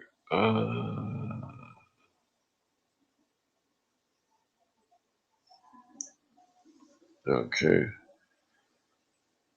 Okay, I don't think there's a lot going on with this. Omniscience. Swami Vivekananda. What the fuck is this?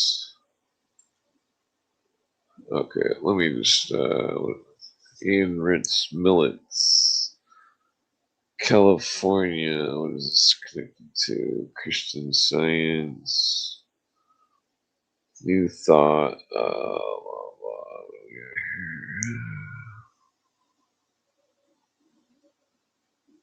here? Okay, therapeutic ideas. New Thought.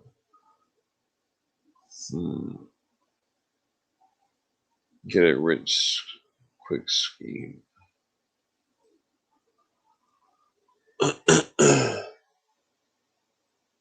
Let's see.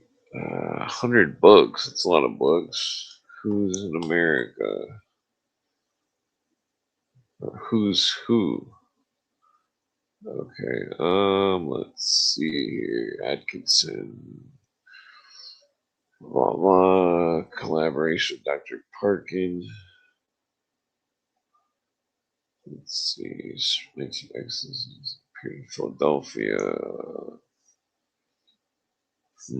Well, this is quite a long article here. Lectures in psychic science. Parkey's new established University of Psychic Science. Let's see. New Thought Magazine. Use of pseudonyms. Oh, that sounds like an Illuminati. Mail fraud. Oh, what is this? 1919, United States Postal Department investigated Atkinson's Advanced Thought Publishing Company and the Yogi Publishing Company, both operating out of a Masonic temple in Chicago. The inquiry focused on allegations of misleading advertising. So that's ironic. Both operating out of a Masonic temple. Let's see here. New Age. What is this? Private sex lessons of a physician. Well, that sounds bizarre. What does he connect with that Kellogg guy? Where's the opposite? Zodiac Mysteries, Sex Force, Secrets of the Rosicrucians. Those are, let's see, Theme Propaganda Disclosure Day, Just Aliens. Oh, yeah. Well, don't worry, you're going to be a mutant someday through psychic evolution.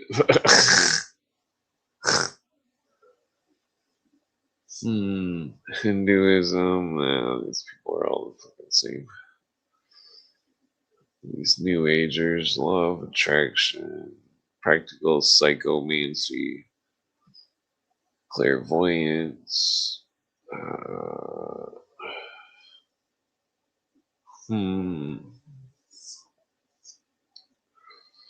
What does it say? Personal magnetism. Advanced course, personal magnetism, secrets of mental fascination. Okay, what is this? Magus Incognito titles, Secret Doctrine of the Rosicrucians. Consisted of nearly verbatim republications, portions of the arcane teachings. 3 initiates, the Kabbalion was published, yeah.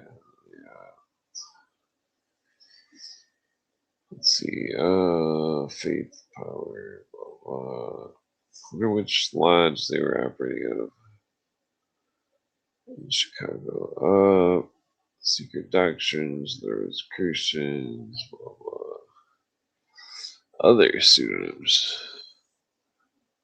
Frank Du Bois, Hashna Hera. That's interesting. It's a lot of bibliographies there. Art of Expression. Crucible of Modern Thought. Inner Consciousness. Practical Mind Reading. Secret of Mental Magic.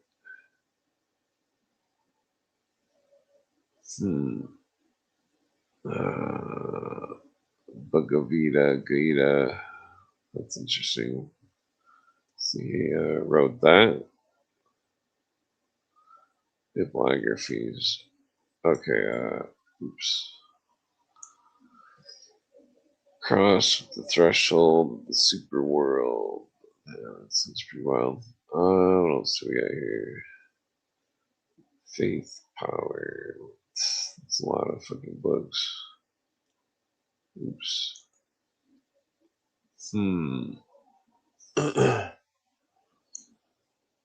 Let's see. Oh, was that not click or something? Okay, Gutenberg is slow, I guess. Whatever. Oh, there goes. Nope. No Gutenberg. Say Beverly Randolph. The way it paved the minds. Who wrote the books? Elu's Ship. Yeah, fucking Beverly Randolph, The Occultist.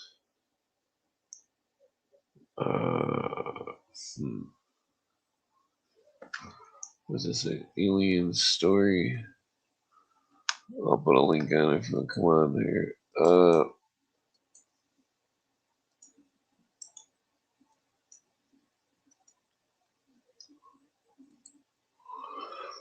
Okay.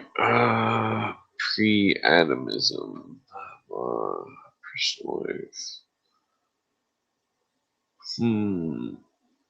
Wonderful Story of Ravelet.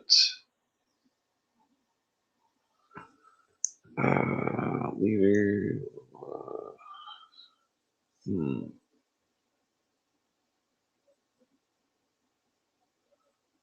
Healer. Okay, well, I think I'm like.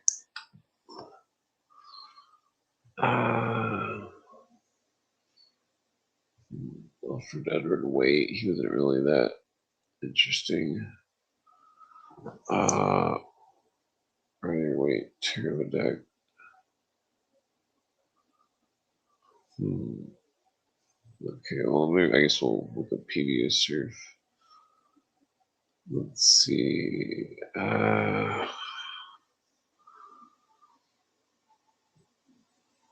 So who the fuck is this? Like, she wrote that one. Huh. That's interesting. She looks kind of strange. Well, maybe not, I guess. Picture. Looks like blue cat. That's kind of weird. What else do we got here? Some posters. Shakespeare. You can tell a chick drew that.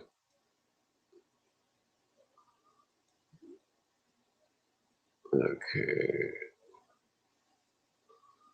So she drew 3 of them. That's interesting. What,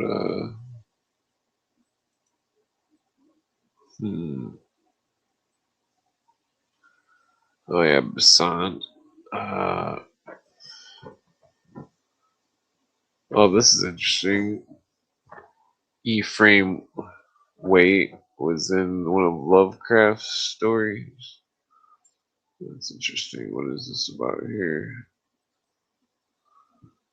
The Thing on the Doorstep. It's a spooky picture. What does it say? The Pit of Shagathal. Dow the 6,000 slope. Abomination of abominations. Huh. Let's see. A powerful tale by one of the supreme masters of weird fiction. A tale in which the horror creeps and grows to spring at last upon the reader in its hideous totality. It is true that I've seen. I'm not going to read all that. Let's see. The lead actress. I'm not sure what we were talking about there. Well, it's a spooky lady.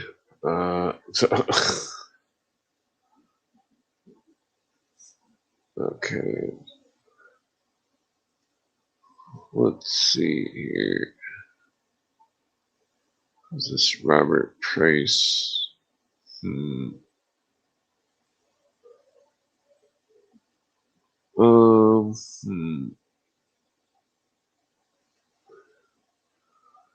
Yeah, I've read that book, Ceremonial Magic. It's kind of lame. The Fellowship of the Rosy Cross. Let's see here.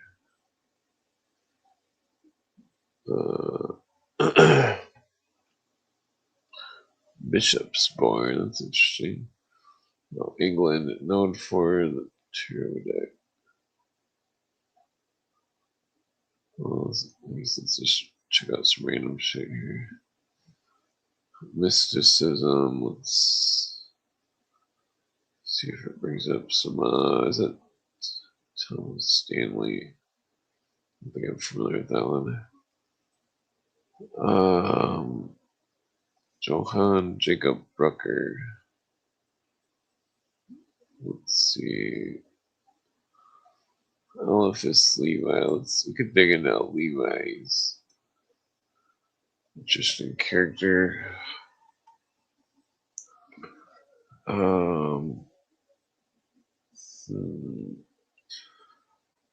Okay, so that's interesting. They were saying Swedenborg affected.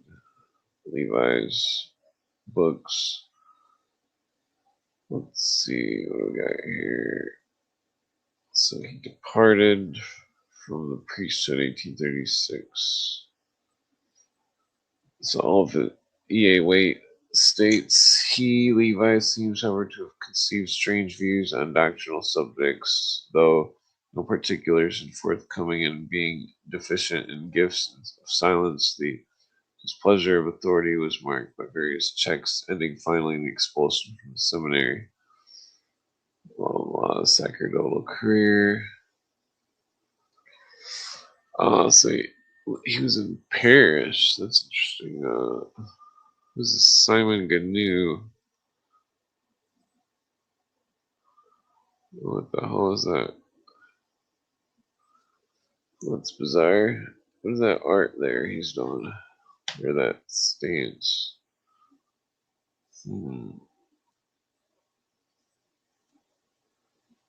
That's a weird picture. What the fuck's going on there? Let's see.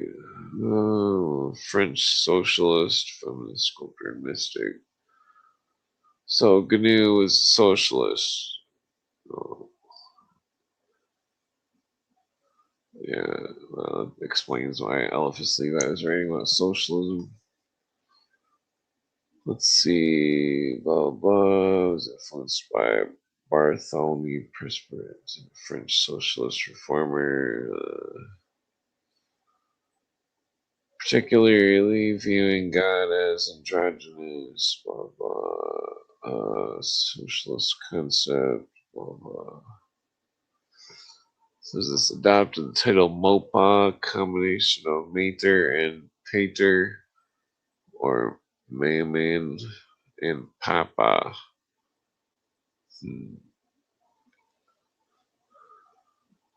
Okay, an androgynous prophet with a beard and a woman's cloak. New religion called Evadiism, based on the ideas of redefined humanity. Evadam. What the? Okay, so this is definitely relevant to modern society here. Let me just bookmark this fucking thing over here somewhere. Okay, so sculptor and former phrenologist. This sounds like the Illuminist Alexander Dumas. Wait, what? His friends. Wait, what? His garret studio apartment in Paris functioned in the late 1830s salon for discussing his ideas, and he influenced many of the socialists, including Alexander Dumas. Wasn't that the guy that they wrote the fucking the Ninth Gate about? So the Ninth Gate's about fucking Eliphas Levi's friend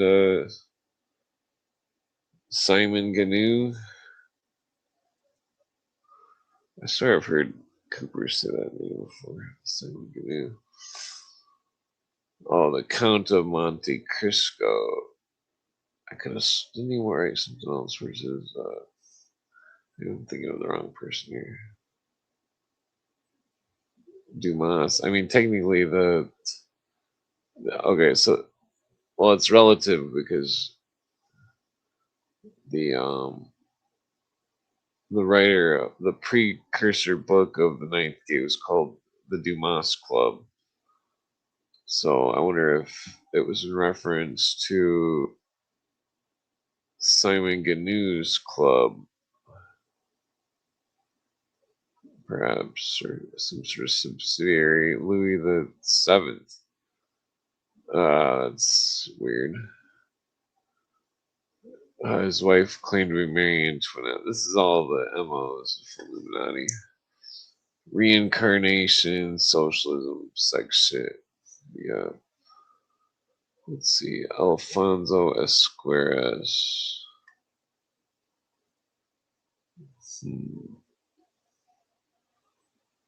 There's 5.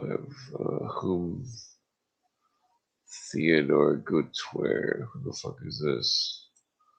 Literary critic. When all those people got pictures and stuff from way back then, 1872. Let's see. Introduced by Victor Hugo. That's bizarre.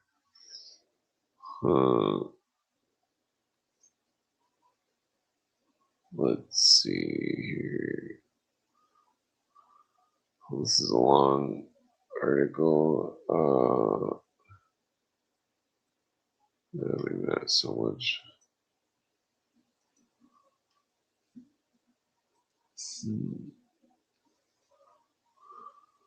Let's see. That's a strange character. What's this other dude? Where he met Flora Tristan. French Peruvian writer and socialist. Feminist theory, sharing Paris women's rights, directly related to Paris working class. Well, that's weird. I wonder if this lady is connected to. That's bizarre. I'm gonna ask somebody if they came across.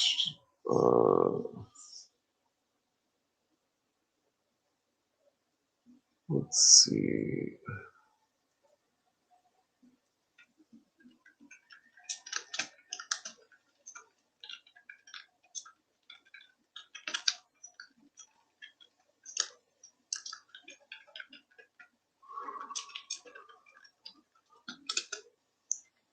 Okay. Is that even the right? Yep. Okay. What does that say? Let's see. Well, the screens are bright. It hurts my eyes.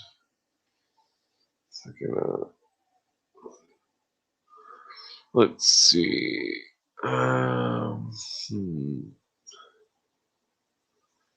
Final work. La Union over. Also, it's interesting. All these socialists connected to Elvis Levi. I mean, these are some hardcore socialists here connected with Elvis Levi. Just that whole feminist thing. Simon Ganu.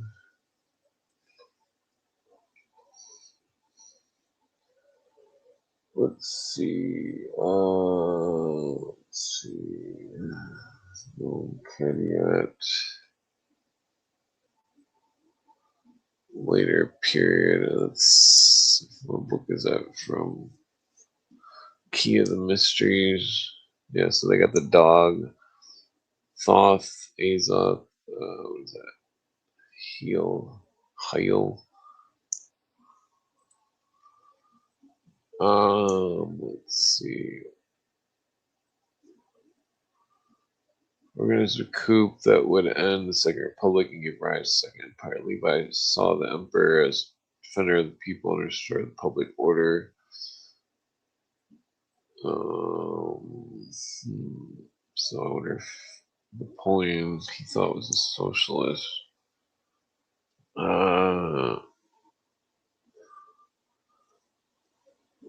Especially that spiritualism was popular on both sides. Blah, blah. Astral forces, skilled magicians, blah blah. Phenomena which quite recently have perturbed America and Europe. Those of table turning and fluidic manifestations are simply magnetic currents, the beginning of their formation, appeals on the part of nature in fighting us. To grace.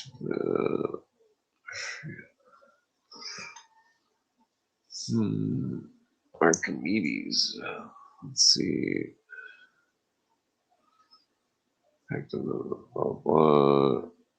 Golden Dawn, Blavatsky. They're not mentioning Pike. Pike was fucking quoting Levi verbatim. So if you know, I knew Levi was socialist, but I didn't realize he was socialist. But I thought Albert Pike must have been a socialist as well. Obviously, fucking Albert Pike, fucking. Let's see here, Albert.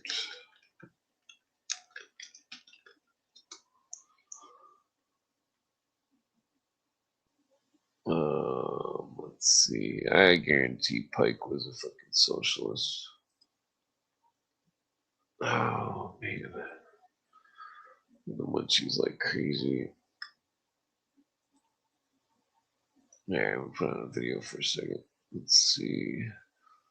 Let's hear some ravings of a lunatic here. I live where there's no TV, there's no radio, there's no clocks, there's no electric lights. The girls carry water. They don't wear makeup. They have their babies by themselves. They go in the shack and squat down and have their babies. I live on the ground. I live on the earth. I lived in Hollywood, and I had all that. The Rolls Royce and the Ferrari and the pad in Beverly Hills. I had the surfboard and the Beach Boys and the Beasties and the Neil Diamond and the Rob Scott and the Jimmy Griffin and Elvis Presley's, Mesca Bestleys and all them guys. The Dina Martins and the Nancy Sinatras and the Gaffer Safran. Will you do it to me? I hear you do it good, honey, and all that kind of. Will you come up to my house later? So I went through all that, and I seen that was a bigger prison than the one I just got out of, and I really didn't care to go back to prison. See, prison doesn't begin and end at the gate. Prison is in the mind. It's locked in one world that's dead and dying, or it's open into a world that's free and alive. Drugs, LSD, I don't consider a drug. I don't consider peyote a drug. Those are more or less religiously significant awareness, mind-expanding apparatuses that come from the intelligence of the universe. The reason that the girls liked me was, hey now, I'm all around you, round you. Hey now, up on your heart I can sing through you. And I play and I sing, and they say, hey man, you got soul in that music. And I said, yeah. Wow, that guy's crazy. Was eating some cheese. Yeah, so I would suspect that the the cheese was good. Yeah, so Levi is some of this astrolight, all this stuff,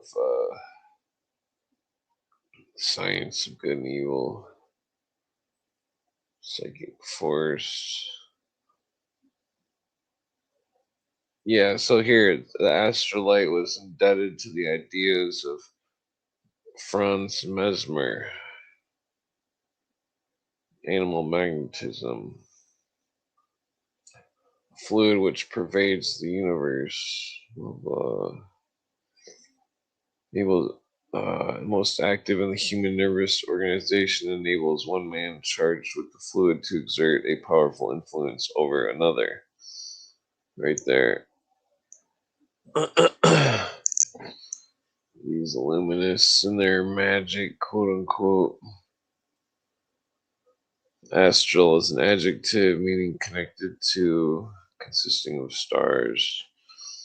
Blah blah, psychic force. Nothing is different in nature. Blah blah. Will and imagination as magical agents.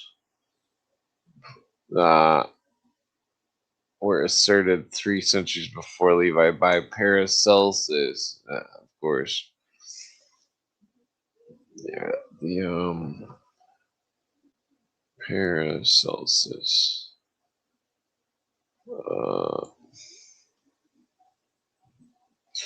Whether the object is real or false, nevertheless obtain the same effects. Yeah, blah blah. Since it's not devoid of danger, the result may be madness, or for those who are not established the base and supreme, blah blah. Excite the nervous system, produce terrible and incurable diseases. Oops. Let those, therefore, who seek in magic the means to satisfy their passions pause in that deadly path where they will find nothing but death and madness. Well, it's socialist background.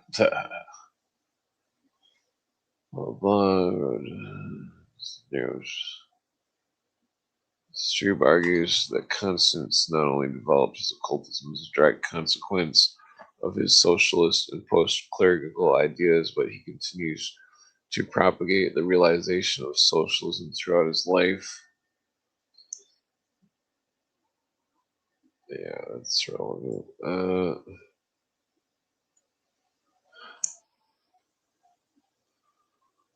Strobe proposes that Levi contemplated magic as a new order ideology, by which a new hierarchy would be articulated, as he interpret from Levi's statement hereunto. Therefore, we made it plain as we believe that our magic is opposed to the genetic and necromantic kinds. It is at once an absolute science and religion which should not indeed destroy or absorb all opinions and all forms of worship, but should regenerate and direct them by reconstituting the circle of initiates, thus providing the blind masses and wise, clear-seeing leaders. Strube argues that the journey to London that Levi made in 1854 did not cause his preoccupation with magic, and that even though Levi professed involvement in magical ritual, instead it was aforementioned socialist magnetistic dialect that compassed Levi's interest in magic. Despite so, it is clear that Levi's statement limits itself to magic and its kind, where Levi proposes to have merged science and religion and promotes his own methods by claiming to apply its science approach in his research.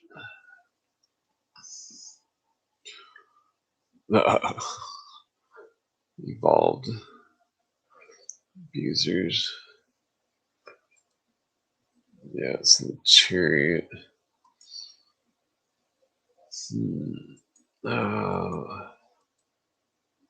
There's Levi. That's a strange chair. Also, oh man, my back hurts.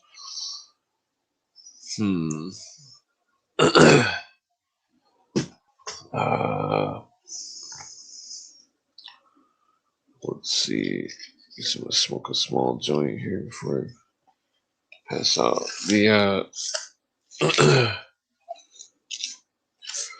I remember reading Eliphas Levi's book, Transcendental Magic, and then I see him mention socialism. I'm like, why is he mentioning socialism? Because I was just looking at it to try to look at magic, quote unquote. But the ritual of magic.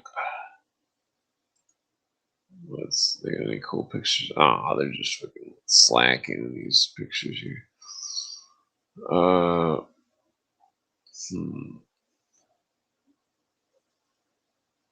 Okay, well,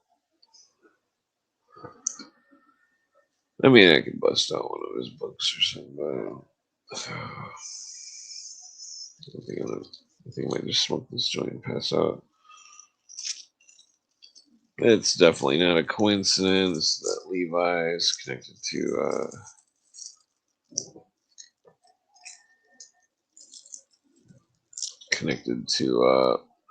Pike so heavily. These socialists, especially this clown Simon Gnu, seems like quite the clown. No doubt that Albert Pike was involved in the same clownery, especially when Pike was all up fucking Eliphas Levi's fucking. Oops. Where'd my lighter go? Uh-oh. Oh, there it is. Yeah, especially when Pike was all up Eliphas Levi's freaking shenanigans, the socialism.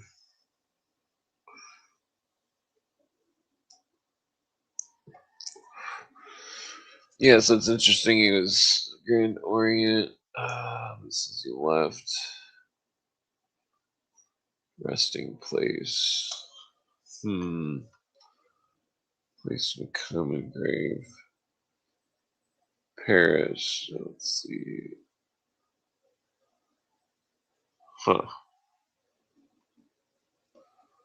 Let's see. French sculptor. What was his wife? Let's look at her. Claude Vignon. Morel House. H. Morel.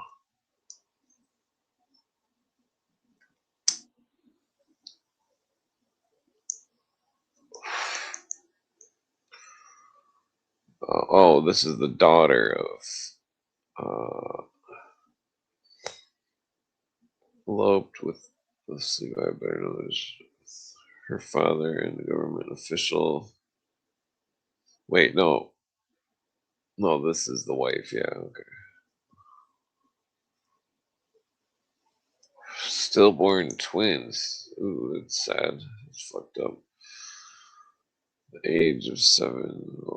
Marquise Alexander de Montferrier. Wait a minute, I've heard that name before. Polish, blah blah.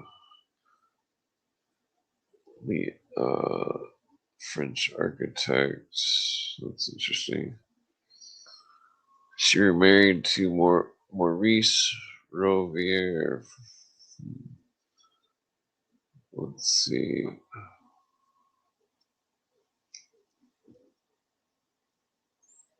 A bust of Jean de La Fontaine. That's bizarre. I wonder if he was a painter or what.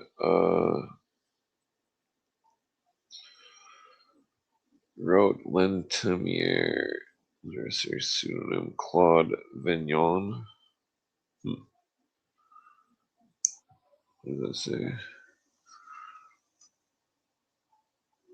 Yeah, E.T. is interesting. E.T. was about EBE, extraterrestrial biological entity. What was that? There's my mouse glitching out. Okay. I got like metal in my foot or something. What the fuck's going on here? My foot was making the mouse glitch out. So what is this? Oh, Letimier. Nah, I don't think this is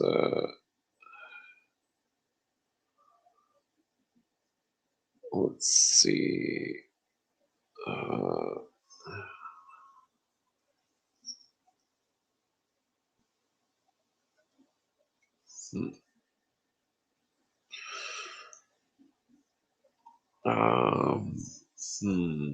Okay, this doesn't really look like it's leading anywhere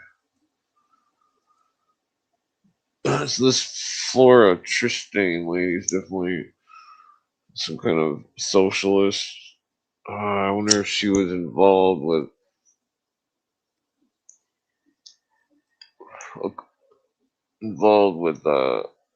occultism as well.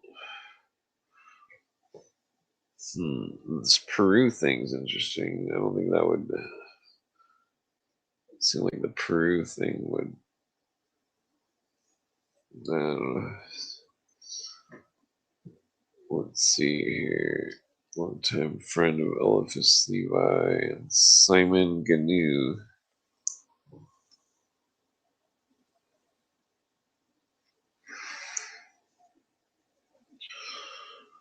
Let's see. La Union au revoir. The Workers' Union, blah, blah, blah. Solidarity, blah, blah. Typhoid fever. Oh, yeah.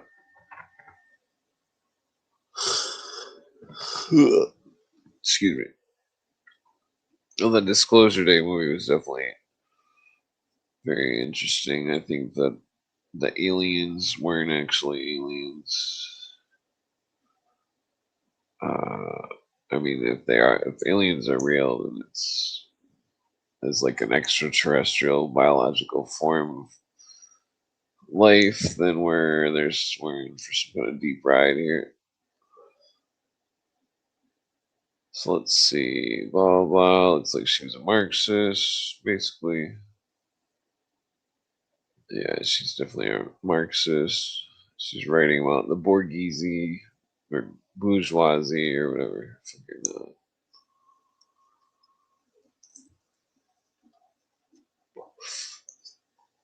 What's that? 1803 French First Republic. Born. Huh. Okay, so let's look up this character here. Simon Ganau. Let's see. Images. What we got here is just Simon Ganau. Well, hold on here.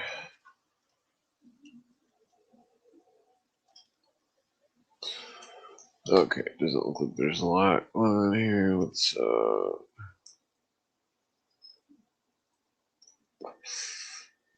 check the books, see if there's anything written. So here it's mentioning him. What was it saying? Simon Ganau. What is that? Let's see. What is this article? Claremont Ganau. Renaissance. Blah blah. 8-degree air distance Paris. What is this? Is this talking about Freemasonry? What kind of book is this? Okay, let's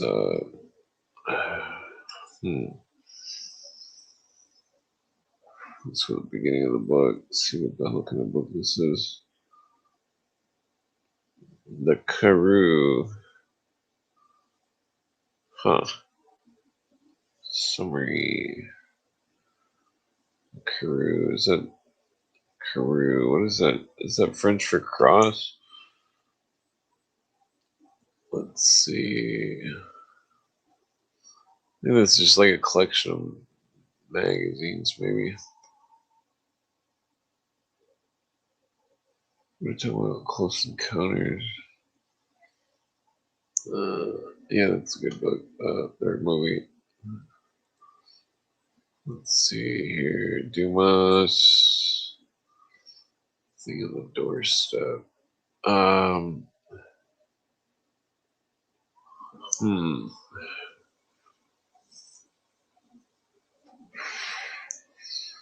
Duke of Orleans. That's interesting.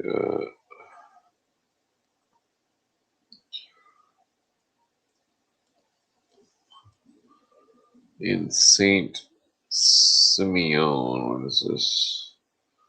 Simeonism, French political.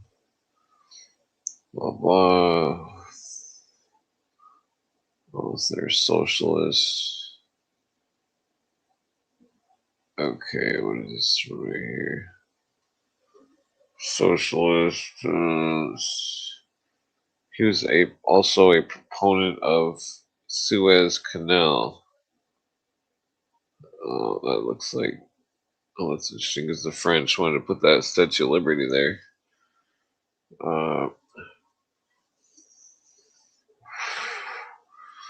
Socialism. Oh, Jesus. It's like the more and more you dig, the more and more you realize Cooper, everything he said is right. It's all about socialism.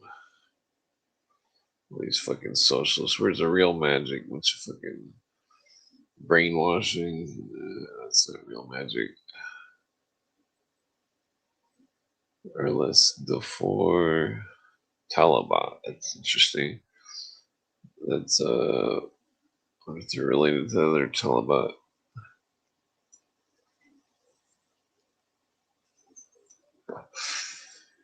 Let's see. Doctrine to Saint Simon, blah blah.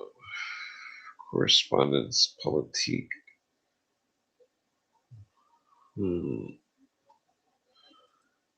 Okay, so dude only lived 50 years, probably raging alcoholic or something.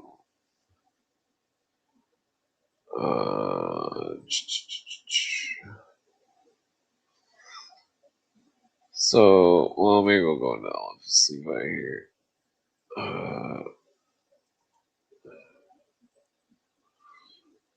Bust out some books.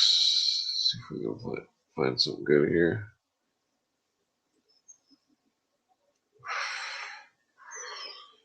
Let's see. Where's an old book? The Occult Review. These are usually pretty good.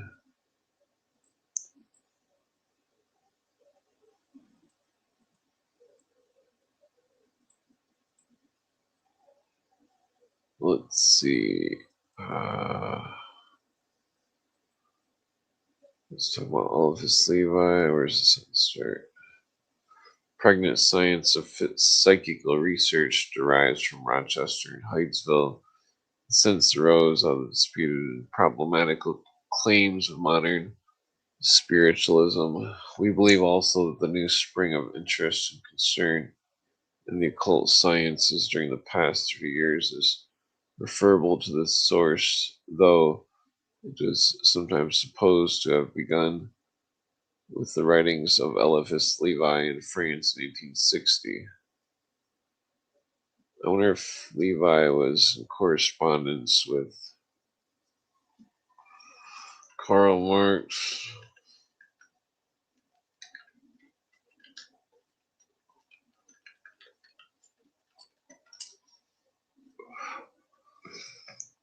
No historical evidence. What about Robert Pike?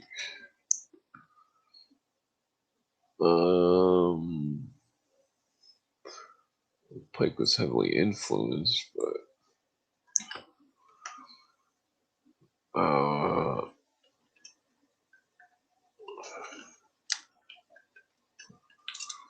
well, let's see. Okay, I wonder what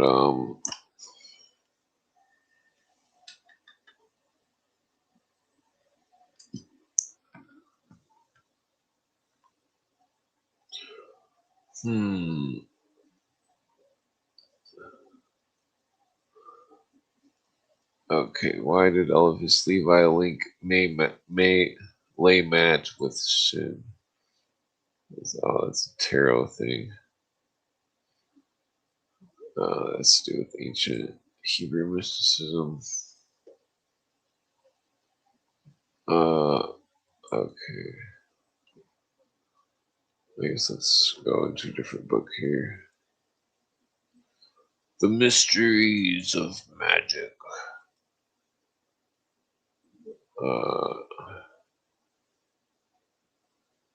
The great secret is the will, and the great agent is enthusiasm with its 10,000 illusions. Let's see here. Whose true greatness is first and foremost supreme elevation of beautiful moral philosophy. He's taught us to conciliate those opposing forces, physical and spiritual, whose equilibrium is life and immortality, to harmonize in the liberty of individuals with the necessity of things, divine privileges of self-devotion.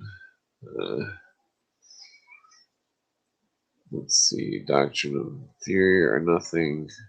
All magic is in the will, secret universal power, blah, blah. The will. Somebody underline all the interesting things here.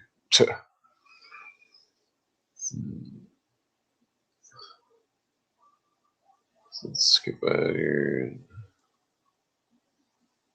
Yeah, this takes a long time to load. Seems like with the modern internet, what is that talking about? Talismanic? Telesma.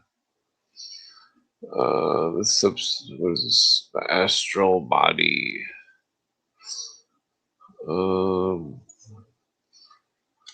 The substance is what Hermes Trismegistus calls the great telesma.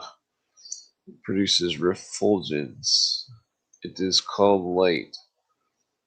This substance, blah blah. He said, "Let there be light." Perpetual vibration, inherent force puts it into motion, called magnetism. The infinite.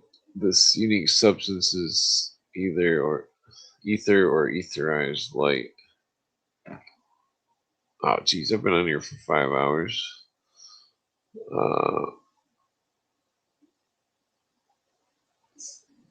I'm freaking out. Been on here way too long. Philosophia Sagas. Physical body. Yeah, I'm probably gonna pass out here. Unity and celerity of spirits. What else we got? Let's skip to the end. Let's see what's up with the last of the mysteries. What is the last final thought here? It was just where's the book end? New illumination. These are all like advertisements here.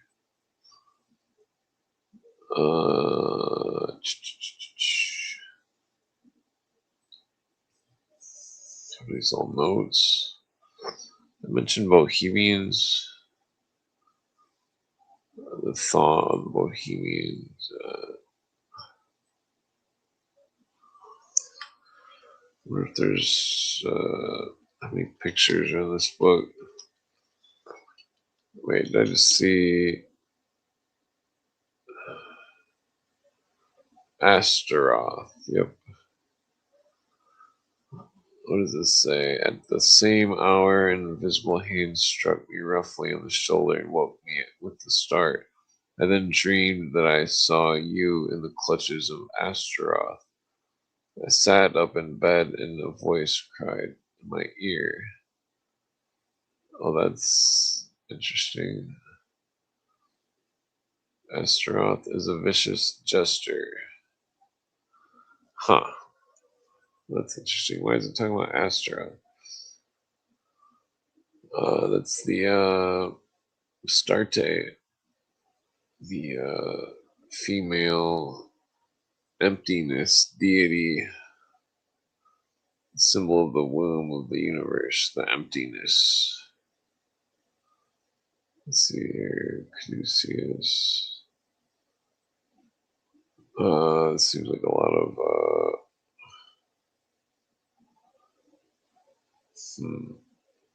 Alright, let's go to something else here. The Occult Review, Secret Doctrine, Blavatsky. Let's see what we got here.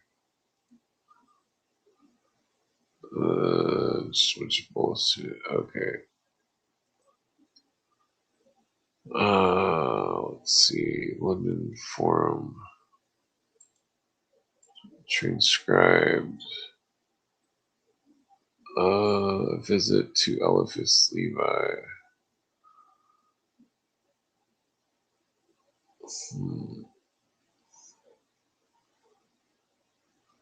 Okay.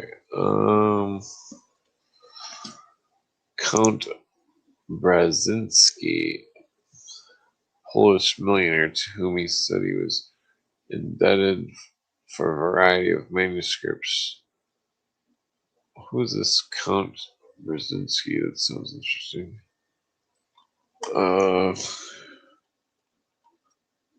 Count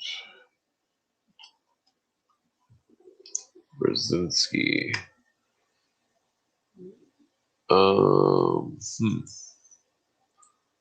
Let's check Grok real quick.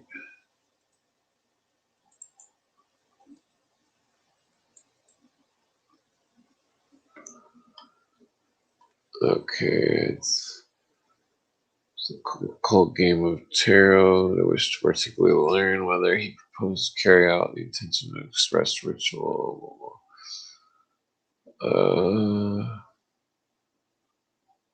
Okay, he replied that he was very willing to do so and took from one of these manuscripts a small volume in which were depicted the 21 cards of the tarot with the 0 or Fool according to the earliest authorities. These cards were drawn by his own hand. Little volume contained a large number of the symbols of theology of Goetia and medley of collections from the key of Rabbi Solomon. Blah blah. A little work he had cost him 20 years to put together. Blah blah. Tarot cards. Oh, this is interesting. Blah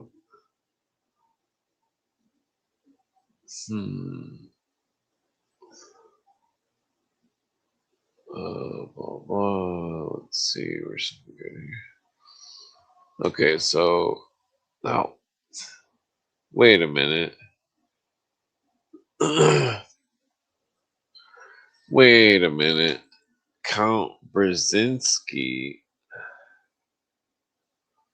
Where was that at? Count Brzezinski.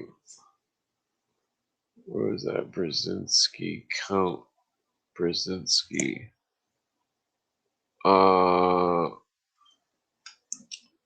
Is he related to Zbigniew Brzezinski?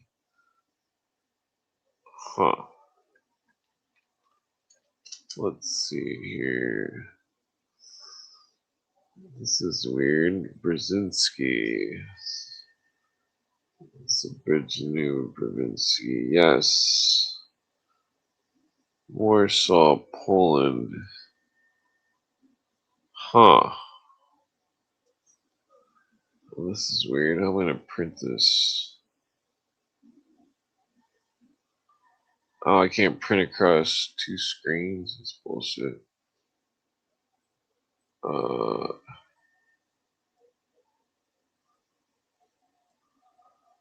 Okay, that's weird. I wonder if I'm gonna have to figure out this Brzezinski. Hold on here. Copy. Alphys Levi Brzezinski. Hold on here. There's got to be a connection with this Brzezinski. There's got to be a connection. God damn it. Oh, shit. Okay. Here's my thing here. Brzezinski. Alexander Brzezinski. 19th century occultist, prominent figure in esoteric history. Okay. Let's see here. 1 second here. Hold on. Related to Count Alexander Brzezinski. Let's see if Grok will bring up clear head on this. If this dude's related to Zbigniew Brzezinski. I mean, they got the same fucking name.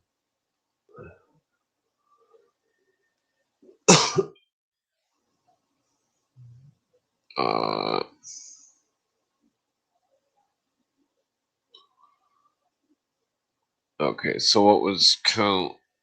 What's his name's coat of arms here? Oops, damn it. Coat of arms.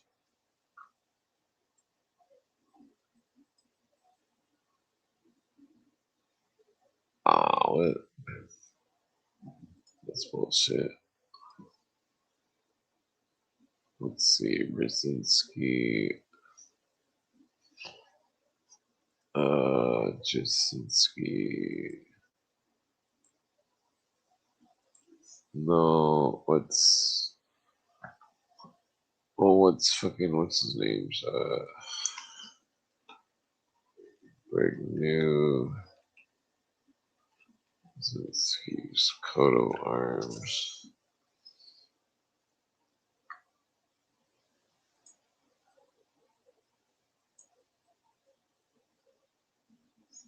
Okay, so.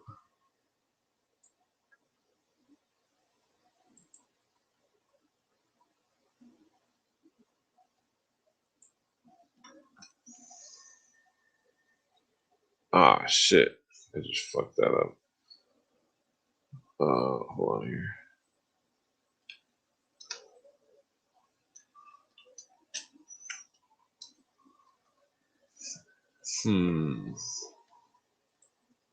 Okay, so. Why is this being a pain in the ass?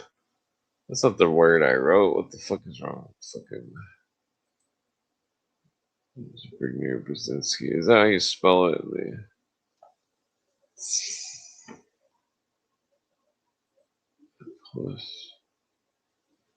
Okay, well, this is being a pain in the ass. I might just pass out here. I think there's something to this Brzezinski thing. I mean, Eliphas Levi. I wonder, Zbigniew Brzezinski. That's bizarre. I wonder if he's an occultist. No, I've got like half a joint here, but I'm getting tired here. All right, take it easy. Hit the like button. Follow me on Twitter.